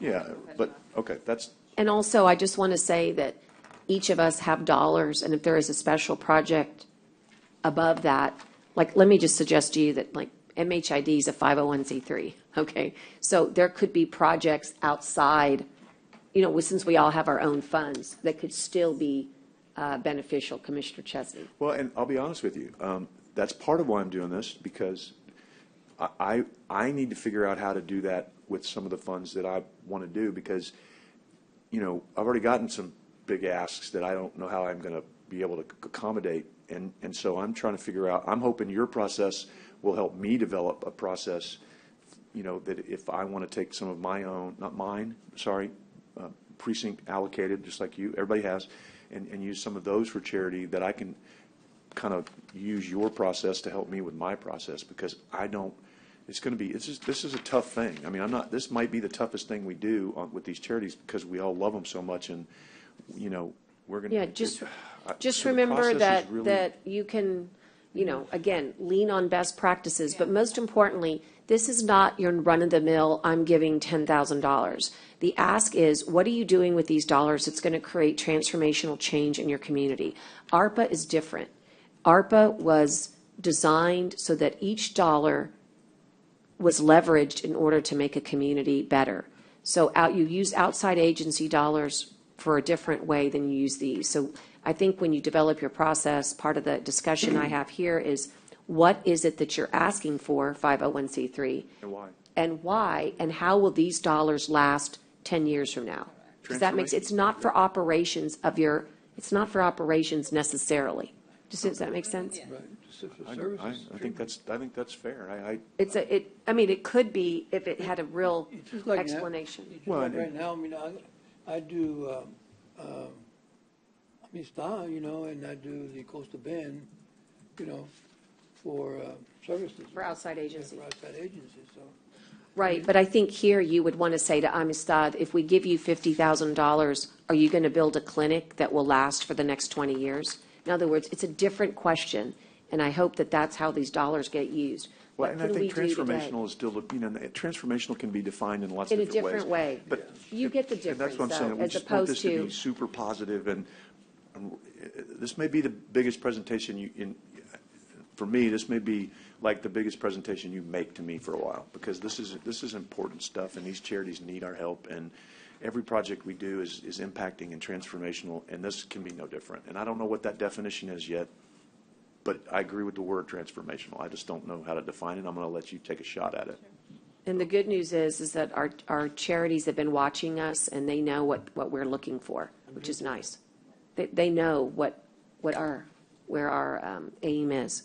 All right, well, if there's no other discussion, all those in favor signify by saying aye. Aye. Okay, item number 16. Thank you, Kara. It's 12:35. I'll recess until 1:05 per the court's earlier directive. 1:05, just because we were 5 minutes off.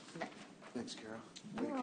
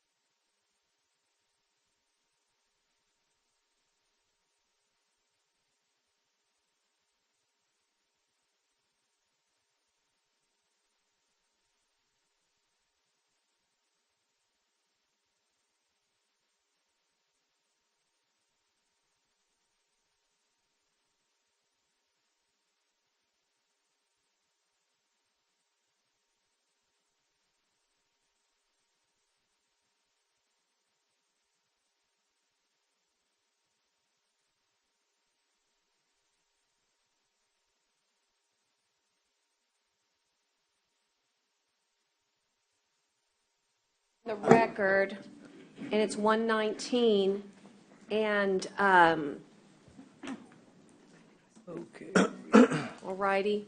So let me come back to my agenda, and we were just about to discuss, 16. yeah, item 16. It's kind of funny here, maybe I took it with me.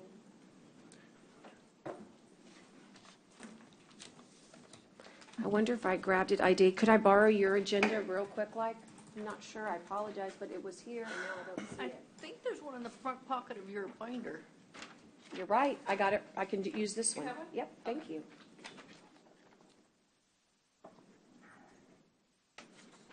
All right, so item 16 is the executive session meetings, and we've had this one's kind of come back from time to time, so the question is I think I have a legal question as to whether or not privilege exists. What happened? Oh, time is let's call it 19. Okay. It's 120 now, 119. The question I had pertains to executive session, but for the court just to hear it, is whether or not each one of us has the right to have our attorney-client privilege be protected.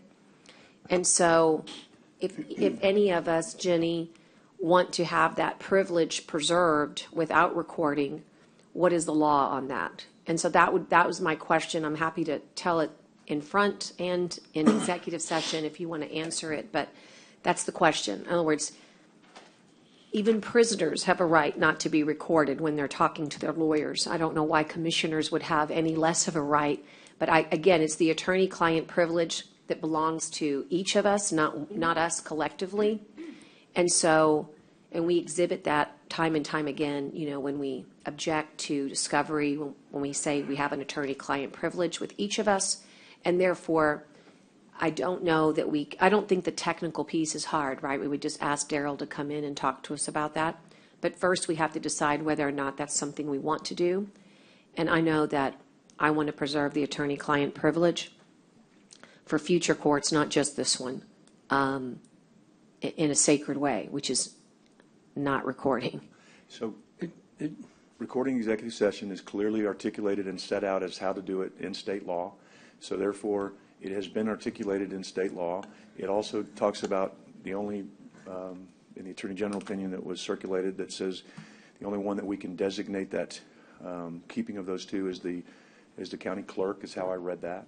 So this has been addressed in state law. I think it is absolutely, I don't believe we have individual attorney-client privilege. We have collective attorney-client privilege because we act as a body. And again, it's been laid out as to how you do it. So it's already been contemplated for and indicated that it's legal to do. We've kind of gone through the reasons as to why, and there's disagreement. To me, it just needs to be, at this point, brought to a vote and moved on. I think, one of the things, too, that I didn't say when I was asked the last time by it, that I thought about afterwards, because it came up, was I think it's very valuable, because a lot of times it's real easy to go back and watch what we say on the camera. A lot of times things get articulated and we forget what we say or how it came out in closed session. So I also think it provides us as a court to have the opportunity in closed session to review what was said at the prior one, because we forget, or 2 months before. So I think the transparency is very important on this. I think having this as an opportunity to have this real recorded, and I think it's also could be a very helpful tool to be able to say, we talked about this in executive session. We have a lot of disagreements in executive session about what we talk about. And we can't sometimes even agree on what we've talked about in executive session. So that recording could be a humongously helpful tool to say, no, let's go back and review it in executive session and let's see what we talked about. Oh, yes, here's what we did say. Oh, you know what, you're right, I did say that. So I think there's a lot more important and valuable resources here. And I just think we need to, we've kind of hashed it out. We've talked about it. If it passes, it does. If it doesn't, it doesn't. I just am ready to move on from it. Daryl said the cost is pretty much nothing to do it. And then the only thing we need to do is if we want to designate the county clerk as the keeper of those records, which I think is what the law provides. And if you think otherwise, Jenny, on that, let me know, but that's how I read that opinion. So can you clarify what Commissioner Chesney is citing? That has to do with a specific instance where the statute addresses certain contracts that are to be negotiated, and they set forth the parameters. Well, there's two different sections, or Okay. there's two different things. The law requires that if the commissioners decide that they need to negotiate a contract, not legal questions, in a closed session, that needs to be recorded. The court is responsible for maintaining that itself, and the only person they can designate that to, if they vote to do that, is the clerk. Now, Correct. the other question that's being discussed, which is separate, is the recording of all parts of the executive session, which again, the court would be responsible for maintaining, which is different from what we discussed prior with my office maintaining those records. That is not possible. The only person they can designate that to is also to the clerk. There are stiff penalties for viewing, for disseminating, for any of those things that would help to maybe satisfy the court as to the safety of that, as far as motivation for disclosure.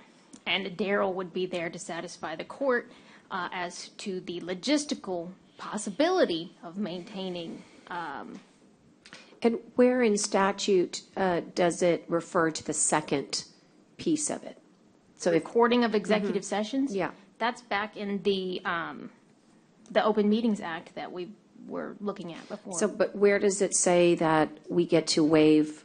Do you agree that, is it your opinion legally that we don't each have an individual right to attorney-client privilege? Now, Because I as can't far have as anybody that waive issue, it. you're bringing that to me right now. Yeah. I am going to save that if you want to have that. Yeah. I Well, would I'm rather exerting. you bring that to me beforehand so that I can bring you Well, something that's Sure, developed. but I've talked to you about it before. I even mentioned it the last time in executive session, that I believe that nobody can waive. I used the prisoner analogy, I know, before, so I know we've heard it before. Nobody can waive my privilege for attorney-client through discovery or any, it's my privilege. I can do it, I can waive it, they can waive it for themselves. But no, they cannot waive it for me. And so therefore, I do not believe that, I think that the court, it sounds like the statute gives us a way to do it if there's agreement to do it, but you cannot have another commissioner waive attorney-client privilege for me. Nobody's waiving anybody's privilege. Well, I am if I don't want to wish to be recorded. But that's not your. It is. I'm telling you, I believe that's a privilege that should be exercised. Well, then, my motion would be simply to consider recording executive session meetings, identifying a funding source for the needed equipment and related matters, which has been done. Past that, we can certainly add, subject to any legal discussion that Jenny needs to bring back at a different time, but I'd like to just move this item forward because. Well, we could do it for the contract piece of it, no problem. The contract, That would include the county clerk? The contract negotiation. I don't know why the county clerk would want to assume such liability, particularly when I'm asserting that I think that it's a terrible idea because of the possibility of disclosure. I mean, I don't know if we've even discussed it with her. But it's not, there's no waiver of anybody's privilege even in this. That's a legal question that No, hasn't been But there's answered. no waiver in here because, like we said, it can't be disclosed unless, the way I've read this, the law on this is, it can't even be disclosed to their lawyers. It just goes to the judge for review. So if it gets out, there's all these stiff penalties. So there's no privilege being waived because there's no privilege being waived because we're all in the room together. Nobody's waiving any privileges.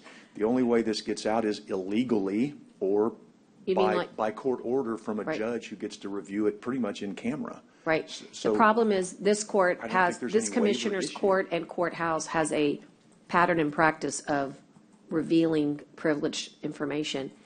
Jenny, did you guys do TAC? I don't agree with. I don't know anything Well, about that. those are the facts. But this is. But we're tightening this up. This commissioner's court has revealed information of executive session multiple times and has been caught on camera doing it. Someone can do that without sending the recordings. I realize that. So the point is, I do. the law is very there's nothing that prohibits a member of a court from going and talking to the media about something that they want to. That's free speech. This is actually tighter because the tightness of this says these recordings, now, again, if someone wants to go talk about something, then that's not advisable, but free speech allows it. But this is very tight. This is very tight procedures that have been allocated and set up to protect these things from that happening. And in fact, if those things got out, it would be certainly easy to trace, certainly easy to penalize, certainly easier to fine than it is if a member of the court just goes and has a conversation with somebody about it, right? So to me, this is an even better protection of those things than what we currently have now. So that's my motion. I don't think that with all of the discussions that we have for legal strategy on all of our legal cases, you would ever want to record your lawyers and have a record of your lawyer's legal strategy. I can't believe that a lawyer, a litigator, would ever think that's a good idea. I know. I don't know if there's any other county in Texas that does this for legal strategy. Have we checked into that? There are some that will turn it off for purely for attorney-client consultation. Well, that's what I'm talking about. Right. And then there are some that record the whole thing. So Who? Do you mind me asking? Like which counties? The ones we talked to, I think she's Bexar County. I was Francisco, I know. Yeah, we were talking with Bexar County, and you know, the court knows. For what it's worth, you may have issues if counsel is to be engaged for outside counsel. That may be a deterrent to the outside counsel that the court wants, because they may not agree to do that. And so, you know, there are issues. Yeah, I don't know of any litigator that would come in and want to be recorded on legal strategy and have a record at your county clerk's or anybody's records. It doesn't make any sense. Well, but not everybody will have access to those videos, or really, right? Records. Right. Believe me, as a litigator who's advised many clients, if one of my clients said, I want to record this, it wouldn't bother me for a second, because it actually protects the litigator, and it protects the client, because then the client can say, hey, they never gave me advice, and the litigator can say, the heck I didn't, and here's the recorded version of it, and vice versa. Again, there should be no problem with any of this, because it's so transparent, and it preserves the record, just like these discussions preserve the record. That is a record that bears protecting as well, because 5 years after here that I'm gone, I don't want someone to say, well, you know, Chesney said in closed session, blah, blah, blah, and I'm not here to defend myself. But they wouldn't be able to get that, Chesney. They wouldn't be able to get that. No, but it could be said, and I No, could say, only in the realm of litigation. Right, but exactly, and I would rather have some protection as to what goes on than to be purely at the will of what everybody remembers. So again, I think this is super safe, and I like it. I know you do. I don't think it's been thought through at all from a litigation. Because we've delayed it for a long time. I've thought about it a long time. Well, we know that it's been on the agenda. You're right about that part. It's been on the agenda multiple times, and I've reiterated that there's been no real discussion about the legal implications. I don't think that our county attorney, if we're being transparent, has recommended this. I agree. We're being super transparent about it. I know she didn't recommend it, and we said it out here. I don't agree, and I've said the same thing. I agree with 90% of what the county attorney does and recommends, and a lot of times I don't. But as she says, we're the policymakers, and she doesn't recommend it because it's not legal. She recommends it because she thinks there are some policy issues with it. I've read it. I read it clearly. I've had conversations with her. To say it's not thought out, Judge, is completely inaccurate. This thing has been on the agenda many times. We've had many discussions about it. I've thought about it. I've talked about it. So it's been super thought out, to the point of which it needs to be voted on, because we've talked about it. I hear you. So that's all I think I'm it's going to happen today. Well, no, I get it, but I mean, I just don't want you to say this hadn't been thought out, because I have spent I brought up the privilege argument, and Jenny said she would have liked to have had that in time. So she can always bring that back. I mean, there's nothing right harmful about that. But you're not going to get any real dialogue or any real direction, because as a lawyer, I think it's fundamentally almost malpractice, negligence, to It's be not. able to It's talk not. about legal strategy and record it. I don't think any outside counsel will participate in our executive sessions, and therefore this court will be uninformed, and that's not fair to Nueces County.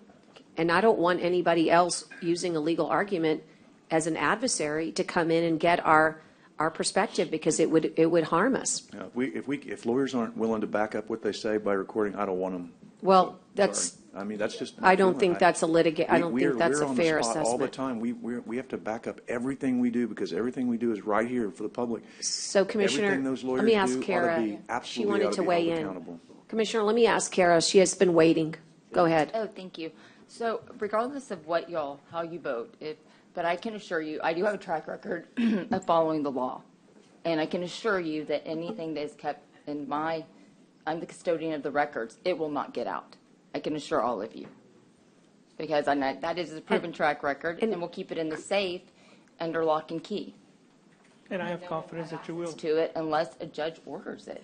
And 5 years from now, I believe the records are they need to be destroyed. They can be destroyed after 2 years. That's a retention. So, Okay. so just want to All assure right. you that. Again, I think that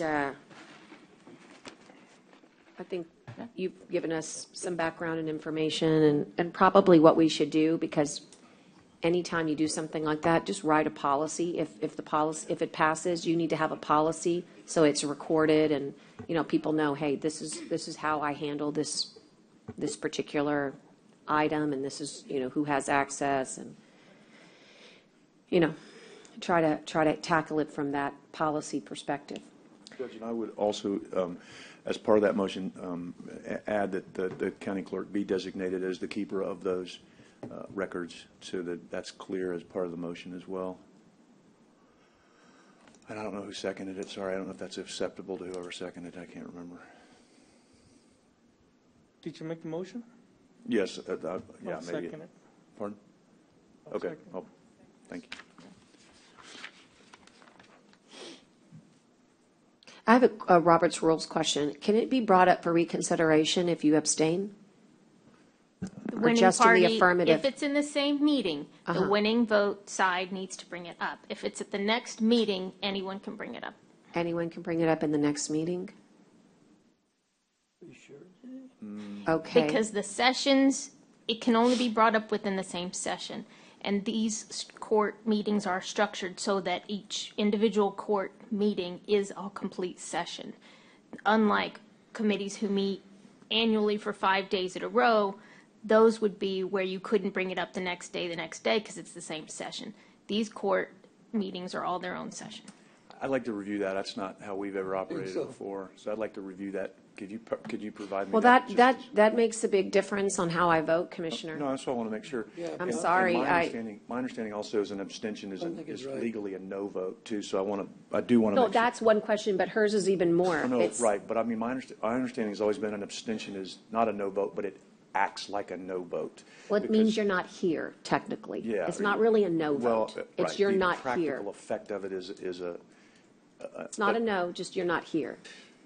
Okay, so But you are here. I would, I'd definitely like to know, that's a separate issue, and I get it, you have to, and I get it if you wanted to, because my understanding was you can't bring it back up if you're on the losing side, period. That's what we did it forever, but I'm not saying, I could be wrong, right? But that's how we always did it at council, that's how we've always done it up here. So I think that's a fair question that we need to review, and the judge, certainly if you only want to vote yes out of precaution with something on I the do. record that says, I don't like it, but I'm doing it so I can bring it back. No, that's the Chesney motion. I don't do Well, those. no, I mean, you can do it. I know, I'm not going to do It's that, not a though. Chesney motion. I justify a lot of my stuff for the record, but I don't vote yes just to bring it back. I have not done that before, but if.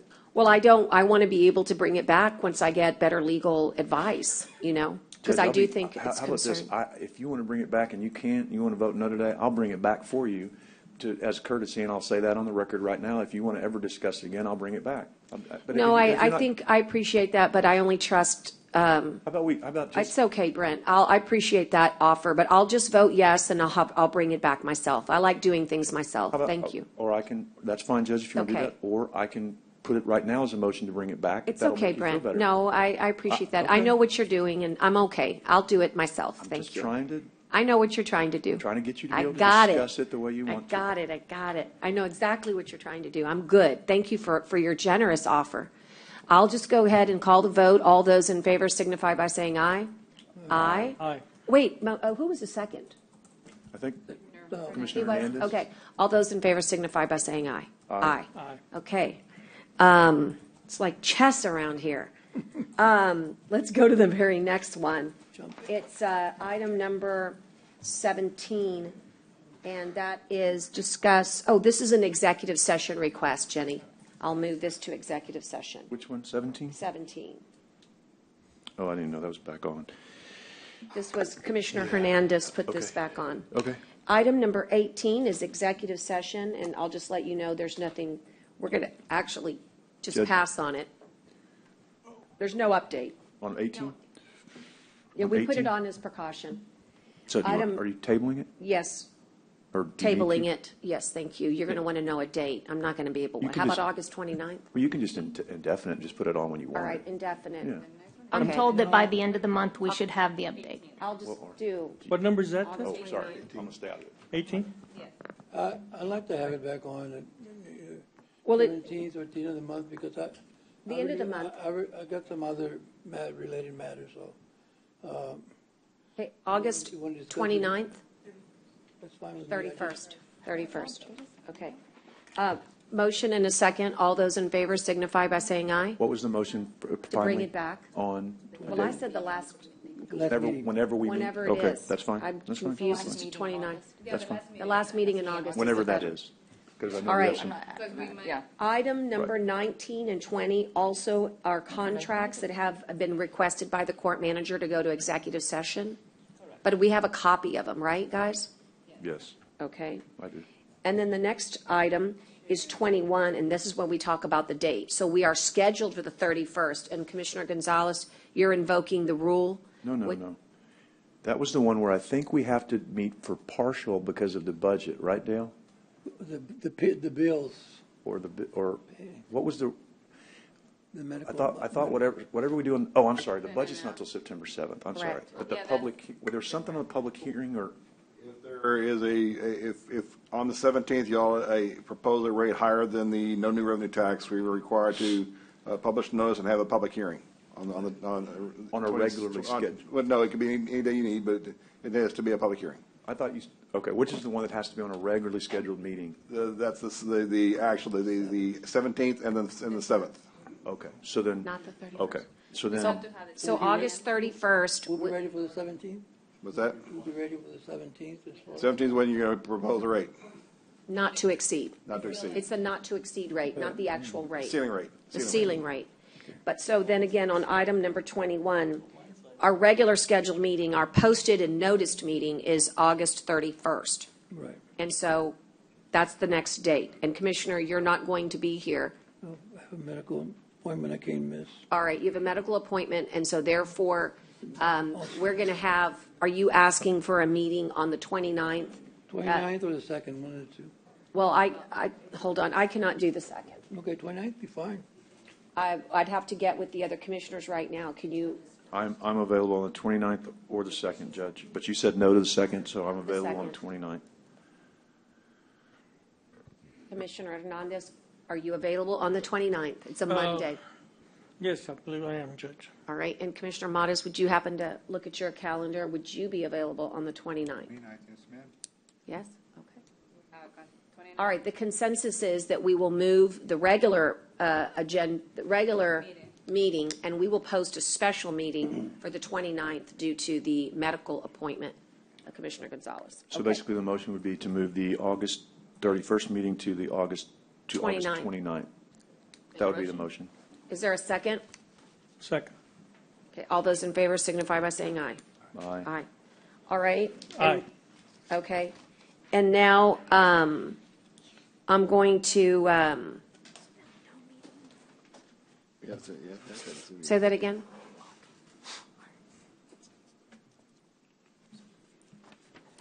Okay, I'm going to move Michael up so he can get to where he needs to go. And this is something that we just got handed, which was the subject of Commissioner Chesney's, let me take a look. And I did get a chance to talk to the county attorney. This is discuss and consider the award of the agreement with HJD Capital for CSP 319222 for generators.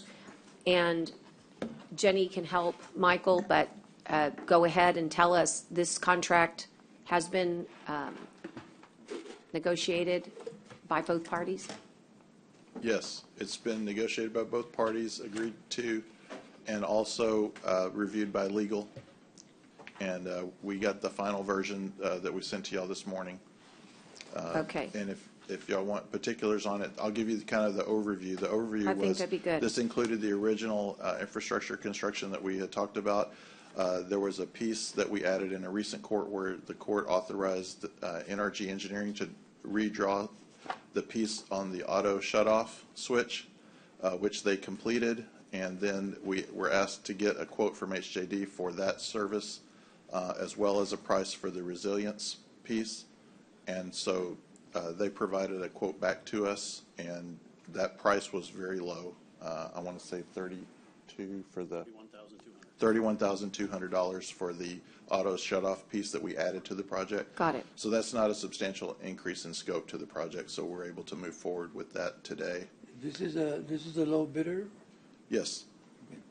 And just to acknowledge him, John Rodriguez is here from Yes. NRG. Yes, John Rodriguez is here Thank from you. NRG. Just to wave at him here. Who provided all the drawings plus the additional ones that we asked for recently. And then Shane Peterson is here from LEN on any technical questions that you might have. Okay, now I need to turn to Jenny and just have her confirm that we are good to go. Yes, the major changes from what you saw before, or from what we handled in the last day or two, was 45-day movement in section, or on page 5. That's a change. I couldn't hear you. What was in page 5? There's a change of the number of days for a payment schedule. I mean, these are very small items that were changed and put and then given back to us. So they've made all the changes that we requested. And so this is also the service agreement? I just got it, so I'm sorry. Is this the I know it's the revision, but is this the service agreement with them too? If I may, Commissioner, let me let Shane kind of break it down for you. And this does not include the resilience piece that will come in later on. Pull that mic up, will you, Shane? Thank you. This does not include the resilience piece that will become later on. That will be a contract and negotiation between resilience and the county. This is just install? This is just the install portion of it. Okay. But resilience is tied to putting their equipment in there ready in case it needs to be used. And Jenny, you're saying that this reflects all the changes that need to be made. This passes legal sufficiency. This is not unfavorable to the county, et cetera, et cetera. Correct. Okay. And the only reason I don't just move the table this one too, because I just got it, was because I know we're in hurricane season and we need to get moving, and so I'm nervous about that. But I'm just asking again, if I'm uncomfortable with getting these things at way past the 11th hour. I know everybody's under the gun. I'm going a little on faith here, but again, I know we're in hurricane season and we don't have these generators, so I'll let everybody else weigh in that wants to. How much time are we looking at this? How long, Shane, what's will the it time? take? Is that what you're asking? How long? What's the time that we're looking as far as for installation? The main install will take 162 days. Okay. And what's important also about finishing phase 1 is that we have grant monies involved in this project, and that's why we have to get that completed before the end of the year. So we really can't delay really any longer. Right. And again, we've been negotiating this contract for 2 months, guys. Yeah.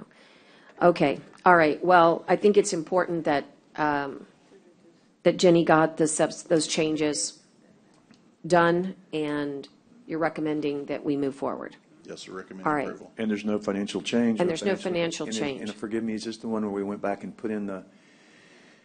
Well, excuse me, there is the $31,000 change. Yeah, $32,000. $32,000. Remember, that was the switch. That was the switch? $32,000. No, that's in here now, where we're getting the automatic turn-on switch to where Correct. we don't have to wait for someone to come from San Yes. Antonio to turn it on. Yes, Okay, which was exactly. a good It's a good, it was a good. It's it was a good, and we change. didn't know how much it'd be, and thank goodness it's a low cost. Okay, then, on faith, I'm going to make a motion to pass this, and not just faith, that sounds wrong. I mean, I know we've been working on this for a long time. I just didn't get it till 30 minutes ago or whatever. Michael handed it to me an hour.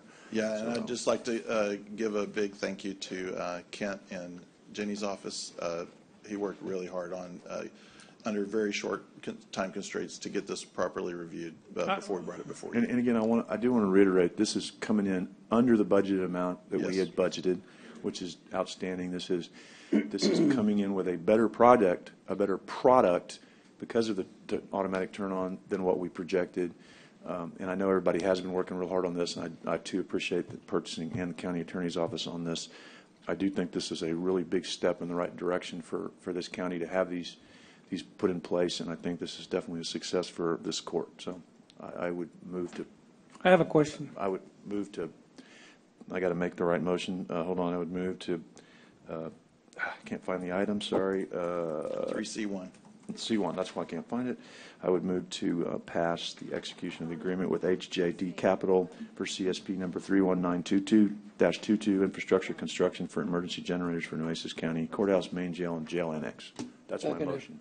And there's a second, and then we'll call for questions or discussion. Commissioner Hernandez? Karen, Yes, just we're in good? case this project is not done by the time you said it would be done, 100 and some odd days, do we have backup generators that we can go to? Yes, we do. We have those in place right now. Okay. That's all I wanted to ask. Thank you. Yes. Okay. All right, thank you. All those in favor signify by saying aye. Do we have the cost? Aye. Aye. Sorry. Add the amount? Add, if The you want it award for the date, record, say 31,600. Is that correct, Shane? No, it's the whole execution. The whole thing, you just, Oh, I'm sorry. I thought you were just asking for what we talked about. no, what you Well, approved, it's approving this, which has the amount in it. the entire amount. It's approving the Okay. contract, yeah. Okay. I'll just Yes, add it ma'am. in. Add it in. And really, you can just refer to that, that RFP, I'll do that. Or just, you want it? CSP. Copy of it? Let me see. Just to have? CSP. CSP, sorry, not an RFP, but a CSP. Okay, thank you. Kara, could you do me a favor? Someone was saying, did we not vote on, remember 19, 20, and 21? Yeah, We're holding, Yes, but we they're did do taking two votes. to executive. Correct, but did we do the vote on 17? No, 17 was executive as well. You got did. that marked down? Did that in And then did executive, you get a correct. vote on 18? You tabled it? Yes. We tabled Yeah, it, you but did did table you it. get our vote We for did, it? yes, 5. Thank you, just appreciate it. I'm just double checking because someone's seeing how quickly I'm moving through here. You're going fast. I am, sorry about that. Oh, don't be sorry. And okay. Judge, did we get a vote on this one, C1? We did. They just Yep. voted. All those Oh, in no, favor? Yeah, no, you're voting now. All those in favor signify by saying aye. Aye. Yeah. Pose same sign. did. Okay. And then 3C2? 3C2, discuss and consider. Shane, thanks. Also, I want to say, I didn't mean to leave Who? you all out. Thank you for your hard work on this, too, so thank you very much. Yeah. And Shout out to Shane and JP and all the guys. We've been working really hard for 2 months, and moving a lot of different moving parts to get here. Yeah. And so, And I hate to give you guys all these new assignments, but we'll want to have a maintenance contract as well. Yeah, And so I that's- know that you guys need to work on that. So if you don't mind, get us geared up for that, maintenance contract next. Right. Okay? This one is discuss and consider the approval of procurement for architectural services related to the Nueces County Medical Examiner's facility. And so I think I've got my order here. I think that's what y'all were showing me. Know what? And so you're recommending an RFQ. Well, I'd like to recommend we table this thing, because I just got this today, too. I thought we had tabled this thing to the 17th. Giving the day a chance to check with Haggerty or Right. Tom. Well, we did. We did. Well, we never heard anything about it. And I thought it was supposed to be Yeah, it's RFP. supposed to be for the 17th, not a though. queue. Well, we checked on all RFQs, all RFPs. You have to RFQ with price for all procurements. It wasn't like just for this one. We checked on all of them. so Maybe I'm getting confused. I thought Leatherby said we had to do an RFP on this one. So yeah, I believe he may have said that to y'all. I wasn't here that day that occurred, but professional services per 2254 have to be procured through RFQ method. Per our Without own price, it's based on procurement. qualifications only. We're not allowed to bid I thought- professional services. Okay, so- And then we would include those ARPA required elements in the RFQ when we publish it out, and with the subsequent contract would include those additional terms. Why are we including the ARPA when we're not going to pay with ARPA funds? Well, because what he said last time, what Leatherby said last time was, if it is a funded, ARPA-funded program, that any ancillary service has to also be RFQ'd, and what he said was RFP'd. So that's what I'm concerned about was, he said it doesn't matter what funds it comes from, and that was where we tabled it to the 17th to get Jenny to go look at that and Idea to go look at that, and so I don't know why we're doing this today either. Well, we can hold it. I just want you to know. I don't know if y'all are ready to tell me what the answer is either, because if you are, then she's shaking her head no. So Okay, well, we can hold it. I just want you to know that, that we quizzed him on the P right after the meeting, and, and Grants was on the line, and I'm trying to remember everybody else. Anyway, the bottom line is that what he said was that you follow your procurement, which is what Michael just said. However, because it's federal funding, you have to have the ARPA language, and the ARPA language says you have to include price as a factor. And that is where it gets a little tricky. So what he's asking is, from now on, before we do any expenditures of funds, before we get any procurements, that he work with procurement, which he did, to make certain that it's the right kind. And in this case, it's an RFQ, because that's what our Texas procurement statute says, but that price and ARPA language be considered, because it's a federal fund. And Okay, and then. and we can get But that Judge, for you. I'm okay if we want to come back That's next fine. week. We can come back. Well, and I do, but the other question I have before that motion to table gets made is, this also has in it to appoint several members to an evaluation committee, which I felt like this court had kind of said we weren't doing those evaluation committees anymore either, so. There's no members of Commissioners Court on that committee. No, I thought we were just saying on stuff like this, we were just going to bring it back to the court.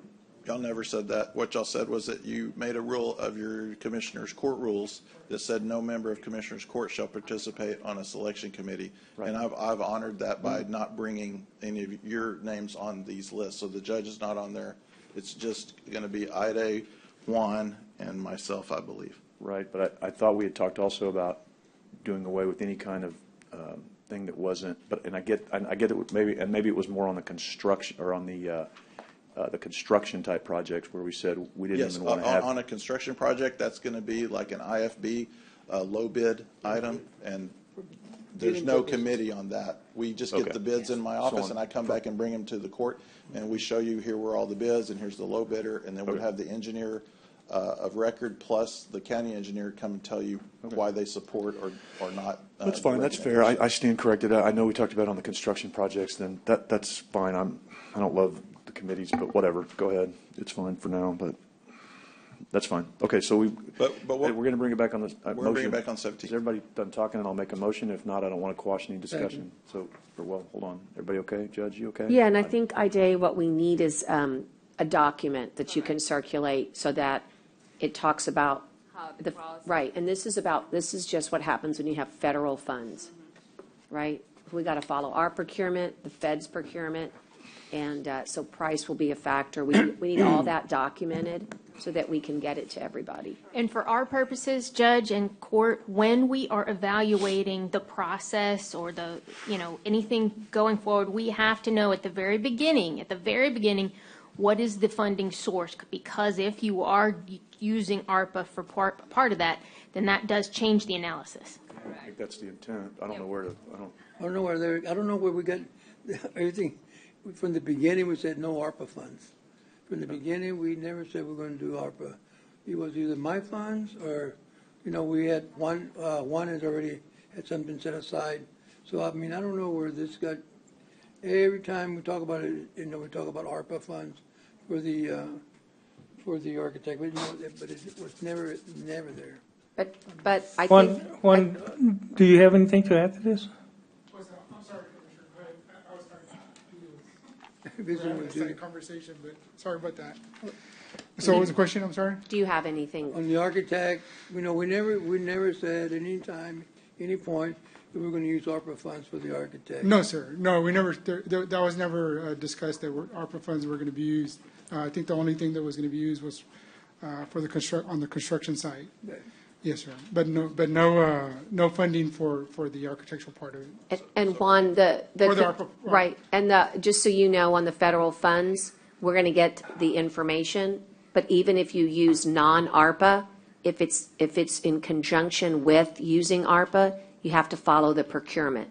So that's what we're going to bring to you, is that the federal laws on the guidance that Treasury gave on this is different than normal. So even if you have a different funding source, you still have to follow a certain procurement, even though we normally can just select. So I got a question. I know that we're saying this at this time, but I know, are we using ARPA monies for Hilltop and some of these other projects? Right, So they've already been selected, so how's that going to work? So that's a good point. We've already we've been bringing. I'm sorry, no, it's good. We asked the same question. Yeah. And the truth is that we already looked back and we did RFQs for Jacobs Engineering for Bob Hall, and for David Richter, I don't think that we did. Did we do that? But they don't have ARPA language in the RFQ. Right, so we have to go and address all that. That's one of the things that we've been talking about with Haggerty, is the importance of that. And again, sometimes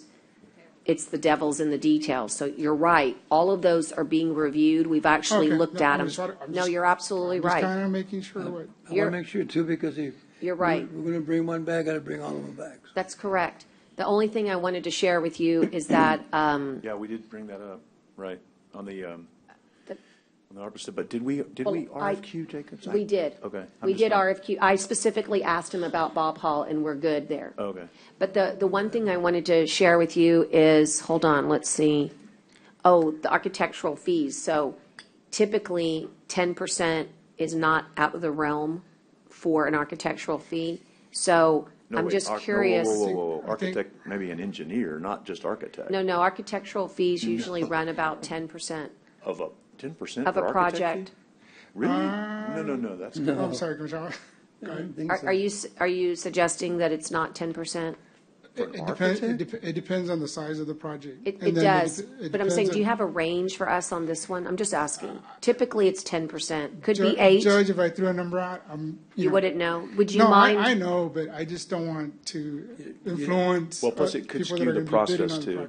Okay, the only reason I say that is because if you know that there's a funding source that's not ARPA, we also need to know that, so that person, the entity, in this case would be Commissioner was saying he had a funding source. But you don't want to, I don't know if we want to talk numbers. No, I will not talk numbers. Okay, because but you have a funding source. But back on the 17th, we can talk about the funding source. Yes, sir. Because I think 10% for an architect, I've always heard 10% architect and engineering is more like combined. So I'd really like to know. I don't think so. But we'll check it out. We'll check it out. But $700,000. Yes, no, that's not very typical. I don't think it might be different for a.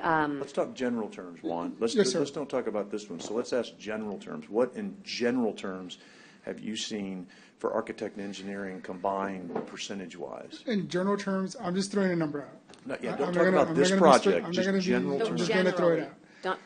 Generally. If it was a $100,000 project, I'm just going to throw a $100,000 project out there. You're probably looking about maybe anywhere from $15,000 to $17,000 for everything.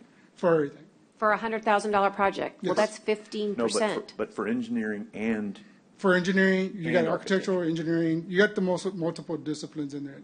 If it's architectural, you have an MEP, you have a civil engineer. You have structural, you have geotechnical, so that's the reason why the rates would be a little bit higher on an architectural fee, because you're looking to be between 15 to 17%. But that's architect/engineering and all those that's elements. Turnkey. That's turnkey. fine. I think that's high too, but that's okay too. But that's all right.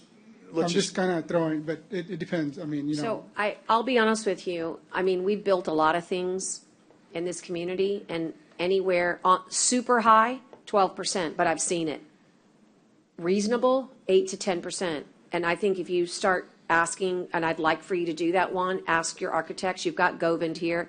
8 to 10% is for a medical facility would be clearly in the realm please go and find out, because that might shock Commissioner Gonzalez if he think- needs to put that kind of money away. And honestly, Judge, I would be violating, am I correct in saying this, going? I would be violating rules through engineering. I can't really ask him for a percentage, and I can't No, ask no, them for a percentage. it's just, what is So- the so I industry can't standard? really- Okay, I'm just not- Google it, what is the norm, Google ALO. Google ALO, because everybody in town knows that's why we that it's weren't ready. 8 to 10%. That's why we weren't ready to have this today, because Yeah, we 'cause weren't I'm supposed to not- have this whole talk today. So Yeah. like, we're all going to bring it back, and I would hope it'd okay, be bring it back. Right? I mean, that's. so Bring it motion- back, but motion to- get it together. Motion, well, no, it wasn't supposed to be on today. It's gonna be 8 to 10%. I don't know. I'm just saying, motion to table to where the time it was supposed to be thank you. tabled. All to. right, thank you. Second. Wait a second, motion to table, Motion to Kara. table this item to when? I guess the end. 17th or the last one? The last one. Okay. The last motion to one. motion to table this item till August 29th. All This- those in favor, motion and And a it's second by Gonzalez. 3C2. Yes, ma'am. All those in favor signify by saying aye. Aye. Same sign. Okay, we've got 3 items. Juan, you want to stick around? We've got 3 items. Oh, I'm sorry. Let's do yours, Juan, the ProTech one. You've got a very good buy board proposal for ProTech, for Keach Library. Everybody remembers that their library AC went out. You still doing okay with what you've got? Yeah, we're just recommending the buy board contract. We, county attorneys reviewed the proposal. We've also coordinated with Caton, the CPA, making sure that we could use ARPA monies for this project. So we're recommending approval of the proposal from ProTech for the And just remind us, 631-20 for Yeah, Kara. the total amount was for the AC units for the Keach Library was $114,624. And the funding source? It's going to be ARPA. This is going to be ARPA. Okay, if it's gonna be what? ARPA. ARPA monies. Okay, now I'm worried. We can't But this we is- can't do it that way. We talked to, and you have a copy, we talked, Ade and myself talked to Caden, and I think she You talked did? to Ade, she talked to Dale, and said that And we we're could use the okay? monies. Yes, ma'am. Okay, because I'll be honest with you, we had this discussion yesterday that every buy board contract had to have the right ARPA language. They may have it in there. And I think the county attorney, am I correct in saying that, Jenny? I'm told it's good, but let me confirm that it has the ARPA language in it. Okay, Can we- let's prove it subject to. Subject to the motion would be. Rachel, you're online and listening. Please make sure that you get, it's in our packet. It's item number 2B2 under Public Works, the buy board proposal for ProTech. Since we're using ARPA money, and it got approved as ARPA money. Is that right, Juan? It got approved as ARPA money in Yes, court? yes, that's correct. Then, Judge, I would just make the motion that this amount, this ProTech contract in the amount of $114,624 be approved, subject to the ARPA language necessary to be in the contract. Second. Is that what you were looking for? yeah, I was just trying to get that, Okay. that back up. I wanted to make sure it was Yeah, in our just as a spreadsheet. reminder, Commissioners, right now we're on temporary AC units, so Right. No, we need to get it done. we're about 4 weeks behind. Yep. Yeah, no, I mean, I want to get it done. I just want to make sure that the language, that I won't sign it anyway until I make sure the Yes, language is ma'am. okay. Yes, And if ma'am. Jenny says the language is okay, then we're good to go, right? Right? Please. Okay. All right. Yeah, all right. All those in favor signify by saying aye. Aye. And even if, Juan, even if it's not right, you can get it right. The vote means we want to do Yes, it. ma'am. Just get it done Yes, ma'am. correctly. We will. And Rachel is, like I said, listening, so somebody can get it to them.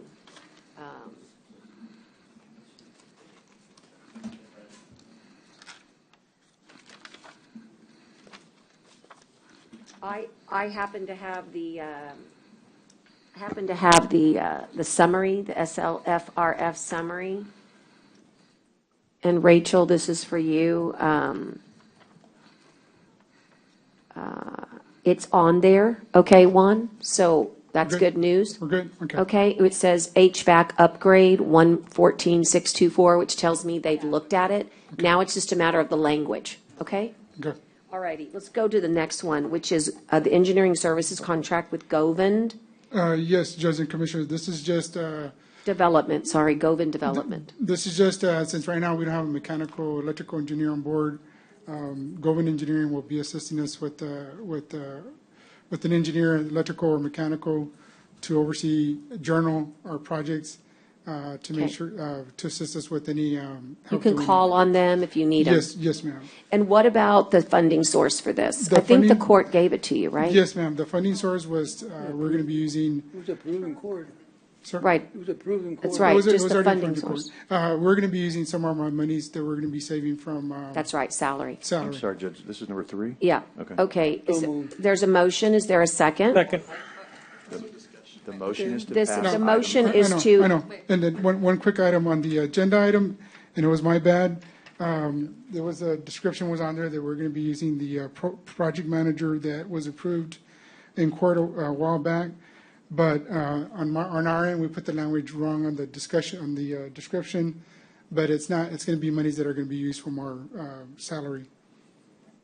Okay, so you're making a correction, but, so Yes. Kara, the motion is to execute the engineering services contract with Govend Yeah. to provide program management services, but it's an error. What you're saying, it's meant for mechanical engineering services. Okay, so the motion is, No, for everything. Discussion on it's this. MEP, it's MEP. EP. Discussion. Okay, discussion. Well, do we have a motion Yeah, I think somebody made a motion. and a second? Yeah, make- I'll second. Okay. Okay, and then go ahead, Commissioner Chesney. So I'm just looking, but I didn't, I'm not trying to, but I mean, I didn't see any CPI increases in this one, right? Well, this Nothing is here. Oh, just this is an not ME. one of This is those. not a program. This is an ME. So, yeah, so what Juan was trying to tell you was that the language that was in the discussion section, or the middle section, the background, was inaccurate. It was reflecting the program management that the court awarded to both Govend and Freeze, and that contract is not before you today. So the agenda says to provide program management services. Is the agenda wrong? And the agenda items wrong? Correct. So then how do we, Just make your motion to be for the accuracy of it. For the Oh, you're mechanic- saying it wasn't noticed properly. Well, you know, I'm asking that. I'm I not mean- saying it. I'm asking if we're okay, county attorney. Just explain it, what the wording. No, I'm just asking the county right, he's attorney. saying that it wasn't noticed properly, but I think No, it's I'm just a asking. mistake on one, not both, right, Juan? Yes, ma'am. And yes, ma'am, that's correct. I It's mean, not, it's just on the agenda, but not in the backup. That's correct. So I think it's a little bit, Jenny, I'll defer to you, So but what is the question? The question is, Can so I is change this, it? is this program management or not? You're No. saying no, right? Is what you said? it's not program So the management. agenda item says program management. I'm just asking if this is properly noticed to the county attorney to make sure that we're okay. And then in this, so this isn't program management, this is, MEP, what's MEP stand for? Mechanical Engineering and Plumbing Services. Okay, but it's still with an engineering company, right? Yes, sir. That's Okay. correct. But there's, okay, so there's no, I'm gonna start looking at all these, there's no, because I don't know how long this stuff, I mean, it shouldn't last long, but there's no CPI stuff in this one, right? No, sir. No, Okay. sir. Okay, and then, my question, back to my question on this, Jenny, is, are we okay? Jenny? I'm looking. Okay. Making sure. And just so Govend's here, and thank you for being here, the issue is that when we make the mistake on the agenda part, it doesn't put people on notice exactly what we're doing, and that's why we're asking Jenny. The good news It's a is, different role than what Yeah. was noticed. the good news is we're back in court next Wednesday, and we can do it next Wednesday. And if you needed him between now and next Wednesday, you can just do it on a PO. Yeah, I would think that's a better part of valor, because the motion has to reflect what the agenda item is, as Kara has so notably pointed out. So, that's good. That's a good positive thing. So that's what grabbed my attention. So I would say that we would table this till the 17th so that it's posted correctly. But as the judge said, if you need to use him, we authorize a PO between now and then to be done. And I think that takes care of the same thing we need to take care Yeah, of. we can do appeal. So I is that would a prefer clear- appeal. So first, my motion would be that my Yeah, so we can't Some- do anything with it for this time. We Someone just needs- have to, well, we because I can. will be honest with you, the contract also has the wrong language.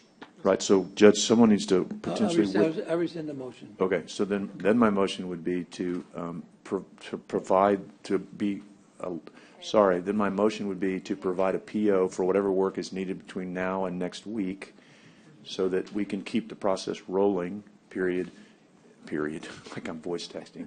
And then if someone seconds that one, then I'll make the motion to table if this one passes. Right. So is there a second? Okay. Okay, so Judge, provide the PO. yes, for the Okay. work that needs to be done, so we can keep the process going. Okay. And just so you know, I mean, he can do that at any time. No, I just, Yeah. yeah. Okay. But I just want you to know that when you bring back the engineering services contract that next week or the week after, We'll correct it, Judge. you'll correct it. Yes, we'll correct it. Yeah, and just make sure that Jenny takes a look at it. Okay, Okay, Judge. thank you. All right. I need to Sorry. vote on that one, Judge. Motion and a second. And again, the motion is really just to table. No, it's to allow for the work to continue to be done on a How PO. do you get to do that? I think he can just do it. It's not noticed. You can't do a motion to, I mean, he can just do whatever he needs. No, it's He can just do it. Yeah, I don't think we can create a motion that doesn't have a relevance to an agenda item. I think normally, you know, if you feel you've been given direction that you're safe to do a PO. Yeah, go do what you need to do. Okay, I'll But take care bring of back the contract next week, because it won't take you, but it's just Okay, a, I'm pulling my motion then, Judge. yeah, it's just a replacement of words, right? And then I'll make a motion to table this item to properly post for next week. Is that Yeah, absolutely. August Shouldn't 17th? take That would you- be my motion to table on this item number To 3B3. amend and repost. Yes, ma'am. All right, Okay, second. yes, sir. Thank you. And all those in favor signify by saying aye. Aye. Aye. All right, now, Shane and Company, you are here to give us, it's item number 1, Kara. It's just an update. There's no action item here. Give us an update on how we're doing with the energy savings performance contract, the schedule of projects, and we just heard about the generators, but if you want to add to it, you can. And introduce the team when you think it's appropriate. Give us a status on, I would like to hear all things fairgrounds, courthouse, annex, juvenile. Okay, give me a second here, and we'll just roll through these projects real easy for you. Thank you. Do you have any aides? Yes. All right, Connie can help you.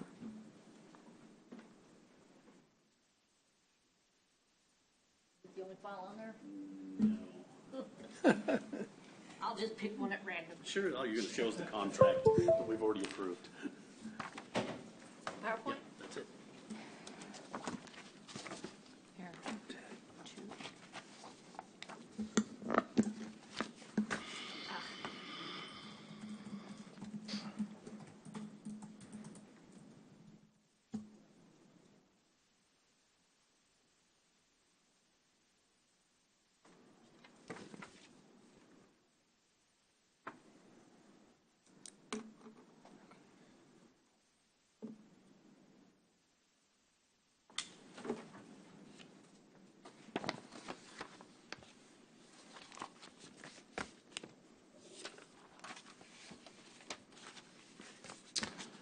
Okay, the first thing we'll talk about will be the schedule as it pertains to all the projects that are happening out here.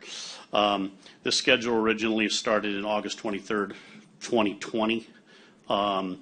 This project, for the whole project as a whole, with everything including change orders, is scheduled to be finished providing all the materials and equipment show up for the HVAC changes that are here by April 11th, 2023. We're currently waiting, as you guys will all remember, the court approved the change orders for the 11 units in both change order 1 and change order 4 for changing the HVAC units out at the jail. Now, these units require quite a bit of work in order to get them to be replaced. And during that time also will be the smoke purge system that will need to come out and be replaced back into the jail. And the only way to get the new units in is to pull the smoke purge system out. So ABM will be having Protec now be the person that is doing all this work. Originally, they had Buyers Mechanical. Buyers Mechanical has now been finished on all of their portions of the work that they're doing now and been changed out to Protec for the remaining work left. So currently, give me 1 second here.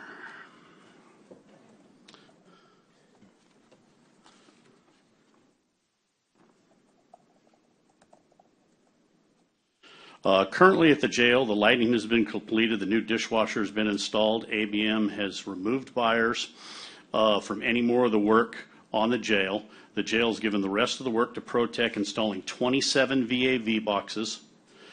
They have 11 new HVAC units, which were part of change order 1 and 4, as I said, doing the smoke purge system at the same time. The work will take place starting in March, as when the equipment will arrive for the smoke purge and the HVAC systems to start. The 11 VAV boxes in the jail will begin in a week. That is scheduled to take a month in order to finish for the VAVs. The last thing that's left inside of there is some JCI programming and the Calallen water purifier to be connected. Next, we'll move over to the courthouse.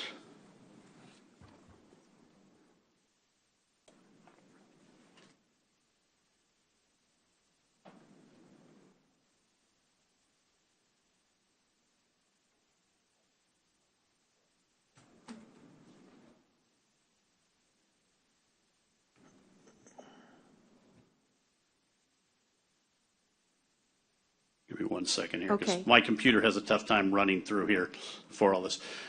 Currently, the lighting has been finished at the courthouse, except for the pole lighting that needs to be out in the parking lots. That is scheduled to be happening within the next 3 weeks.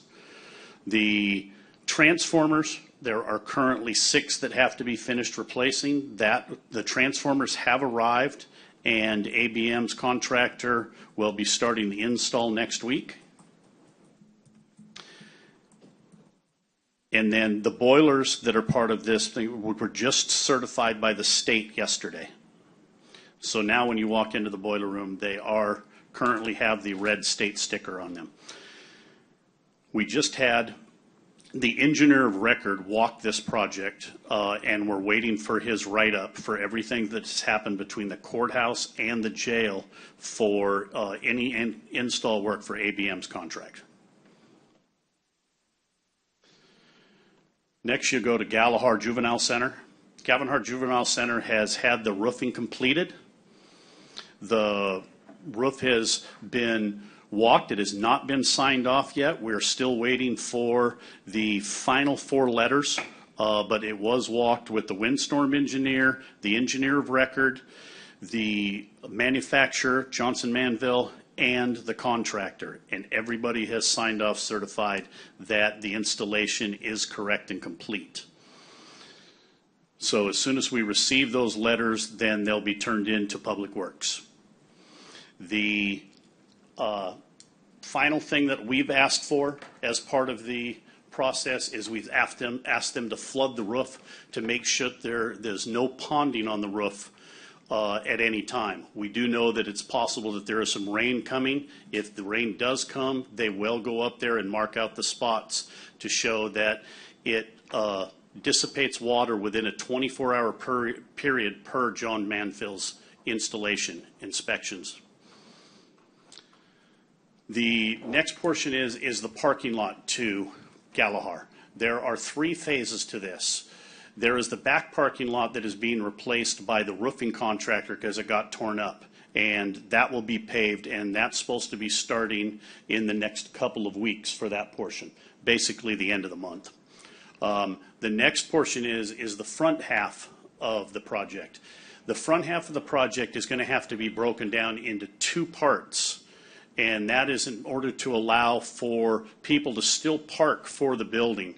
So originally, ABM was expecting to finish by September 30th, but with the having to break this down into 2 parts, they're probably not going to finish until the middle of October with that.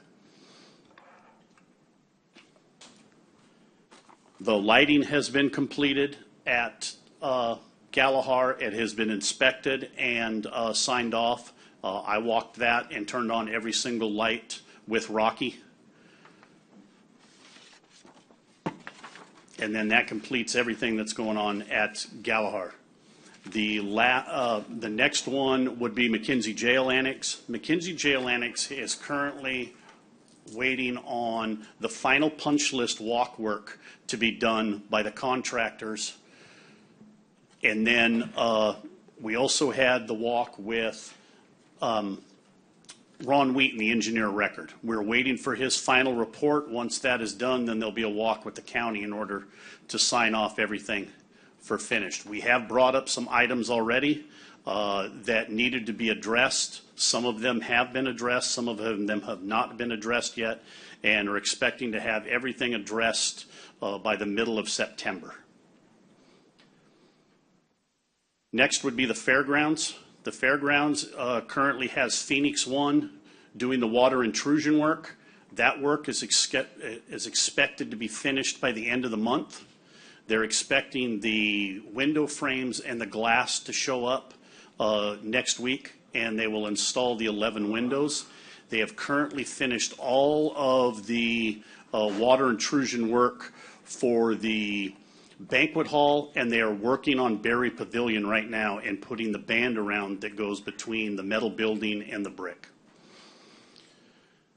You also have the paving going on out at the fairgrounds. They are currently working in the change order phase 4 work area, where we had redone the parking lot area for the buses to enter when they come into Exhibit Hall B. They're working on that portion and finishing up by the end of the month, and they're also expected to finish the last bit of paving around where they've placed the concrete around the equestrian center. Next, you have the landscaping going on. The new curbs, concrete curbs and everything have been installed, and they are currently working on the sprinkler system that is being installed out there right now. Once that is done, the planting will go in, and that job will be complete. The final portion out there at the fairgrounds that is currently ongoing right now is they're working on the artistic lighting. They have 5 light poles that they have laid out and found out that they end up either in one of the new curbs for the design landscape or in a rock or something like that. So they are in the process of moving those and then changing the lighting work and conduit work for that, and then we'll start installing the artistic lighting. That's expected to be finished by the end of September. Yeah, and I mentioned this to you before. We got asked by Veterans, Service if that would be done before Veterans Day. I know it's a lot to ask, Yeah. but we would really like that. And Okay. we will press that again Yeah. with the contractor. Okay, thank you. That's it. Okay, that's the summary of the Galahar, McKenzie Annex, Courthouse, and Fairgrounds. Are there any questions for Shane? And could you leave it back up there in case there are? Thank you. Back on the, yeah, there you go. Shane, Yes, sir. Go ahead. just in case, I noticed you mentioned ABM in everything. ABM has the contract to do all these projects, $33 million project? Yes, they do, But sir. they subcontract with other companies? They are the prime contractor on all of it. They have subbed the work to other contractors. Okay. So if anything goes wrong, who do we go to, the subcontractor? You go to or ABM. ABM? Yes. Your warranty and everything for the year is set by ABM. But like the roofing warranty, which is a 20-year warranty, that goes to Johnson Manville. And that's both at the fairgrounds and at Galahar. Okay. All right, thank you. Okay, it's presentation only, Shane, today. No action required. Thank you so much. Thank you. All right. Moving on to D1, this is the auditor. It's kind of an important one. It has to do with jail transport services. As an addition to the vendor payments exception list. This was really as a result of the sheriff asking us to have this on. I want you to know. So Dale, our jail transport service, you're asking the court to make sure that we can get this done without Commissioners Court approval. Is that correct? Yes. Which one, Judge? Okay. The jail transport? Jenny, Yes, is that right? you're talking, which one are you? I'm on the discuss and consider jail transport services as an addition to the vendor payments. Is that correct, D1? You know, I used my Yes. agenda that was here in my book, and I'm still right, D1? Okay, so Dale, you just want to make sure that these are paid promptly because the sheriff asked us to please get these payments done. Well, this year, we've been having to do a lot of transporting of inmates and two different, this has nothing to do with the ARPA funds where we're transferring between Aransas County and Victoria. This is other transportation. We got behind on a little bit, then this transportation company wants the money as quickly as they can. Motion to pass item D1. Okay, as thank you. Put forth on All the right, agenda. motion and a second. All those in favor signify by saying aye. Aye. Aye. Now, Dale, you've got one budget change order. Yes, Your Honor, budget change order for your consideration. There are some large numbers. Let me go through the large numbers on 1280. 1280 is where we fund some overages or get paid back from our vendor for Texas Associated Counties for unemployment. As you know, last year when we had COVID, we had a lot of large claims, even though the people found that some of this was fraudulent, but because of the way the rules were changed, they required us to now pay them back. So we have to do a budget change order to cover some of this cost. The largest cost is down in 1900. We've gotten a lot of our fleet cars from our enterprise rental, and it requires to put some other additional costs in these are large, but the funds are available for these changes. So I submit budget change order 17 for your acceptance and approval. All right. Are there any questions regarding this budget change order? Hearing none. Judge, I would move There a motion? to pass to approve the budget change order number 17 for the year 2021-2022. Okay, thank you, sir. Is there a second? Second. Okay, all those in favor signify by saying aye. Aye. Aye. Okay, the next one is the fire marshal description as we come into the budget. We thought this was very important to make sure we review it, and Chief Clack had the opportunity to look at it. And so I guess I just want to make sure that it looks good to me. Judge? I just needed to make sure that Chief Clack, this is the version that he had recommended. And I'm trying to get that verified. If you could just pass it on Pass that it just for a for a second. minute. And I'm trying to, he sent me one with a red line version, and I'm just verifying that this includes the red lines because I thought the red line would be in here. So I think it's been updated. I think it has too, but Can you double check it? I'm getting taken to call Chief But Clack. can I ask, we will pass it, if it is the red line version, is that the version that met with your approval? With Chief Clack's approval. And Chief Clack's approval, but you're- Bacetta's approval from Flower Bluff as well. Right, in other words, but I guess what I'm saying is we're using If an they're- expert to figure it out. If they're good, I'm good. That's All what right, I that's just- what I'm trying to get to. Yes, ma'am. Go ahead and work on it, and I'll move on to the salary evaluation for the employee positions, and Julie's here.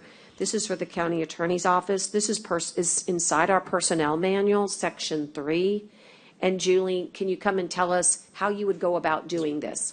And what you're asking the court, I think the courts needs to give you the instruction if we think this is keeping with our policy. This is Jenny's item. Were you going to speak on this one, Jenny? Sure. Sure. This is what we're asking to do. This is an independent process from budget. We had sought to start it before the budget process, but regardless, we intend to ask for it because we don't know what will happen in budget, and it's important that parity be maintained through the similar job descriptions within the county. And we're asking that processes be followed for the county attorney's office and staff and attorneys, just like it's in the personnel manual. Okay, and Julie, I think we can, I'll make a motion to have that done per the personnel manual, but how would you go about doing it? Well, let me ask, is there a second so we can discuss it? Second. Okay, second. Now, how would you go about doing this? As I discussed with Jenny, a salary evaluation was done 2 years ago by an outside agency, Korn Ferry, that we hired to do to look at our professional positions. And since then, I don't know that our position structure on our attorney jobs have changed much since then. So I would like to go with that section of Korn Ferry regarding our attorneys to keep them the same as what they're recommending. In other words, And they're- are you saying that we would take the Korn Ferry study, you'd call them, double check that the timing is, that hasn't been materially changed, and that we would accept that as a salary study? Correct. And then, just out of curiosity, Jenny, you could take a look at it and also call them, because there might be an index that might change. It's half Korn Ferry and then it's half Nueces County practices. Okay. Tell me more. We're happy with what Korn Ferry says. We know it's 2 years out of date, but the county has a history of practice. It has things that our office was asked to adhere to, and we're asking that in turn we receive the benefit of that. Okay, So it's my hope that Julie will be able to provide the court with a process and an outline of what has transpired in the past 18 months so that the court can see line by line where it is that parity needs to be Got brought it. back. It's really taking the Korn Ferry study and doing something with it. Right.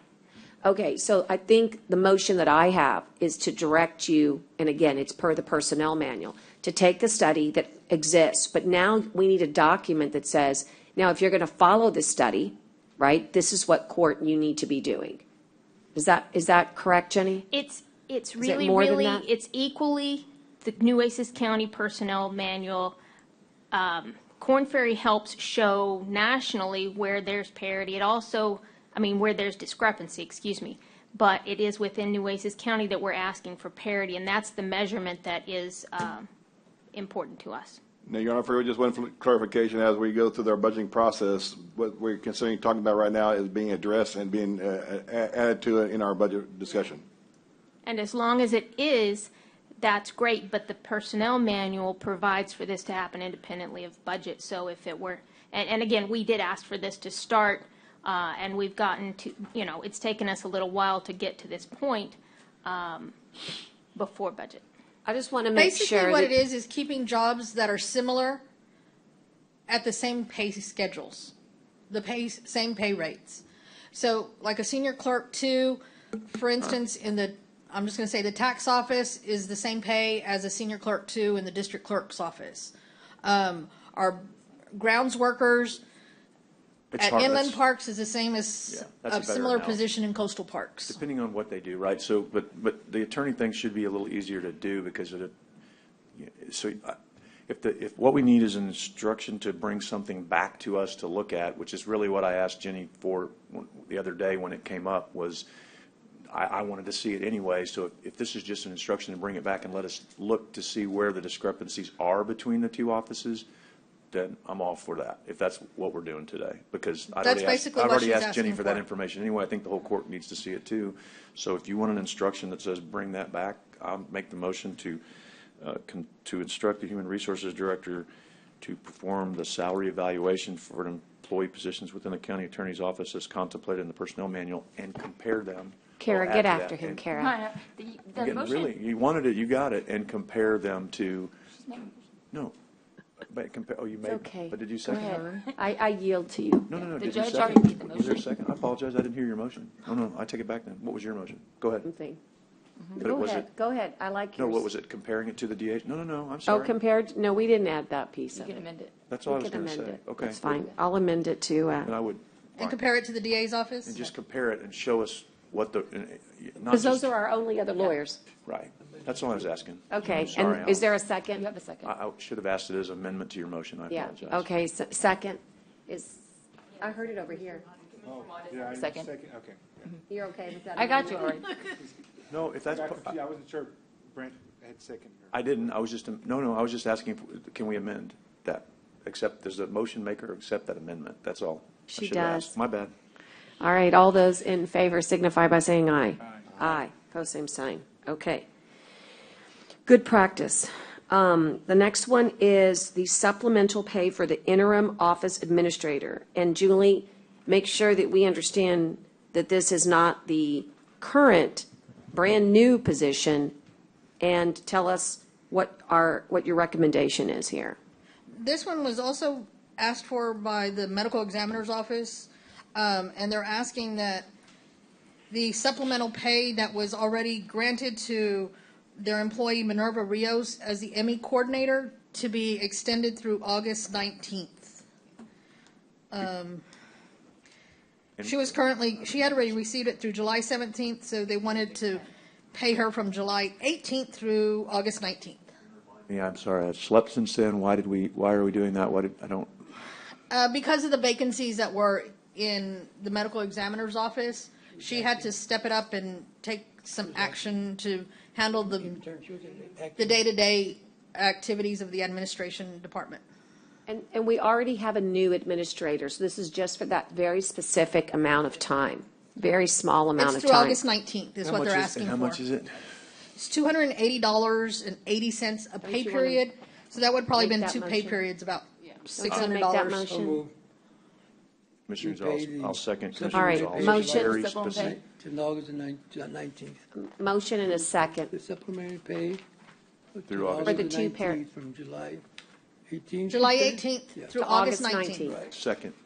All right, motion and a second. All those in favor signify by saying aye. Aye, pose same sign. Thank you. Okay, we're going to go into executive session at this time, and for the Judge, one clerk, thing, yes? sorry. Did I miss one? So- Oh, we were going to go back. No, I was going to tell you what I found out was that was not the red line version. I've asked Peyton that was just the original one. I've asked Peyton to make a copy of all the red line versions for everybody to look at the red line versions. If that means everybody needs time because that red line version didn't get in there, I'm happy to table it. If you want to look at it and decide if you need more time, whatever. But I'm going to get you a copy of the red line version that Chief Clack sent. It's not my red line, it's Chief Clack's red line, so everybody knows. I mean, It's up to y'all. I'm just going to give it yeah, to you. I I'm just mean, go letting ahead you and give know. it to us, and then we can make the decision Right. after That's all I'm executive letting session. you know, in the same spirit. It wasn't in there. It was supposed to be. That's on me. So if everybody wants to table Okay. it, that's fine. All righty. Okay, we're going to go into executive session, and for the clerk, I'm going to ask you to probably give us 30 to 45 minutes. We do. They're taking them there. Okay. Yeah. And so executive session is given that Commissioners Court may elect to go into executive session at this time pursuant to the Open Meetings Act, Chapter 551 of the Government Code, and in accordance with the authority of Vernon's Texas Code, Sections 551, 71, 2, 3, 4, 5, 6, 8687. We're going to hold this session to consult with our attorney relating matters to litigation, real property, personnel matters, termination, county advisory bodies, economic development negotiations that may be discussed in executive session. We'll come back afterwards, take any appropriate action that has been discussed on items discussed inside executive session. We are off the record. 241, we'll ask everyone not needed here to please clear, as well as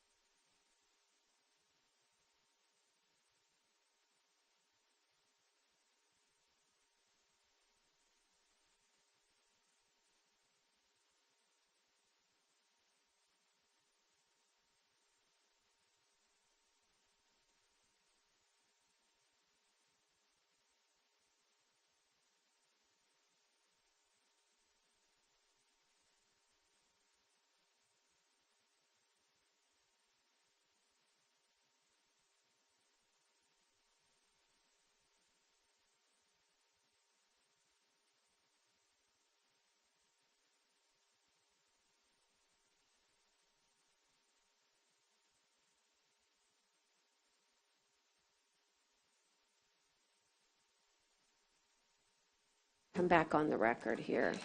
So Connie, take us back up. And we're back on the record at 4:19 p.m. I feel like it's a.m. So do I. But at any rate, we are out of executive session, and we do have some motions to make. And Kara, we're going to start on, Consent C, Judge. yeah, thank you. Consent item C. That was pulled earlier for clarification and information. Yep. And there's a motion to, Commissioner? Motion to approve the payment of that bill. Okay, and I'll second. So authorize all of them. Yeah. Just Oh, C. I'm sorry, you're right. Motion to authorize payment of all bills on C. Okay. And I'll second that, Kara. Okay. And if there's any discussion, we'd like to have it at this time. Okay, hearing none. All those in favor signify by saying aye. Aye. Motion passes there. Opposed, same sign. I didn't ask, but, okay. And then we also have an item on item number 19. 17. Commissioner, is there an item, is there a motion to ratify the First Amendment agreement with Dr. Ray Fernandez for services? Okay, motion. Is there a second? Second. Second. And all those in favor signify by saying aye. Aye. On item number 20, is there a motion to, Motion to table to August 29th, please. motion and a second? Is there any discussion? Okay, none. At this time, all those in favor signify by saying aye. Aye. Aye. Okay, What, opposed? 17? You got 17? Same sign. 17, Judge. I'm going to come back. Opposed, same sign. Okay. And then item number 11 was also taken, but it was for information only. No issues there, correct? Right. Okay. I think there's a motion Go that we forward, need yeah. to. Go forward. To Oh, approve. that's right. Right, Did we not, we didn't approve it at that time, Kara? Okay, no, you got to. Okay, so let's Correct. do that. I'll need a motion to approve the change order number 5 from Mako Contracting regarding IB McGee Park Office renovation. I'll second your motion. Thank you. And any other discussion? Okay, hearing none. All those in favor signify by saying aye. Aye. Aye. Opposed, same sign. And there was the ProTech one as well. It was item B2 under Public Works. It was a consideration of the approval of the buy board proposal 631-20 with ProTech for labor equipment materials to replace 3 condensing units at Keach. And what we did was we checked with the county attorney, and they were able to confirm for us that the ARPA language that we were wondering about was contained inside. And therefore, there's a motion to approve such by board proposal. Is there a second? That was already, Approved it. yeah, we approved it subject to the language. Oh, subject You did. to. Okay, good. well, that's what I was asking. Yeah, Okay, we're good. sorry. Yeah, That's you what I did. thought. Okay. Well, great. You're right. So we're good. Yeah, we have a 17. And then we have item number 17. Motion to table till August 29th. All right, is there a second? Second. All right, and all those in favor signify by saying aye. Aye. Aye. Aye. Okay. Okay. Looking through here, Kara, doing a double check. Good. I think we're all good here. Oh, fire marshal. Oh, yeah, that's a good point. E1. That was E1. We were able to receive a red line version, and it was emailed to us. And Table? I'm Up to happy y'all. to, If everybody wants to take a chance to look at it, that's fine. But I would just ask that everybody, this is your backup, and if it doesn't get in again, that this is it. So whatever y'all want to do, because. well, I wanted to point out that the red lines are in there. These are. And I'll just tell you, it's really, the big one is ESDs. And so what this person would do would be direct, the add-on has to do with ESDs and the coordination of the fire marshal with the ESD, and then And the also. certifications. And the certifications, and then the membership of the Nueces County Fire Chiefs Association, and the certifications, and, Again, just for the record, Judge, this was Chief Clack, and he consulted with Chief Becerra out at the Flower Bluff ESD. yeah. So this I'm was- just saying that I'm fine, they're real easy to read. They are, yeah. And I'm fine with all of them, but I would like to reiterate what the changes were. They were to coordinate with the ESD employees and the certified personnel to assist, serve as a liaison between the ESDs and EMs, and that they be a member of the Nueces County Fire Chiefs Association, along with certification of the fire protection, and NIMS 100, 200, 300, 400, 700, and 800, plus the basic peace officer certification. Judge, what I'd like to do, if the court's going to table, is that we put this on and also the posting so that we can get it posted for the next time. Just add it. What? Just table this and then add it on the agenda. Right, I'm just saying, put that on as a separate agenda item. So I'm just, whatever the court wants to do. So Yeah, if I mean, you're not- I'm okay. I mean, I'm happy to yield from their time, but I'm trying to, every time we add things to the next agenda gets long. But this I'm was, I okay don't know why with- this didn't get in, so it's With on. promoting these changes. And again, if there's any reason, I'd be happy to reconsider it next time, but just to keep us moving. If no one's going to make the motion to table, I'd make the motion to pass this with the red line version. But if you want to table it, someone I'll needs to take tell that, me. I'll second your motion. Discussion, just Sure. clarification on page 3 under education and/or experience. I support all the other red lines that have been added by the chiefs. I would like some clarification on last sentence, I'm sorry, on the third sentence of education and/or experience, and 5 years of experience in firefighting or investigating required.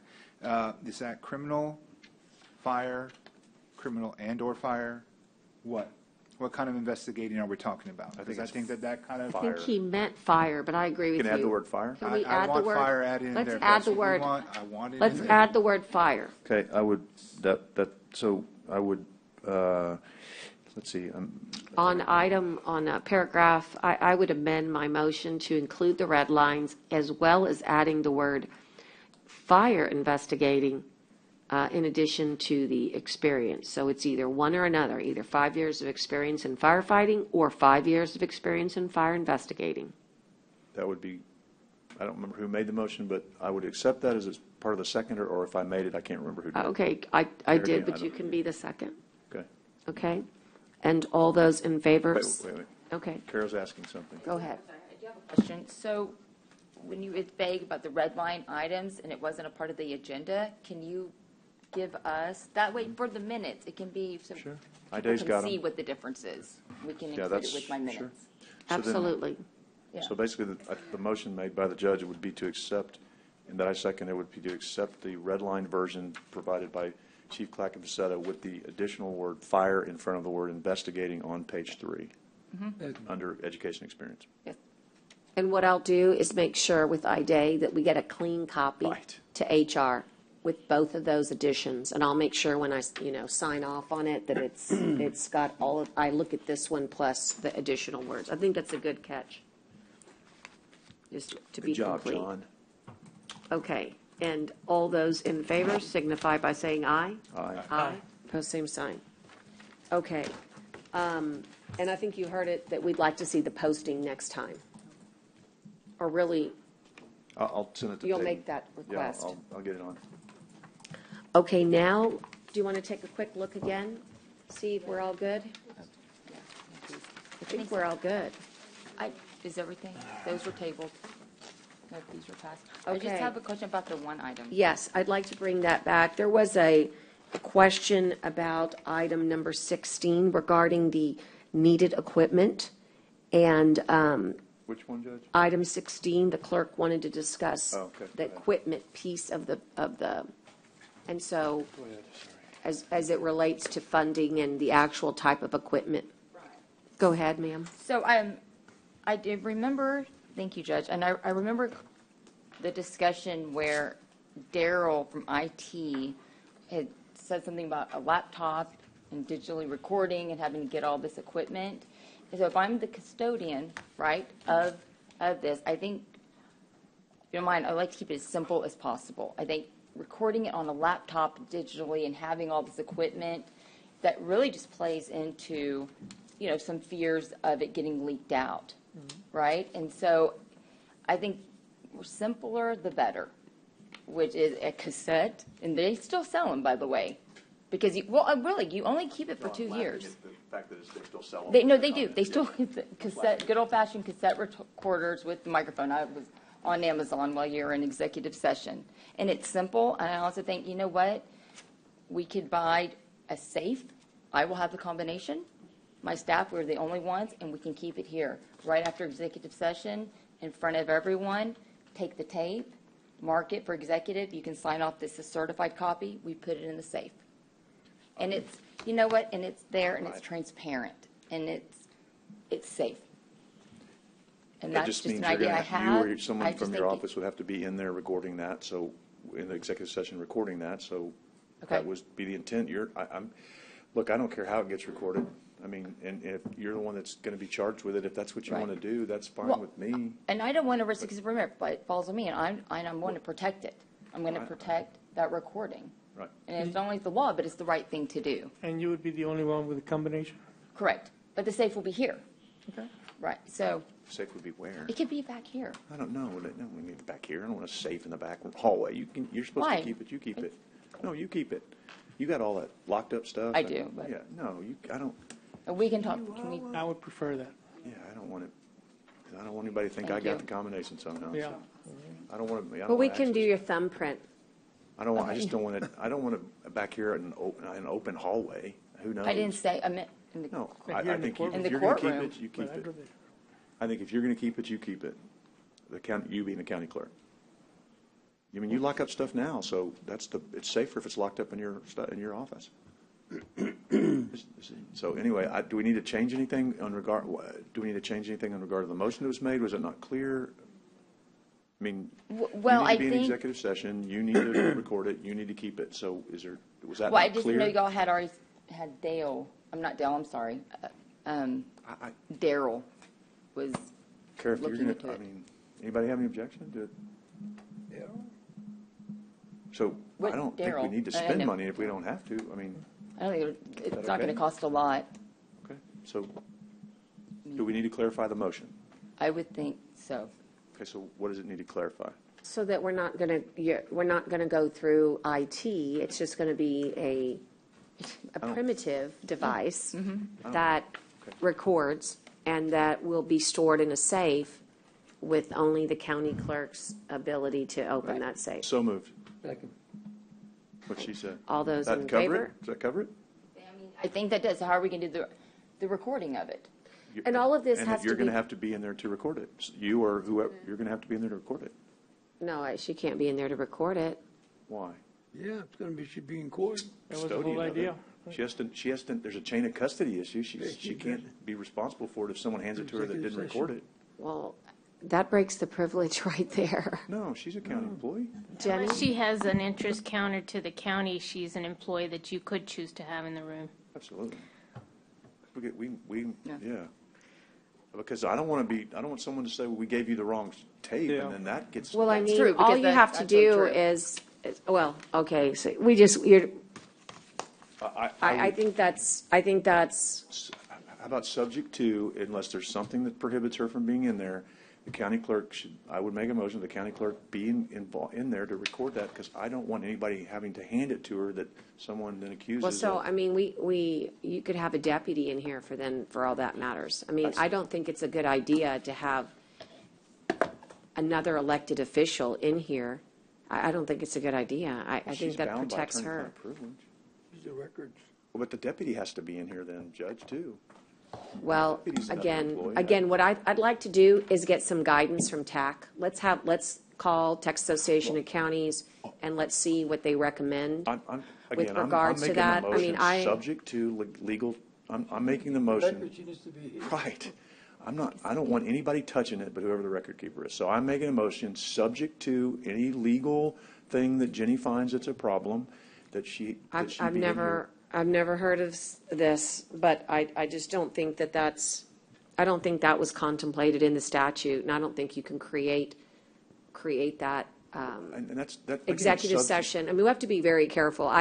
The county clerk is not required to be in executive session, but she can be in executive, or he can be in Anybody executive can. session. Any resource. At your, Yeah, any that's- resource can. So my motion is subject to anything the judge finds, or whatever the case may be, anything legally that we find, but subject to, I think the person who's the keeper of it needs to be in there, and so that's my motion, is to have the county clerk, whoever that county clerk is, to record the session and be involved in, and be here for executive sessions. That's my motion. Second. Okay. I Subject- with the don't subject think to- we should be making these motions until the legalities have been discussed. I really don't, but, I mean, I hope that, again, I hope that by voting yes, what we'll do is be able to vet it properly legally and then be able to report back to the court. And I wish we had done that, before, but alas. But we did do it before because I got this from Jenny's advisory that she circulated. So that we did do it before, Judge. I wasn't going to give it to the county attorney. That was where. Okay, well, anyway, let's move on. We'll just, all those in favor signify by saying aye. Aye. Aye. Okay, I'm going to abstain because I don't have any legal advice, and I've never heard of this ever before. I've certainly, you can bring in any resource person, but be careful. You just made yourself a witness.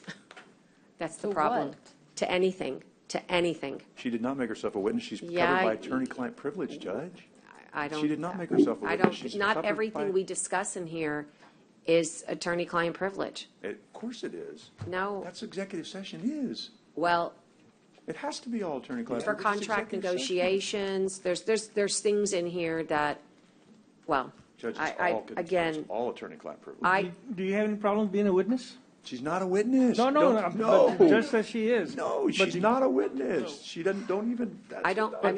we've already discussed this. If y'all do something illegal, then would I have to be a witness? Well, yeah, but I wouldn't, y'all act like you're back here and you have, what is?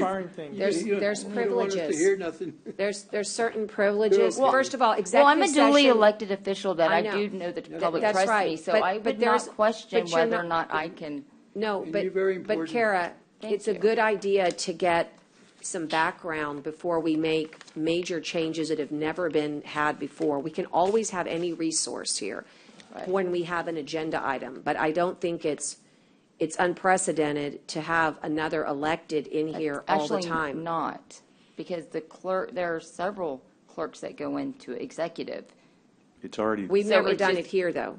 Right, but it's. but it's not unprecedented. Okay, so. It's actually in the statute, because if we ask, For clerks the always contract ask, pieces. do clerks need to come in? Do we have to attend? There are several clerks that go in and they actually keep the minutes in executive, the certified minutes. Right. But it's up to the court. So So I that- thought the that's all I think statute, that- so the interesting thing is, like, can you get the statute for me on the certified minutes? Because it's my understanding that it's the county judge's minutes. Can you double check that for They are, me? and you It's the sign court's- off, but it's if the you court's want. minutes. The court's minutes. And the court's responsibility, and the only person they can delegate it to is the clerk. We've checked this all out, Judge. This is not unprecedented. We have checked this out. I have looked at this over and over and over. I have spent a ridiculous amount of time on this, and this is absolutely all legal and has been checked out and has been thought out. And Just is so you not know, unprecedented. just so you know, I'm asking for just additional information. I don't think there's anything wrong with getting additional Absolutely information. not. So I'll But- just abstain, No, no. and we'll get some additional information. And I'd like to make sure that we get, we get some information, that's all. In fact, I think you can have executive session without your attorney, which maybe we have not done, but could also be done, because you're just the resource as well. There are portions that you would. And that's what that- I meant that- when it's not always attorney-client privilege. Right. Because there's many times where I've been in executive session with no lawyers. And therefore, there's no attorney-client privilege because there's no lawyers. I have never been in executive session without attorneys. I just I've want you to never- know that I've been in it I've never in been. other governmental entities, that's done all the time, just so you know. Never done at city. I know, It was never at the done port, Or here. there were many, many times where there was no lawyers. Right. I don't. I mean, the executive session is us, right? It's not, you get the advice of counsel, but it's us too. So, okay. So where are we, guys? Anything else? Adjournments. Adjournments. Adjournments in memory? You said you had one, Commissioner Chesney. Yes, ma'am. Just one today. James R. Jim Harris was born on May 19th, 1931 in Crawfordsville, Indiana, the only child of Paul Arthur Harris and Edith Weber Harris. Mr. Harris was proud of his Christian faith and attended the First United Methodist Church in Corpus Christi. He was a former member of St. Luke's Methodist Church, where he taught Sunday school for over 50 years. He was married to Betty Jo Fisher on a blind date in Dallas, Texas. While within the year they married in Corpus Christi, he was stationed at Ramstein Air Force Base. After completing his tour of duty in the Air Force, he and Betty moved back to Texas. They lived in Austin while Jim attended the University of Texas Law School. He won the Hildebrand Moot Court competition, was the recipient of the James R. Doherty Scholarship, and served as the student assistant dean to Dean W. Page Keaton. After graduation, Jim and Betty returned to Corpus Christi, where he practiced law for 60 years. He was a very accomplished attorney, designated as Texas Super Lawyer, Best Lawyers in America, and was selected a member of the American College of Trial Lawyers, founding partner in Harris Cook, Browning Jordan, then Hayden Harris and Thomas, and finally Harris and Greenwell. He was known as, quote, the Bulldog, unquote, because of his tenacity and success in the courtroom. He was proud of his athleticism, jogged every morning for 49 years at the Ray High School track. He loved football, but especially his beloved University of Texas Longhorns. Tireless worker who continued working on business projects even until his last day. He loved going to work and gave express directions to give unending thanks to his loyal employees, including Linda Johnson and Margaret Calloway, whom he considered to be an extension of his family. He was an avid adventurer and with an intrepid heart. He once searched for buried treasure in Mexico with a map found in his father's basement. He found none. He followed Kipling's travels throughout Central Asia and explored China and Japan. However, of all his impressive achievements and rich experiences, Jim was most proud of his ever-growing family, which he viewed as his greatest legacy. He embraced his role of great-grandfather. With brio, he loved to cuddle and hold every new baby and was a constant presence at every celebration. He was predeceased by his parents, Paul Arthur and Edith Weber Harris, and his loving wife of 59 years, Betty Fisher Harris. Survived by his two children, Jeffrey Scott, Suzette Harris, and Betsy Harris, Andrew Greenwell.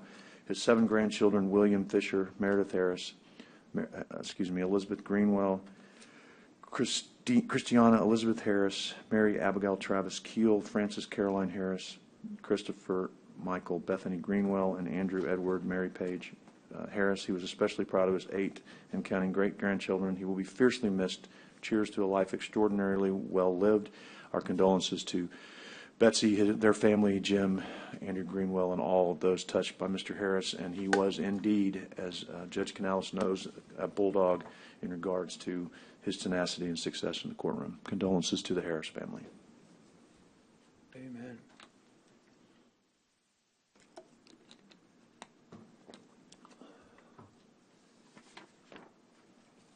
Anybody else? Yes, I'm Judge. Okay, we stand adjourned. The time is 4:41 p.m. I got it came back. We forgot there was the, we got in order to do the payments properly on item 13 on the supplemental, remember you said to keep that going while we tabled it. That was item 13. Oh, we'd approve it, but if you right, but there's an actual, there was correct language that needs to be in there. Go ahead, Judge. I'll jog it. Give me a second so I can. It was from IDA. Here it is. We made a motion, but on that, but the Haggerty folks suggested an alternate way of saying it that sounded reasonable and would make it easier for them. IDA sent that to us. And Yeah, that Did was it come fine. from IDA? I think Yeah, so. I sent an email, Judge. Okay, let me just call you up so I can read it. I think Oh, it did, that's 17th. Judge. Didn't it come from you? The email I sent, yes. Yeah, and then you sent it to me, Judge. Is there any way you could resend it to me? Could you just read it and I will. Here it is. Let's see. I'd be most comfortable with a motion to approve extending that provisional supplemental agreement until the 17th to permit the county attorney to work with Haggerty to reduce that to writing for appropriate execution, with the understanding that this provisional supplemental agreement would extend the total NTE by, what's NTE? I don't know what that is. Not to exceed. Oh, not to exceed by $15,000, which would ultimately be a portion of, not in addition to, any not to exceed increase provided for in the supplemental agreement number 1. That would be my motion. Yeah, and that's just to clear, we'll have to provide it to you, Kara, but that's to make sure that the language is in keeping with the correct FEMA language. Oh, okay. Right. And what we did was So we that- just said, oh, pay them, but this is the right language. So I guess what we need to do is, first of all, I guess needs to have a motion to reconsider that item, right? I'll make the motion to reconsider, Second, and then, and all those in favor signify by saying aye. Aye. and then the Pose same motion sign. would be what I just read into the record that will get to you out of here. And I'll second that. And again, Kara, item 13. I'm sending That's it to you, correct. Karen. And all those in favor signify by saying aye. Aye. Aye. Pose same sign. I just sent Again, it to you, just Karen. clears up, it puts the right language in the record. And we got that during our break. Okay. All right, now we stand adjourned, and the correct time now is 4:44. Thank you. We'll see everybody.